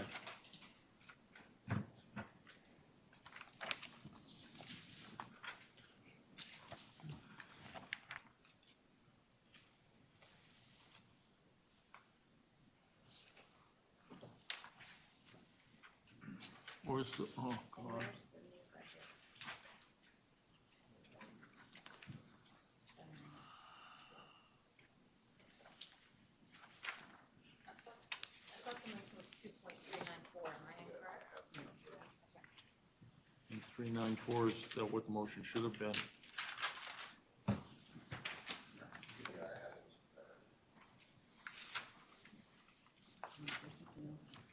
Reschedule.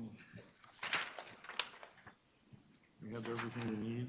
and this is only 2024. Yeah, it was 2025. I'm sure somebody knew that afterwards. I'm sorry? You have to have everything in for 24 and do something about 2025. But it's not. It has to be 24.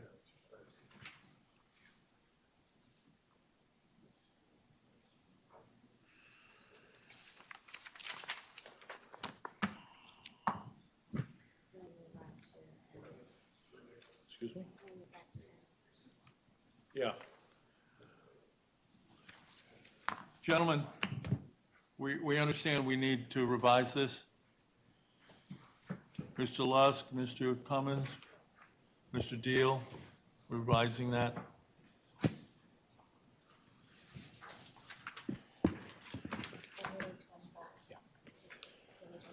And we need the 2025 budget. So, I'm yes. ripping this. So our apologies that the CIP number's off by a few $1,000s. It should have been the motion that was made.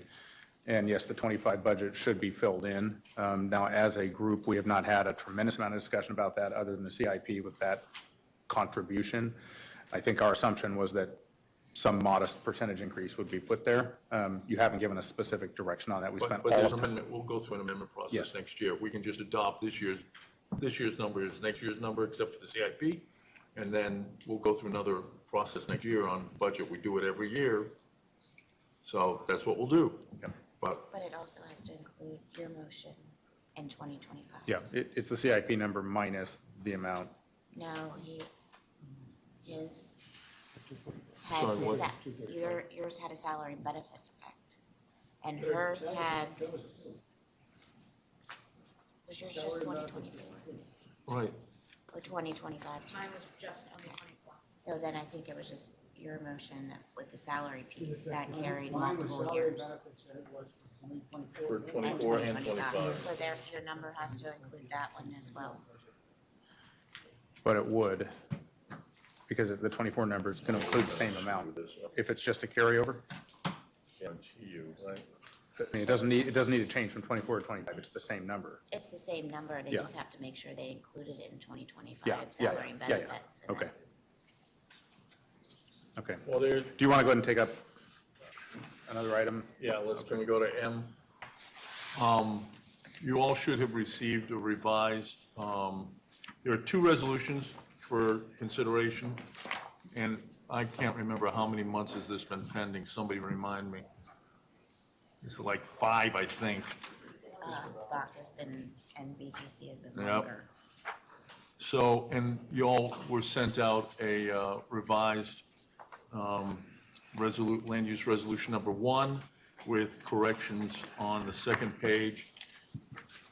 And I can go over what those corrections are if anybody has, if anybody's relying on the book as opposed to what Mr. Champ sent you out this afternoon.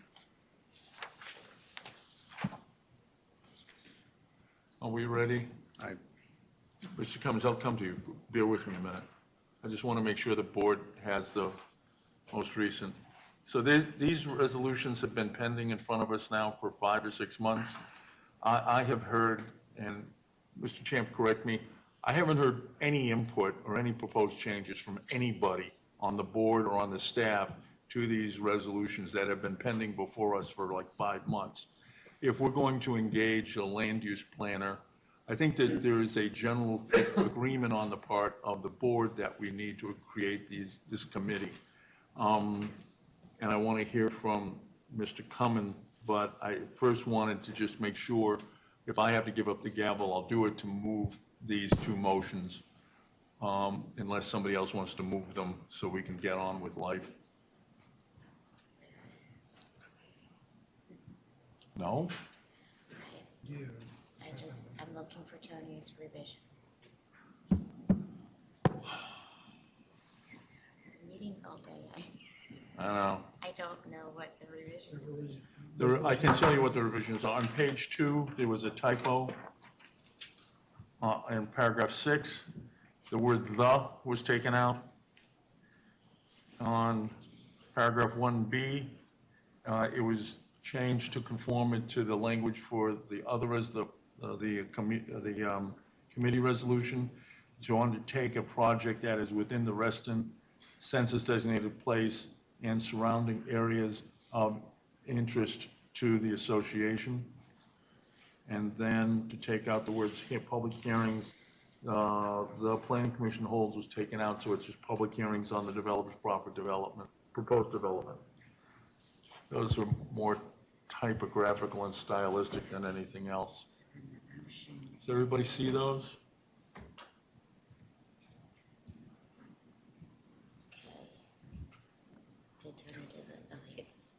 Is it out of order to ask, was there a development of the resolution that did not include the committee? I can't hear you. Was there a version of the resolution that did not include the land use committee? No, ma'am, this was implementation of the land use committee. Okay. So so the first amendment, the first resolution is the first resolution amendment is creating board committees. And so the new language is on page 7, that we're creating the land use committee. That's the only change to that resolution. Mr. Champ, correct me if I'm wrong. Yes, correct. It's the only change to resolution 4. 4. That's it. We're adding that committee, creating that committee. And then we totally rewrote land use resolution 1 because it was a mess. The existing land use resolution 1 was just a complete mess. And so we changed it to make clear that the developer contacts the CEO, and the CEO and the staff do some work and bring it to land use committee. Land use committee thinks about it, talks about it. We bring in the DRB, we bring in all of that, EAC, we bring in MTAC to the extent that MTAC continues. We get all their comments, that brought to the LUC, and then the LUC makes a recommendation to the board, and the board then decides what to do with the LUC recommendation. So the final action is by the board, but the thought was the entire board doesn't want to sit through developer presentations, so we have a committee that screens them, does the work with the assistance of a land use planner that Mac has talked about hiring, and then that group brings something to the board to take a position on land use applications in one way in covenanted land and the other way in non-covenanted land. But basically, it winds up in the same place. Mr. Manager, Move to adopt the amendment to the committee resolution 4 as presented. can you give me and can you just say something about resolution number 1, land use resolution number 1? Oh, I thought I had to do them in order. You can do them all Because in we one have- motion. Oh, okay. Can Max still provide comment in discussion? Yeah, sure. Yeah. I just want to get the motion on the table. I just thought we had to do the one first to establish it, and then we had, because We can do it both. references it. Because they go together. There's no sense of adopting one without the other. Move to adopt the amendment to committee's resolution 4 and the revisions to land use resolution 1 as presented. Is there a second? Second by Director Johnson. Mr. Cummins? I actually have substantial concerns about these and the structure and the role of the staff that I'd like to be able to talk with the board. I don't think we've had a chance to weigh in, so I know you've said no one's raised objections. I know I feel like I've been trying to raise objections, but we have been putting this off, month after month. I asked when it was coming to BGC because I thought BGC would hash through the construction of the committee issues, but decided we have had trouble getting quorum, and other things. So I want to raise a few issues and recommend that this not be moved forward, certainly post haste, and I realize the hour is late. Generally speaking, here are my concerns. So in the construction of Committee Resolution 4, there are very specific responsibilities in a section for every single board committee except this committee. And I question, why is that? Board committees are set up to have different authority than advisory committees, and this committee is set up solely with a purpose and a composition. Then going to Resolution 1, when I look at the flow of work, information is presented to the CEO, and then nothing happens at the staff except to pass that along to the land use committee, who then starts giving assignments to the staff to work on things and work with the developer. It looks as if this committee is being set up to have the staff report directly to the committee. Not at all the intent, sir. Okay, but nonetheless, the way the rest of our workflow generally works is the staff are providing analysis, advice, and recommendations, if not doing work as things come in before it gets to a committee. Where do you see the language that leads you to that conclusion, Mr. Cummins? Because I don't see that here.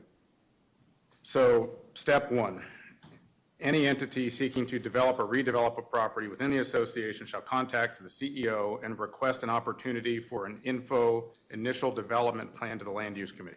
Yeah. Step 2, the CEO presents goes to the land use committee and says, we want to get on the agenda, fine. Step 3, the CEO assembles comments from within the association and gets them to the land use committee. Step 4, upon completion of the informational, the land use committee then provides a preliminary report to the board. So where in that process flow are the staff doing evaluation and creating this is what it all adds up to for the land use committee? The assembling of the comments, Isn't sir. that number 3? That's number 3, you assemble the comments. From And you within bring the it, association and you bring staff? those comments to the LUC. Yeah, it just doesn't say staff, but I think the assumption is that the association needs staff. Do you, From, the CEO shall assemble the comments from within the association. would you like a different description of what instead of the CEO shall assemble comments? Mr. Cummins? So is there that, another- so is you're there a way you'd suggesting like that it? doesn't relate to the DRB, the EAC? Or are you suggesting that would then be an evaluation of those comments? Not just passing them along as No, the comments of the No, association? we want the staff to evaluate the comments. It's not a matter of the staff not giving us the benefit of their professional advice. What would the point of having a professional on staff if we don't have the benefit of their advice? To be So fair. let's use a different phrase. Yeah, I was gonna say, to be fair, the language just says assemble. I mean, it basically sounds like collating. Yeah, the use a better information that phrase. Assemble the comments from within the association I get it, but what I'm saying is. and provide them to the LUC. I promise I read the text. What I'm saying is that it doesn't necessarily say that that we're going to use the staff's professional experience, their subject matter expertise. It just says they're going to assemble comments just from within the association. Yeah. And just says assemble. It So- doesn't say to provide analysis. I'm just saying I understand Mac's point. I'm not Yeah, saying that I you're agree. wrong. I'm saying that Mac has a point. So is there better language to use about what the staff, so number 3 is, as I understand it, where the staff role comes in. So let's just describe the staff role better. Yeah. Go ahead. What words would you like to see? I did not come with a draft red line tonight. Do you agree that point 3 could be reworked in a way that would include the staff input Sure. of I mean, I think the questions that I'm trying to ask come back to the roles and responsibilities question relative to the composition and how the work really is going to be done and trying to understand that. But I can certainly take a run in no more than a couple of weeks at what new Sorry. language for this would look like I'm sorry, when? more than a couple? before your next board meeting. Any other points you want to raise? Can I speak to his other point? So your other point was that there isn't a responsibility section in the resolution, and I believe that the intent is the responsibilities of this land use committee go back to the resolution that we're changing, because they're part of this process and they're going to follow it. So I'm thinking that we could direct Tony, our legal counsel, to draft the responsibilities either based on the land use resolution or to reference the land use resolution as their responsibility. With respect, if I might, the purpose is shall advise the board on planning and zoning issues, including proposed changes to the master plan, rezoning development plans in the census designated place. That's the I agree. purpose. I agree. I'm just trying to get to Mac's perspective of we don't have responsibilities. And I believe their responsibilities, the intent of their responsibilities is in land use resolution 1. So maybe we just refer to land use resolution 1 as the body of their responsibilities, and we're done with Yeah, the responsibilities. Seems to me. Counsel, you catching this? So you want subsection 3, that references responsibilities, something along the lines. Encompassed within land use resolution 1, as outlined in land use resolution 1. I think that gets us to your concern. I guess I just have some more broad philosophical concerns that I'd like to make sure I'm clear on. So there are multiple sections of this. One is to be reviewing documents that come through the county and deciding what those comments ought to be and, hashing through land use issues. The other is setting up a committee to solely look at new units coming into the association. That would remove the executive staff from that, other than to come to the land use committee. So if that's a big thing. So just trying to understand if that's the will of the board, is that a deliberate choice that we're making when we construct this? And I want to make sure I understand what my own role, I don't plus understand, the I don't attorney understand role. the observation. Help me understand the observation, because Mr. Champ and I have been working on this for quite a while, and I don't understand what the issue is. Oh, I need to extend the bill. Yeah. can I have a motion to extend the time? Motion to extend the meeting till 12 a.m. Can I have a second? I'll second. Here, call it. Any discussion? Yes. I still have problems with the whole concept of a land use committee, because it has. No, to- to extending the meeting. Extending they're the not- time or not? To extending the meeting. Any discussion on extending the meeting? Yes. It's evidently. Is there a reason we need half an hour versus 15 minutes?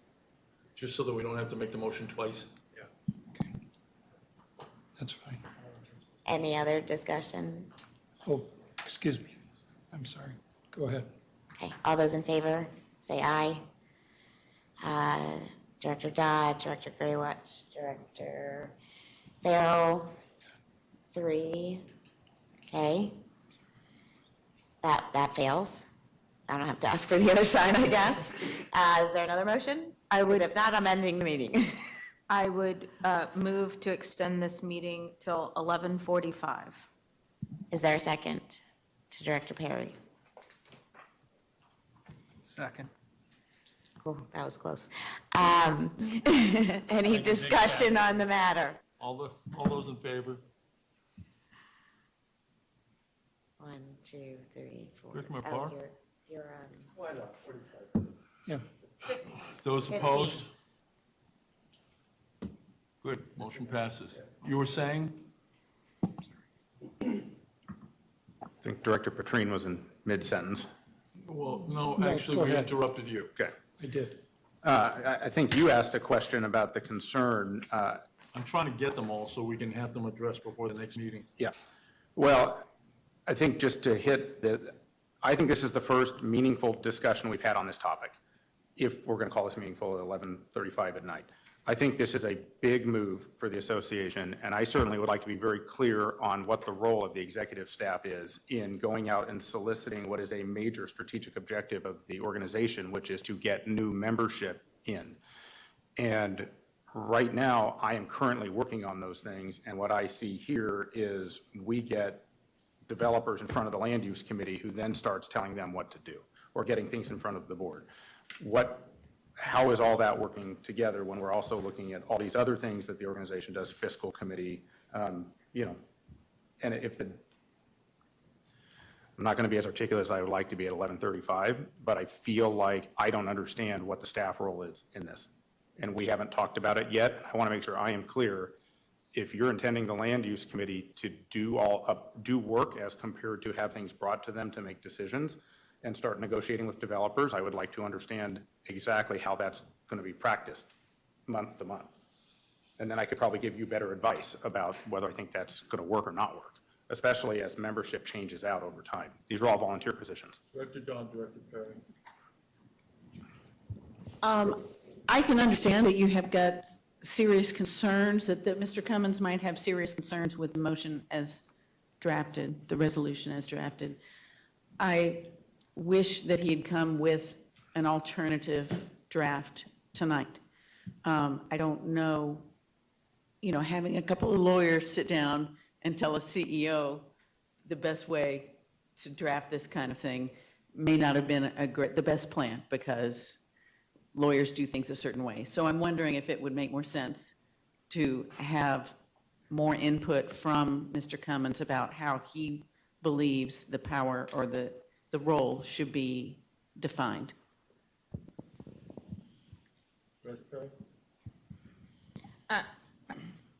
I would like to hear from staff currently as to how these current roles or positions are handled at this moment in time, rather than how it's looking at from a committee point of view, The please. simple answer is it's not done. I asked for staff opinion out of point of order.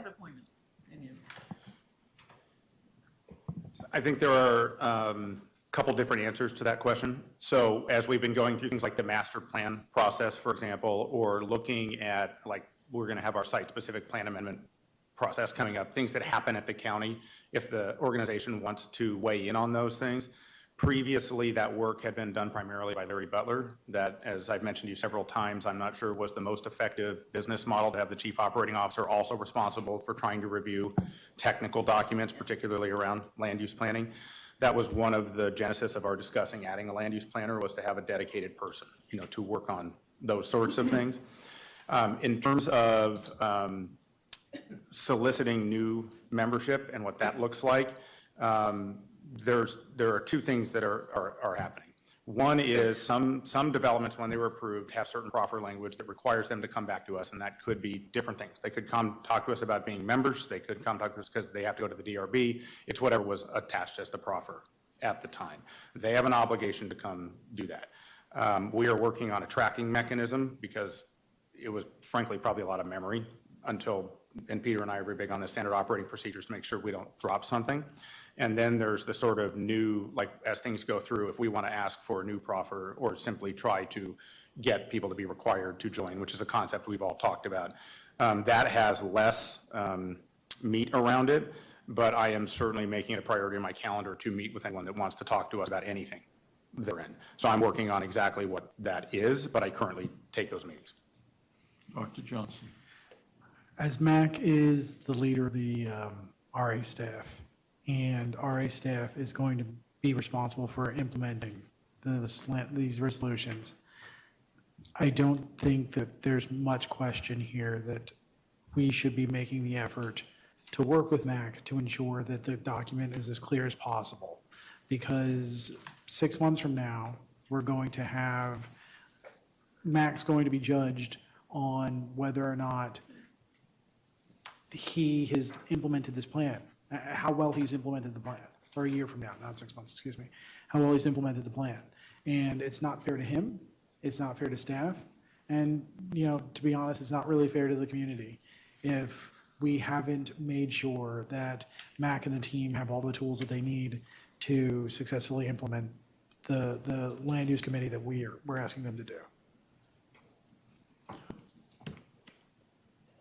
We have two land use resolutions that, excuse me, Mr. Johnson, I think I have the floor. I'm not saying anything. Please Happy to proceed. give it back to you. Please proceed. We have two land use resolutions. One says we want the proffer money, the other one says we want them to join. But I would anticipate that with a committee formed such as this one, that EAC might have some further issues that they'd like a developer to consider as part of their proffer package. I can imagine that DRB would have some other issues that they would like the developer to consider. There are, sorry. I haven't said anything. Please proceed. You're getting tired and angry. I'm not angry. I'm Please tired. just proceed. I keep thinking somebody wants to interrupt. The way this works in every other magisterial district is that a land use committee is made up of associations in that district. A developer comes before that land use committee. That land use committee has conversations with them. They may request changes. They may request proffers. They may request other elements beyond the two resolutions that we've adopted. And then that land use committee, and in this case it would be the board, would make those recommendations on to the planning commissioner and on behalf of the association and on to the board. And typically those recommendations are made in writing. So it's that model that I'm trying to paste on here with the help of Mr. Champ. Now, I don't know what more needs to be fleshed out on that model, but it's not just pursuing those two resolutions. It's saying there may be other issues that EAC may come up with, or DRB may come up with, especially outside of our session, outside of our covenant area, that would be a matter of negotiation with the developer. And it wouldn't just be, with all respect, I think there would be conversations back and forth with the developer, between the committee and the developer, with the assistance and support and insights of staff. That's the model. And that has been described multiple times. So if there's a problem here, If I may? please. I understand that you've worked with Mr. Champ on that, Oh, and Mr. Cummins and I have had multiple conversations. but the issue here is not that you've had multiple conversations. The issue is whether or not he feels comfortable with what we have here. And if he doesn't feel comfortable with what we have here, then it's incumbent upon us to go back and work with him to get to a place where he's comfortable, so he can lead the staff to make this happen. I mean, I don't understand why this particular aspect is a problem. He's the CEO, he's the operational lead for all of this. So we should have, if he needs a bullet point list of 1, 2, 3, and 4 that we want the responsibilities to be, then that's what we need to provide him. Director Perry? Based on your detailed information there, which I do appreciate, Director Farrell, it certainly sounds to me like a land use planner position, which I believe is being at least considered or looked at, could certainly take on those roles of working with EAC and MTAC and whomever else. And secondly, if there are a problem with our land use resolutions as they stand based on proffers, we should perhaps be looking at those and addressing those rather than creating a new land use committee by per chance. Can you say that again? I got the first half, but not the second half, that we should look at what? If there is an issue with the 2 land use resolutions that we have, in that we're only asking for proffers, okay, I know that what we you're talking about. address those land use resolutions and shore those up, rather than creating a new land use committee. Director Josek? Oh, Director Petrine, did you want to be heard? You can go first. So I don't think that there's any issues with those 2 resolutions. I think the issue is that we only have 2 and that we need that community input on what those additional ones should or could be, and that I see this committee as being added because it is not something that the board has successfully taken on among all of the other business that the board doesn't get itself through, meeting after meeting.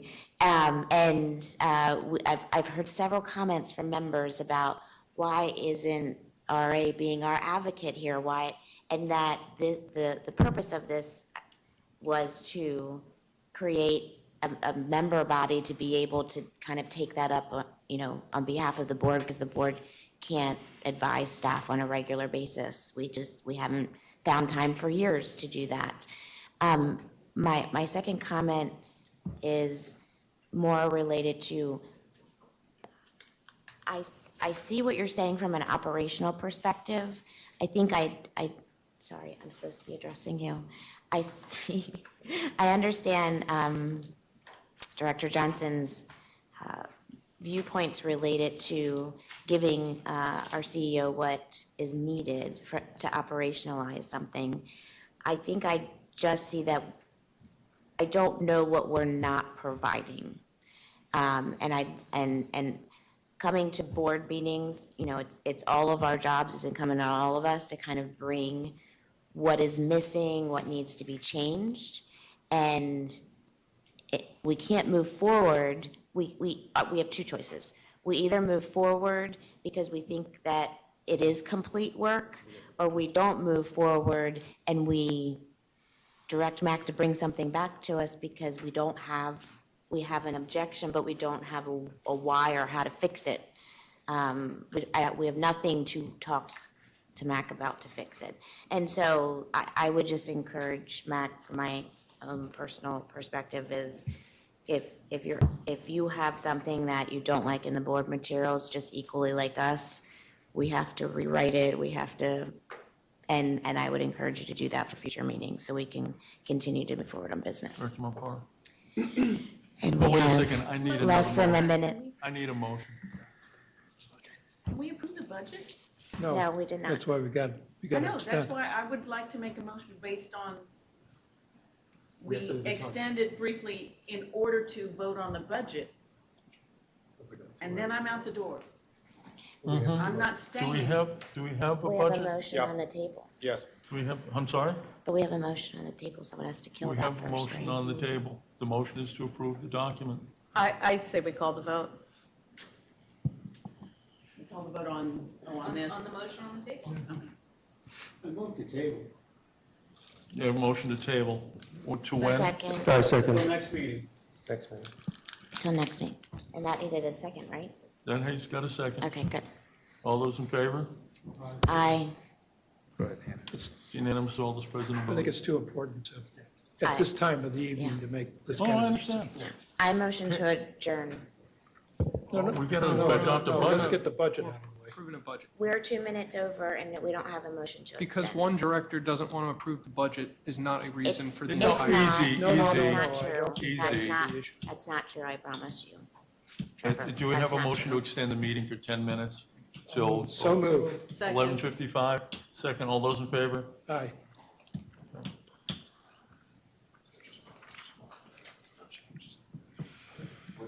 I ripped it up. I need the whole package, boss. That's all Here right. you go. There's only one change, but you're. Here you go. You can have mine from We before. That's all right. Send it to me electronically. He didn't ask for names. Dave got his, Dave's got his. Jen, were you a nay on the extending the time? Sorry? Were you a nay on extending the time they're asking? No. Everybody voted in favor of This is extending, right? 239.4. Thank Yes. you, Director Craig. 394 is the only change. Here's the rest. We didn't do the transfer fee either. Where's, Did we not get the transfer fee on? Transfer fee was in the packet. Transfer fee was in the board packet? Yes. and do we have a copy of that budget? You should. You gave them the 24. I just have a copy of the motion, and the last one we got didn't have the budget in it either. The first copy you gave us didn't have the budget. Okay. All right, let's straighten this out. So that, you're walking through exactly, we need 24 budget, 25 budget, that exhibit. Yep. So you should have the document I just handed out with the revenue expense on it. Right, replaces this Board page. the board operating capital projects list, the exhibit A, which has the assessment and other fees on it, and the fee schedule draft, which has the changes to the fees, in orange for anything that was done below 4%. Yes. Where's the transfer? The transfer is in the packet. That was- And the, In the board package? In the board What package. page am I looking at? and the budget, And then she only they got has the one actual up budget. there, but we don't have the budget document. Yes, Tom should prepare whatever the number. So I'm sorry, where in the board packet are we finding? Not finding it, We don't have this is the copy. 109. Yeah. And so This. mine is The broken budget. down This is what I not need. numbered, so that's after It's what? on the one that's, before what? it's on the one that was cut off. Well, a new version. We need a new version. I'm sorry, H3. Yes. It's coming electronically, not sure why. This, please. Pretty please. I don't have that page. I have this. That's the old one. I understand. Yep. I don't have a new one. I don't either. No. It's coming.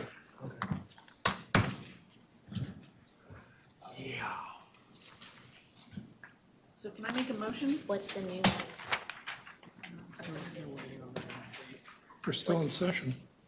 You can make a motion, I guess, right? But what's the I'm the gonna time move we're to at? increase the 2024 transfer fee to $348.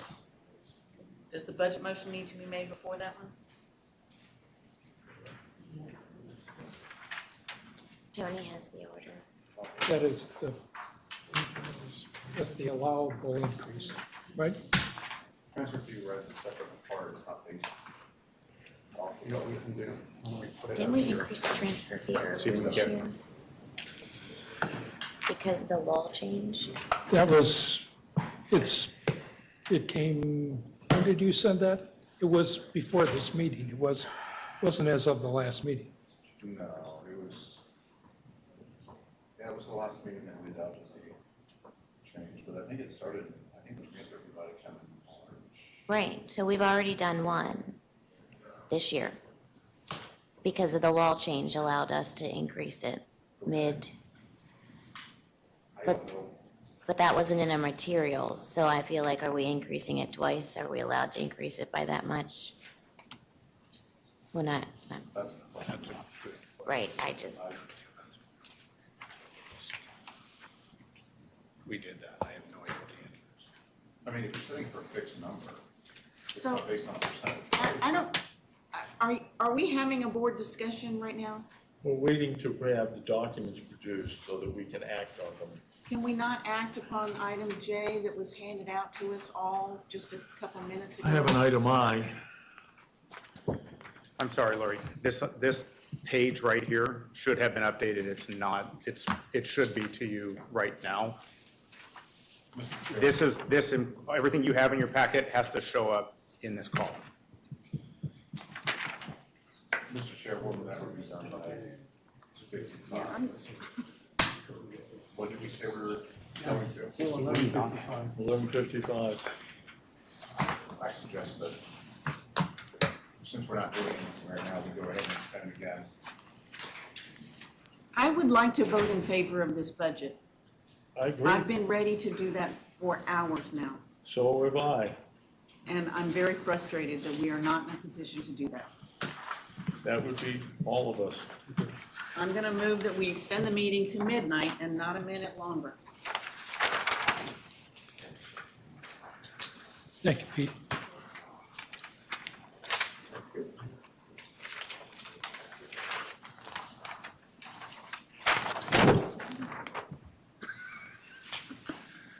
Was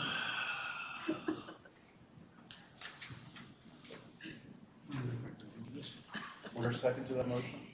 Second. Motion moved and seconded. All those in favor? Aye. Aye.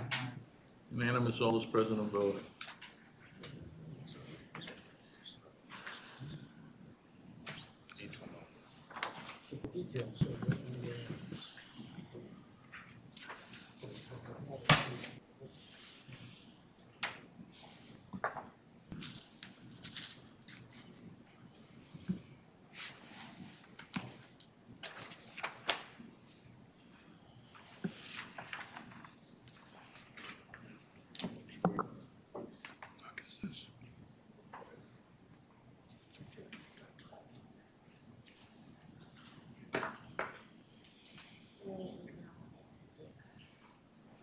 I'm sorry? Mr. President, I'd like to make a motion. I'm sorry.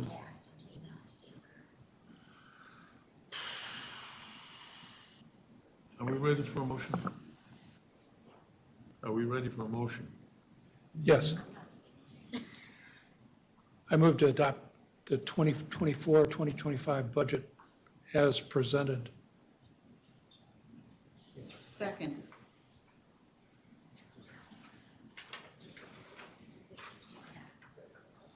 Why not? We have to vote on the assessment, we have to vote on the expenses, we have to vote on revenue. Item J. So I'll kick it off. Move to approve the 2024 operating and capital budgets summarized below in the following attachments. This is item J.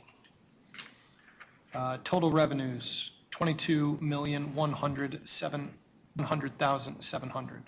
2024 operating expenses, 19,463,255. Triple RF contribution per resolution, $2,392,000. You're reading from the wrong form. You're reading from the wrong one. Sorry, guys. I should have done what the president did, and ripped it up. That's right. That's Then I why you wouldn't rip have it been up. confused. Move to approve the 2024-25 operating and capital budgets summarized below and in the following attachments.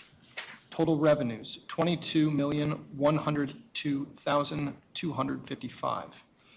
2024 operating expenses, $19,463,255. Triple RF contribution per resolution, $2,394,000. Whoa, it's not per the resolution. We're suspending the resolution. Strike that. Triple RF contribution, $2,394,000. 2024 capital expenses, $2,129,718. Total revenues for 2025, $22,948,910. 2025 operating expenses, $19,335,910. Triple RF contribution, $3,145,000. 2025 capital expenses, $3,457,697. Did you have a CARF contribution for 2025, 2024? I didn't. 245,000? Isn't that the CARF contribution? Yes, it is. It's on the table. It's I'm included in the looking at it, table, that's but why it's I'm not. asking. Don't we need a motion to that effect? That needs to be part of your motion, sir. Okay. Can we- It's part of the operating expenses, is that the? No. CARF The contribution. capital, The 2024 and 2025 capital expenses. No. 2024 triple CARF contribution, 245,000. 25 CARF contribution, 210,000 per this. So we need to add something? You'll accept that, sir? I'll accept that. Any objection to that Sorry, amendment to tell the me main again the motion? number on CARF for 2025? Thank you.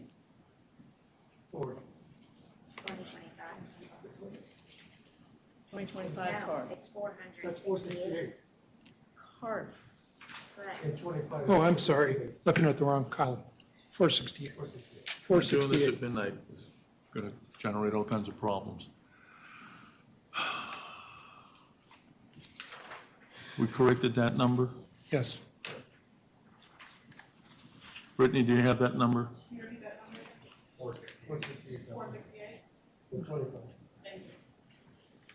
I apologize. 468 is the CARF? Yes. Son?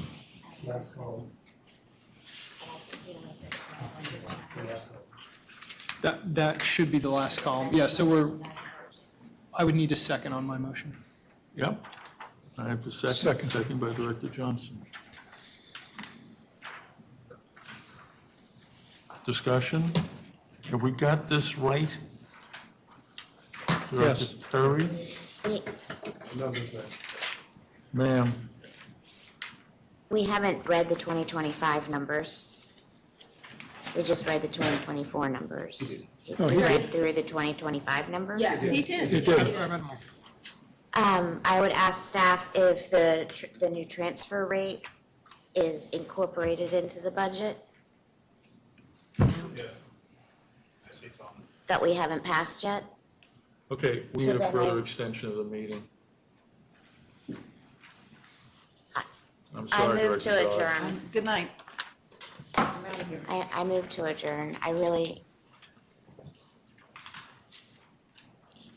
need a second before I I say move anything. to extend the meeting to 12:15 a.m. for the purposes of passing this Do I budget. have a motion to adjourn?